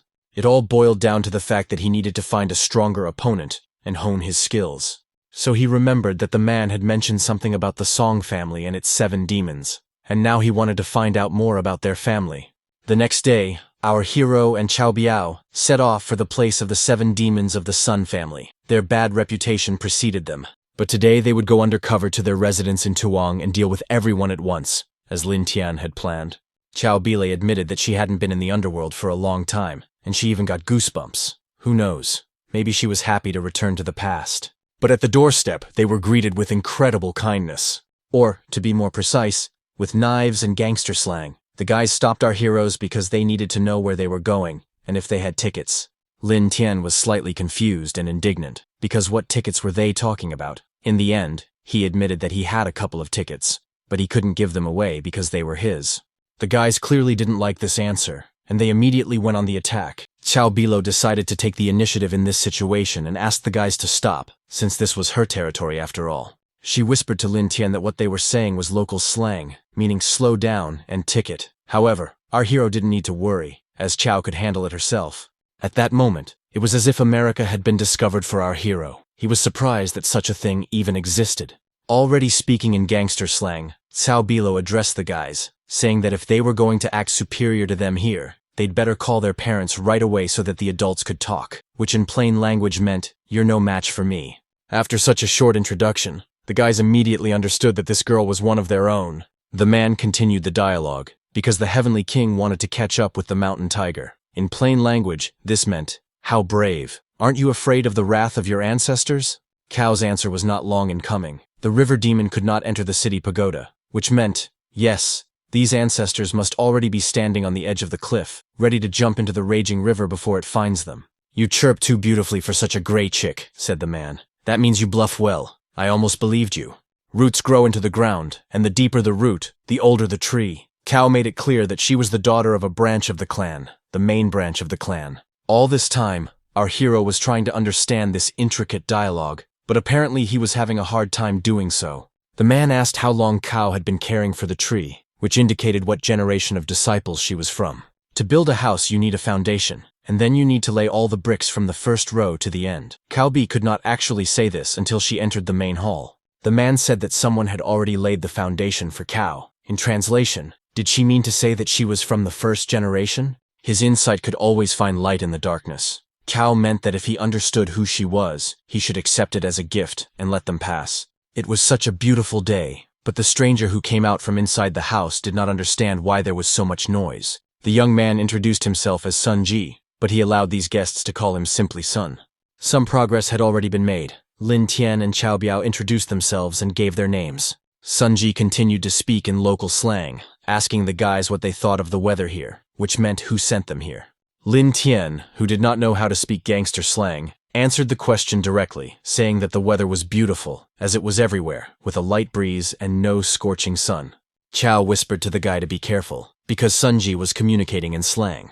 Therefore, Cao herself answered the man's question, saying that the second master of the Sun family was kind to them and had invited them to visit his home. Lin Tian quickly picked up on this and began to agree, saying that Mr. Sun Qigong had invited them, but as good guests, they had not come empty-handed. In that case, Sun Ji agreed to show his dear guests inside. On the way, Lin Tian asked the girl where she had learned this slang. She whispered that she had lived in Tiger Mountain for some time, which is how she had learned it. Our heroes whispered among themselves, but probably did not understand what trap they were walking into. As soon as they arrived, Lin Tian wanted to get down to business right away, specifically that he and Chao wanted to join them. Sun Ji looked completely carefree, and without even thinking about it, he said that it was entirely possible. In fact, Lin Tian was very surprised that Song Ji was talking about such an important matter, with such a relaxed expression on his face. Sun Ji had been given so much money that he saw no reason to worry about anything. Lin Tian felt that there was something fishy going on, because he had planned that he would be sent away, and then he would fight with every person on this mountain, but everything was not going according to his plan. Sun Ji even teased the guy a little, saying, "Come on, another warlike fool." For Chao Biao, this was simply outrageous. How could Sun Ji laugh at them right to their faces? Did he really think they didn't know the rules? They had come to the mountain gates not just for an excursion, but to fight the demons of the Sun family. Sun Ji admitted that he did not condemn senseless fighting, let alone murder, especially if it was on their family's property. Sun Ji preferred to resolve everything in a civilized manner, walking among the trees in the fresh air. Chao didn't understand what trees or fresh air he was talking about. He was part of the Sun family, and the Sun family were the masters of the underworld, the underground arena, and the black market. For some reason, the words underworld made Sun Ji nervous, and his sister scolded him with her words. Still, he had to admit that maybe it used to be that way. He was cruel and a little bit reckless. But now, everything was different. After all, he even had an honorary certificate for his great contribution to the development of the city and his free assistance. Although Lin Tian was a little out of touch with reality, Sun Zi seemed to him to be overdoing it, and together with Chao, they stared at the man as if he were some kind of madman. Our hero was even a little upset after that, because Sun Qigong had given him completely different information. Sun Ji admitted that it was not their fault, because they could not have known. Sun Qigong and the sixth brother had already severed their ties with Sun Ji. If they couldn't accomplish anything today, Lin Tian inquired about the fate of his money, which Sun Ji had already pocketed. And not for free, he offered his guests something to see with their own eyes, rather than just hear from him. So they followed their host and found themselves somewhere in the courtyard of his estate. Sun Ji showed his guests the cacao tree, also known as the chocolate tree. He considered these trees to be simply beautiful, works of art, and he was happy that someone had invested in them. Now getting to the point, about Lin Tian's money, Sun Ji asked him to sign a contract. The title read, Limited Liability Company, Sun Family Cocoa, Investment Agreement. Lin Tian, without even reading it, thought the man was rushing things. But to tell the truth, he didn't have much time. If Lin Tian and Chao didn't buy his trees, someone else would. Spend so much money to buy a remote garden with cocoa trees? Who else but our hero was rich enough to spend money like that? Sun Ji explained that although these gardens were located far away, which was completely inconvenient, his cocoa was the best on the market. Competitors wanted to buy the Sun family's cocoa gardens, not to harvest cocoa beans, but to destroy them completely. That way, they could use their cheap raw materials to take over the market. For this reason, Sun Ji was very reluctant to let this wonderful cocoa disappear from his garden. Chao Bilei had always known that Sun Ji was a bit of a weirdo, but she never imagined anything like this. Lin Tian was a little confused, but for the sake of Sun Ji's obsession with cocoa, he decided to invest money in these gardens. But Lin Tian also suddenly wanted to buy the company that wanted to destroy these gardens, so he needed to know its name. Sun Ji did not conceal the names of his competitors, and his competitors were called Xiao, Xiao, Su Fu. The next day, our hero was already sitting in his office, carefully reading the documents. No matter how you looked at it, Su Shuiqing was creating more and more problems for him, which were quite difficult to solve. At first, Lin Tian thought she was just an arrogant girl with big ambitions, nothing more. But only now did he realize how wrong he was. In addition to driving a car, this girl had many other skills that even men sometimes couldn't master. Lin Tian was interrupted from his thoughts by Ping Zhu, who entered the office shouting that they had problems. Lin Tian was no longer surprised by anything lately, and thought that perhaps the acquisition of the subsidiary company Xiao Su had failed. In fact, the purchase went smoothly, but there were other problems. As soon as they decided to sign the contract, Lin Tian didn't let Ping Zhu finish, and voiced his assumption that they had raised the price, immediately adding that it didn't matter, they just had to pay. But in reality, things were much worse. These guys sold the company without saying a word, but then something bad happened. Several people from the Su family who worked at the subsidiary company all quit. Every single one of them. Lin Tian was shocked. After all, these guys quit, even though he had raised their salaries. Not only that, but they also asked Ping Zhu to fire them through disciplinary action. One of the Su family members said that their older sister had accepted the money, but they had nothing to do with it. It was very similar to sabotage, through the dismissal of the entire management team. In the midst of all this, our hero received a message from someone. He couldn't even imagine who would write to him at such a time. As it turned out, it was Su Weiqing. She wrote, "Stupid rich man, are you happy now?" This message was enough to pique Lin Tian's interest. In addition to all this, the girl also left the location where she was, and on the same day, Lin Tian went to some abandoned factory. He looked at the photo she had sent him in the message and compared it to the place he had ended up. While he was doing this, someone's hand touched him from behind. Lin Tian was so surprised that he was even scared, thinking that the girl was going to attack him, so he used his ancient martial arts, the roar of the Lin family's fire dragon. But Su Shuiqing believed that all of Lin Tian's ancient martial arts were completely useless. Lin Tian himself noticed that it didn't work. Moreover, he didn't understand where all the qi had gone. He wondered if Su Shuiqing was some kind of vessel for storing qi. But Su Shuiqing didn't quite understand what he was talking about and what the guy wanted from her. However, he wasn't going to explain it, dismissing it as just thoughts out loud. And so, when the greetings were over, Su Shuiqing decided to get down to business. The subsidiary company that Lin Tian's family had acquired. Lin Tian interrupted the girl again, saying that he was speaking now, not this woman. The first thing he wanted to know was why Su Shuiqing was following him everywhere. Su Shuiqing was a little offended by this statement. After all, she had rushed here based only on a photo from a message. But did she always take photos like that? Lin Tian was convinced that she did it on purpose. In the end, Lin Tian was indeed right, and it would be pointless for the girl to deny it. Lin Tian was the strongest person Su Shuiqing had ever known. Lin Tian was even embarrassed by such compliments. Could that be the only reason? He dared to suggest that she was secretly in love with him. In her opinion, that would be too much for her. Whether Lin Tian liked it or not, they were now in the same boat, so he had better get serious. Our hero still didn't understand what was going on and what kind of mess he had gotten himself into. It seemed that Su Shuiqing had warned the guy to get ready because now the game of survival was about to begin. He didn't even have time to react before several needles were stuck into his neck. Su Shuiqing was already anticipating that when their acquaintances arrived on the island, the lovely Lin Tian would beg her for help. Were there things in this world that couldn't be bought with money? Su Shuiqing was convinced that there were such things, and more than one. First, advanced scientific and technological achievements and discoveries. Second, emotions, such as those you get when watching your favorite team play. But now there was something that combined these things into one. And that thing was the survival game, Island of Despair. There were no rules here. Initially, it was just a regular game of fighting for the amusement of the rich. The winner received a prize, incredible achievements of scientists in various fields and research, in a single copy. Because of such a prize, strict rules were introduced, and breaking them was dangerous for one's life. But Su Shuiqing had been watching Lin Tian for a long time. Meanwhile, our hero was already fast asleep, drooling and completely ignoring the girl. She had to raise her voice so that Lin Tian would pay at least a little attention to her and listen carefully. But Su Weiqing's voice was like a strong sleeping pill, and whether he wanted to or not, Lin Tian fell asleep anyway. Still, it was fair to say that sleep was beneficial, so the guy would be happy if the girl continued. In general, Su Shuiqing decided to briefly explain that several teams would participate in this game, and now Lin Tian was Su's partner. Lin Tian was a little confused as to why, out of all the possible guys, she chose him. As Su Xueqing had already said, she had been watching Lin Tian for a long time. He knew how to fight and was capable of making decisions. On top of that, he was so rich that it was impossible to bribe him. Moreover, there weren't many people who could help Su Xueqing in this matter, so Lin Tian should be grateful that she chose him. But now it was time to take the plunge. To begin with, the girl thought they needed to go to the base to find supplies. Lin Tian decided to casually mention that it was his first time flying on an airplane. This fact surprised Su Xueqing, because the guy had so much money, but he was flying on an airplane for the first time. However, it didn't matter to her. She literally grabbed him by his jacket and pulled him down, and together they flew away.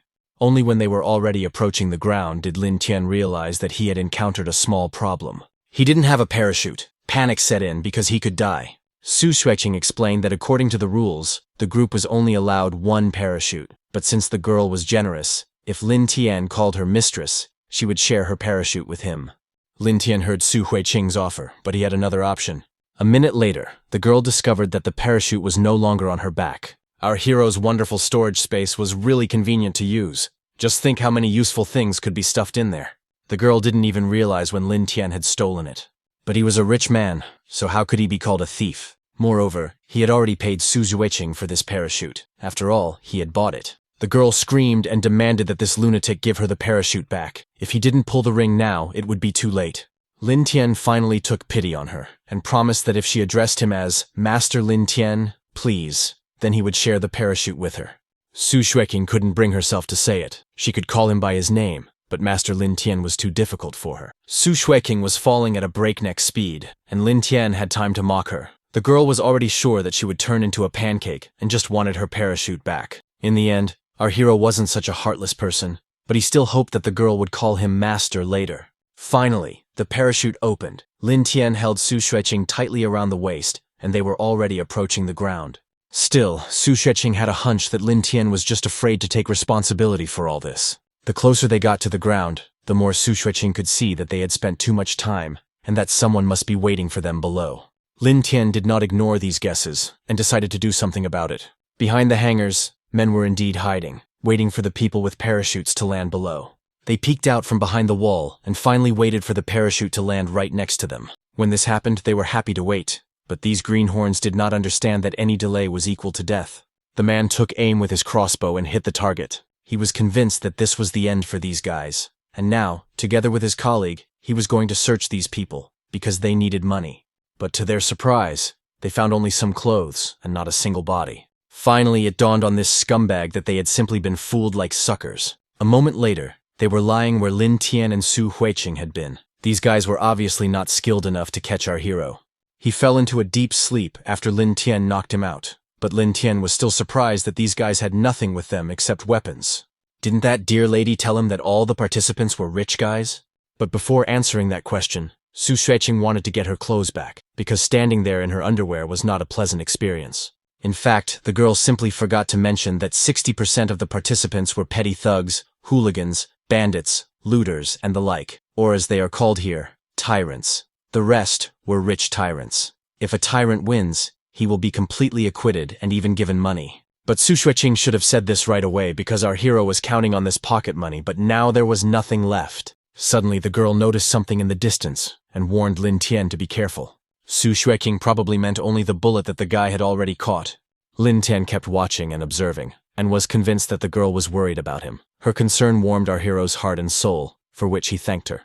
But it turns out that Lin Tian simply misunderstood everything. In any case, now was not the time for matters of the heart. It was much more important for them to deal with the enemy.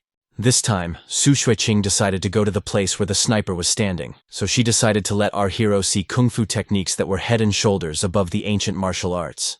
Lin Tian suddenly thought about it, because he didn't know the girl's abilities, so he thought that this was indeed a great opportunity for him to learn more.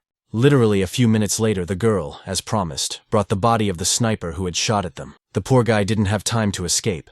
Our hero had only seen something like this once before, when a girl killed him in a matter of seconds. It was incredible. Another defeated man was in very serious condition, but he was holding a button in his hand that sent some kind of signal. This signal had already reached other armed men, probably from the same team. The man we already know was aware that Su Xueqing and Lin Tian were there, and had been spotted by his man. Su Wumei ordered all his soldiers to capture his cousin, and of course that asshole Lin Tian. Our hero and Su Shuiqing relied heavily on their own strength, and were not as prepared as Su Wumei, who had gathered an army in advance. And in fact, they were surrounded. Lin Tian could already sense out of the corner of his eye that someone was behind the wall, and he knew for sure that they were in trouble. Su Shuiqing confirmed Lin Tian's suspicions. She realized that someone had surrounded them on all sides, so she warned the guy to be ready to fight. Lin Tian was increasingly surprised, because it turned out that the girl probably had X-ray vision. She confirmed this guess, and even said that her vision was more advanced than his. Lin Tian pointed to his side where the soldiers were coming from, and the girl pointed to hers. The situation was not ideal because they were indeed surrounded. Su Shuiqing began to realize that something was wrong, and that she was probably overlooking something. However, she was not going to give up and decided to first destroy the guys who were on her side. As it turned out later, Su Shuiqing possessed nanotechnology combat skills and used bonus power. But her strength was not enough to even hit her cousin Su Wumei. He stopped her blow right in midair. Su Wumei did not hesitate to teach the girl that she should not rely too much on nanotechnology. After all, even a simple switch could disable the nano-weapons on the girl. Lin Tian began to understand the situation, and now began to guess why Su Wumei had not chosen a direction from the start. Su Shuiqing had backup options, such as conventional weapons. She also reminded him that she never looked up to anyone. She fired a bullet straight at her relative, but the bullet got stuck in his bulletproof vest. Did the girl really think that if she had some kind of protection, Su Wumei didn't? As it turned out, she was wrong. Su Wumei had even stronger protection. He pulled the girl behind him and explained that he had a set of nano-armor that even stopped blood. As for our hero, Su Wumei was sure that he was just a man without any advantages. Therefore, he wanted Lin Tian to come closer to him and kneel in front of him. Lin Tian began to approach the guy. And then he pulled off an unexpected trick. He began to hit the man in all his vulnerable and unprotected places. Su Wumei defended himself very well, but he forgot about one important organ. And in the end, he paid for this oversight. Su Wumei probably didn't realize it, but Lin Tian was kind and explained that his advantage was his IQ. However, Su Wumei would not be able to copy that. Finally, our hero received a notification from the system, and the guy already noticed the first change. The color of the system had changed to a red hue. The main tasks that Lin Tian had to complete were to become the champion of the survival competition and upgrade to the final version of the system. As a reward, he would receive access to the main mission number 2, the right to choose one mission, and access to additional side missions. Only now did Lin Tian think about the fact that after so many years, he was using something that wasn't even a finished product. Or maybe this upgrade was what would give him more money. But he couldn't stand there and think about it anymore. Su Shuiqing pulled him out of his thoughts and led him away. They didn't have time and needed to go. Soon, a nerve-paralyzing gas would begin to spread across the island and eventually fill the entire island. That was why Su Shuiqing was rushing Lin Tian. Staying in one place for too long was dangerous. The further Lin Tian walked, the more surprised he became. He didn't understand what else the girl thought it necessary to hide from him. But she wasn't going to discuss it. After all, they didn't have time, so she decided it was better to focus on the task at hand. Now they needed to follow the direction of the plane, because it had dropped the loot. However, things weren't so bad. Lin Tian was pleased to think that they had air support here.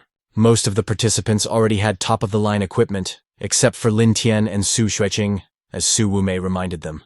If her brother said so, then Su Shuiqing was probably right in guessing what he was hinting at, and he probably wanted to offer his head in exchange for theirs. Other players were already guarding the location where the bridge was, and they were looking around to see if there were any other people. But as soon as they saw a car approaching them, they aimed their weapons and fired to kill. Having taken up an advantageous position on the bridge, they believed that they could easily deal with anyone who wanted to get the equipment thrown out of the plane. They were sure that their team would definitely become champions this time, but looking through their binoculars, they noticed some movement again. They sensed that something was wrong, so they hid behind the barricades and prepared themselves. But what they saw next completely stunned them. A crowd of naked men carried Su Wumei, who was tied up and wrapped in explosives. As soon as they approached the barricade, they threw Su Wumei away like a useless object. The men realized they were trapped and surrounded, so they opened fire. On the other hand, Lin Tian and Su Shuiqing had already rushed over. One bulletproof vest wasn't enough for them, so they used about a dozen. When they finally dealt with everyone, they took off their bulletproof vests and thought that in terms of cunning and intrigue, these guys were only bronze medalists. Su Shuiqing was most interested in what had been placed here as loot this time. Inside, they found a portable invisible safe and no weapons or other useful items. Nevertheless, when Lin Tian saw this safe, he tensed up, because this safe was an exact copy of his small storage room. Suddenly, the girl remembered seeing something similar in a scientific journal. Storage technology that compresses objects to nanoscale, with an optical stealth function. You could put almost anything in here, and it would be well hidden. Lin Tian was struck by the thought that this was a basic version of his real storage space. Whoever saw it first would have to take it, and Su Xueqing was going to do just that. After all, it was her property anyway. This was so that Lin Tian wouldn't get upset. However, he didn't really care. He was much more interested in who created it in the first place. Lin Tian began to think more about the possibility that the items in his system had been developed by someone. For example, his personal storage, attribute adjustments, ancient martial arts. Su Xueqing looked up at the sky and noticed that something was wrong, because the airdrops were too frequent, which was unusual. Even though our hero was here for the first time in his life, he sensed that something was wrong. It was enough to just look at his legs, which were engulfed in an incomprehensible structure. Now it was obvious that the circle was shrinking again. Lin Tian couldn't understand. Had this survival game always been so disgusting? This circle was shrinking without stopping and showed no signs of stopping. But as Su Xueqing remembered, it hadn't been like that before. They tried to run, but they weren't fast enough. The circle was shrinking much faster. In the end, Lin Tian decided to carry the girl in his arms so that they could run faster. On the way, he didn't forget to tease the girl a little, saying, "Can ancient martial arts really help?" But he should have kept that to himself, because the girl had already noticed something behind him. And yet it was illogical, because the circle was accelerating along with them. Lin Tian ran faster than before. In the end, he decided to stop abruptly and instinctively threw the girl off after braking. Lin Tian began to suspect that someone was just messing with them. After this assumption, he heard someone clapping. The silhouette of a man standing out from the rock complimented Lin Tian, because he was really good. However, the man was sorry that Lin Tian figured it out too quickly. Su Xueqing immediately recognized the man as Zhao Bosshi. He was born into the most powerful scientific research family in Shenzhou. His great-grandfather was one of the members of the Qing dynasty who studied abroad, and so was his great-grandfather. Even before his father was born, his family consisted entirely of intellectuals. Zhao Bosshi was the only one of the fourth generation involved in scientific research. He was known throughout the world as the Lord of Asian Scholarship, Zhao Bosshi. He went to college at the age of 13 and became a doctor at 15. Now, at the age of 22, he was a distinguished professor. His patents and inventions brought him a lot of money and fame. No one knew how much he had. And if Lin Tian really stole his money, then he was obliged to return it to him. Lin Tian felt uncomfortable, and in general, he did not understand how he could return what he had already spent. However, Zhao Bosshi was very surprised that the guy admitted it directly and did not try to hide the truth. Moreover, Zhao Bosshi probably already knew where our hero had spent everything, so what else could he be afraid of? But in reality, Lin Tian was thinking that he couldn't anger Zhao Bosshi, because what if he really was the creator of this system? In the end, Zhao Bosshi admitted that he didn't need the money, that it was all small change to him. He had another goal, and that was why he had come here. Zhao Bosshi was much more interested in how Lin Tian found a bug in the system he was designing. Just then, a thought struck our hero. Zhao Bosshi probably didn't know about his personal system. Lin Tian, however, had no intention of revealing his information, and said outright that it was a secret. Lin Tian didn't even need to say anything else. Zhao Bosshi already understood that he had to defeat Lin Tian. Defeat him in programming, in invention, and in everything else. But Lin Tian didn't mean that at all. He was going to say that he was willing to reveal the secret if Zhao Bosshi paid him. But Zhao Bosshi refused to believe it until the very end. Did the guy really think he would fall for that? For some reason, Zhao was convinced that Lin Tian was not a dirty capitalist who only cared about money. Su Xueqing, who was standing on the sidelines, admitted that she hadn't done anything and didn't understand why she was suffering the consequences. In the end, Zhao Bosshi had already blocked his account, and the money no longer affected them. In this way, he wanted to force Lin Tian to fight fairly and pit their knowledge against each other in a duel. And yet Lin Tian came to the conclusion that the money the system had given him actually belonged to Zhao Bosshi. After all, now the balance showed a system error. This made him very angry. He was unhappy that the system was taking all his money. Anger enveloped his body, and he was ready to tear Zhao Bosshi to pieces, so he headed towards him. Zhao Bosshi liked our hero's determination, but he was also too naive. Before disappearing completely, Zhao Bosshi warned that he would be waiting for him in the last circle. But for now, he had to have fun with his friends. As soon as Zhao Bosshi disappeared from the scene, our heroes were immediately surrounded by soldiers. Su Xueqing wanted Lin Tian to cover her rear so she could break through, but Lin Tian was nowhere to be found. The guy had already run towards the zone without even explaining anything to Su Xueqing, who didn't understand why he was running there. Our hero wanted to test one of his theories and broke through into the zone. Once there, he was able to confirm his thoughts that it was a fake circle. Moreover, it was just a hologram, just like Zhao Bosshi himself. If Lin Tian was right, then the resources in the airdrop were also sorted by him. But there was no time to relax, as danger pursued the heroes everywhere, and this time it touched Su Chuiqing. There was something wrong with this chest. She had originally put it in her back pocket, but now it was shining brighter than anything else. Lin Tian didn't understand how Zhao Bosshi could do such a thing. Was it really that important for him to defeat him? Zhao Bosshi had ruthlessly planted a bomb in the airdrop, and Su Chuiqing didn't even suspect anything suspicious. Only rubber bullets were used in this game. Lin Tian couldn't imagine how Zhao could kill Su Chuiqing in a game like this. Lin Tian remembered that he had to reach the final zone. If that was the condition, then Lin Tian was going to fulfill it and avenge Su Chuiqing. A long and difficult journey awaited our hero. There were dangers at every turn, but he managed to avoid them through luck and his own vigilance. The road was indeed very long, but finally Lin Tian was closer to the last zone. When he finally got close, he shouted as loud as he could for Zhao Bosshi to come out of his hole. Zhao Bosshi came out as if nothing had happened, as if he were greeting an old friend. He asked Lin Tian not to rush and to wait for the others to arrive.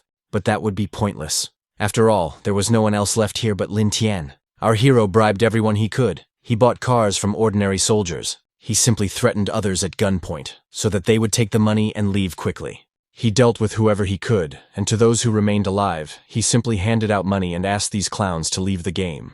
In the end, Zhao Bosshi had to understand that what could be solved with money was nothing. To tell the truth, Zhao Bosshi could have done the same, and it would not have been a problem for him. But if that was all, Lin Tian still would not be able to defeat him. For some reason, Zhao Bosshi was playing top 1 in public, and because of that, our hero didn't understand what Zhao would gain from defeating him. Zhao Bosshi admitted that he was not only playing against Lin Tian, but also against his friends, family, acquaintances, classmates, teachers, and all of them. Lin Tian didn't even know how to respond to this, because the only weapon he had was a frying pan. What could he do against a genius like Zhao Bosshi? And yet, Zhao Bosshi hoped until the very end that the guy would pull himself together and show his true strength. But it was all too easy. Our hero dropped the frying pan and admitted defeat. He wanted to give up. Zhao Bosshi probably expected anything but an admission of defeat. Did Lin Tian naively believe that Zhao would let him go? But what about Su Chuiqing? Zhao Bosshi heard the guy say he would avenge her, so why was he backing down now? Lin Tian believed that Su Chuiqing should avenge herself. Zhao Bosshi probably didn't expect this kind of setup, because Su Chuiqing turned out to be alive and well. He was 100% convinced that he had killed this girl, so how did she manage to survive? However, Su Chuiqing also wondered about this. She was curious as to when Lin Tian had become a doctor. She felt even better than when she had arrived at this place. Lin Tian was certainly not a doctor, and Su Chuiqing's rescue was thanks to the system. He had to buy a resurrection token, and that was the only purchase he could make. The price of such a token was 100 million. The store gave him a 70% discount, but he had to sell all his property. The Tian Tian Lin Company, the wig store, the Tian Tian Lin Preschool Education Trust, and other shares in various companies. He had to sell all of it for some kind of cap. Well, what can I say? Lin Tian wouldn't have bought it if it hadn't been so expensive. It's just money. Useless banknotes, that's all. All these feats for the sake of a beautiful girl. That was much more important. Su Chuiqing was, of course, amazed by such an act. For her, it was probably very unusual. But our hero suggested postponing this conversation until later, because they still hadn't finished with Zhao Bosshi. It was becoming obvious that this Zhao Bosshi was just a robot he had developed. Could it be some kind of Terminator? What else would our heroes have to face? However, Lin Tian guessed that Zhao Bosshi would not reveal himself. As an intelligent person, he would probably create a robot and control it remotely while it fought for him. Zhao Bosshi also understood that Lin Tian would figure this out with his powers of observation and mobility. Although Lin Tian only used his X-ray vision and nothing more. But what could Lin Tian do, even if he knew all these details in advance? Zhao Bosshi urged our hero to give up because the power of money and technology was far more powerful. Lin Tian thought about how Zhao Bosshi didn't know the right way to spend money and offered to teach him. Zhao Bosshi thought that this kid was just laughing at him. He was literally a billionaire, and some student was going to teach him how to spend money? This did not bother Lin Tian at all, because Zhao Bosshi had already lost everything. Our hero urged him to look at the sky, but Zhao thought that Lin Tian was trying to distract him. A few hours before that moment, Lin Tian had given his last remaining card to Su Chuiqing. He wanted the girl to buy something for him. She called the stores, but there wasn't enough money, only enough for 1 minute. In any case, Lin Tian wanted her to buy it and set the timer for half an hour so he could buy some time. To control the work remotely, A satellite signal was needed. That was obvious. For this reason, our hero bought 1 minute of satellite signal usage. Zhao Bosshi no longer looked so confident. His iron body began to shake. Everything was getting out of control. Lin Tian was of the opinion that if he was going to spend money, it should not be on this technological nonsense, but on finally cutting off the Wi-Fi. The secret technique was to disconnect the internet, and 1 minute was more than enough to deal with this robot. Controlling it from the inside, Zhao Bosshi realized he had lost and had to admit that Lin Tian had become his lifelong punishment. Our heroes suddenly noticed a metal box, and Lin Tian thought it was a prize. Since Su Shuiqing was unlucky this time, she kindly gave the reward to Lin Tian, but she was sure that next time she would definitely win. The guy opened the box, and inside was just a small flash drive, but it was sealed as if it were worth millions. Lin Tian guessed that it was most likely the key to updating the system, but as soon as he picked it up, the flash drive disappeared, and his head began to spin. Lin Tian lost consciousness, his body going limp. Su Shuiqing panicked and tried to bring him back to consciousness. Meanwhile, our hero found himself in the system space. At least that's what he thought. Soon he noticed a sign indicating that the system software update was complete. The system had evolved and expanded. Recent tasks appeared on the table.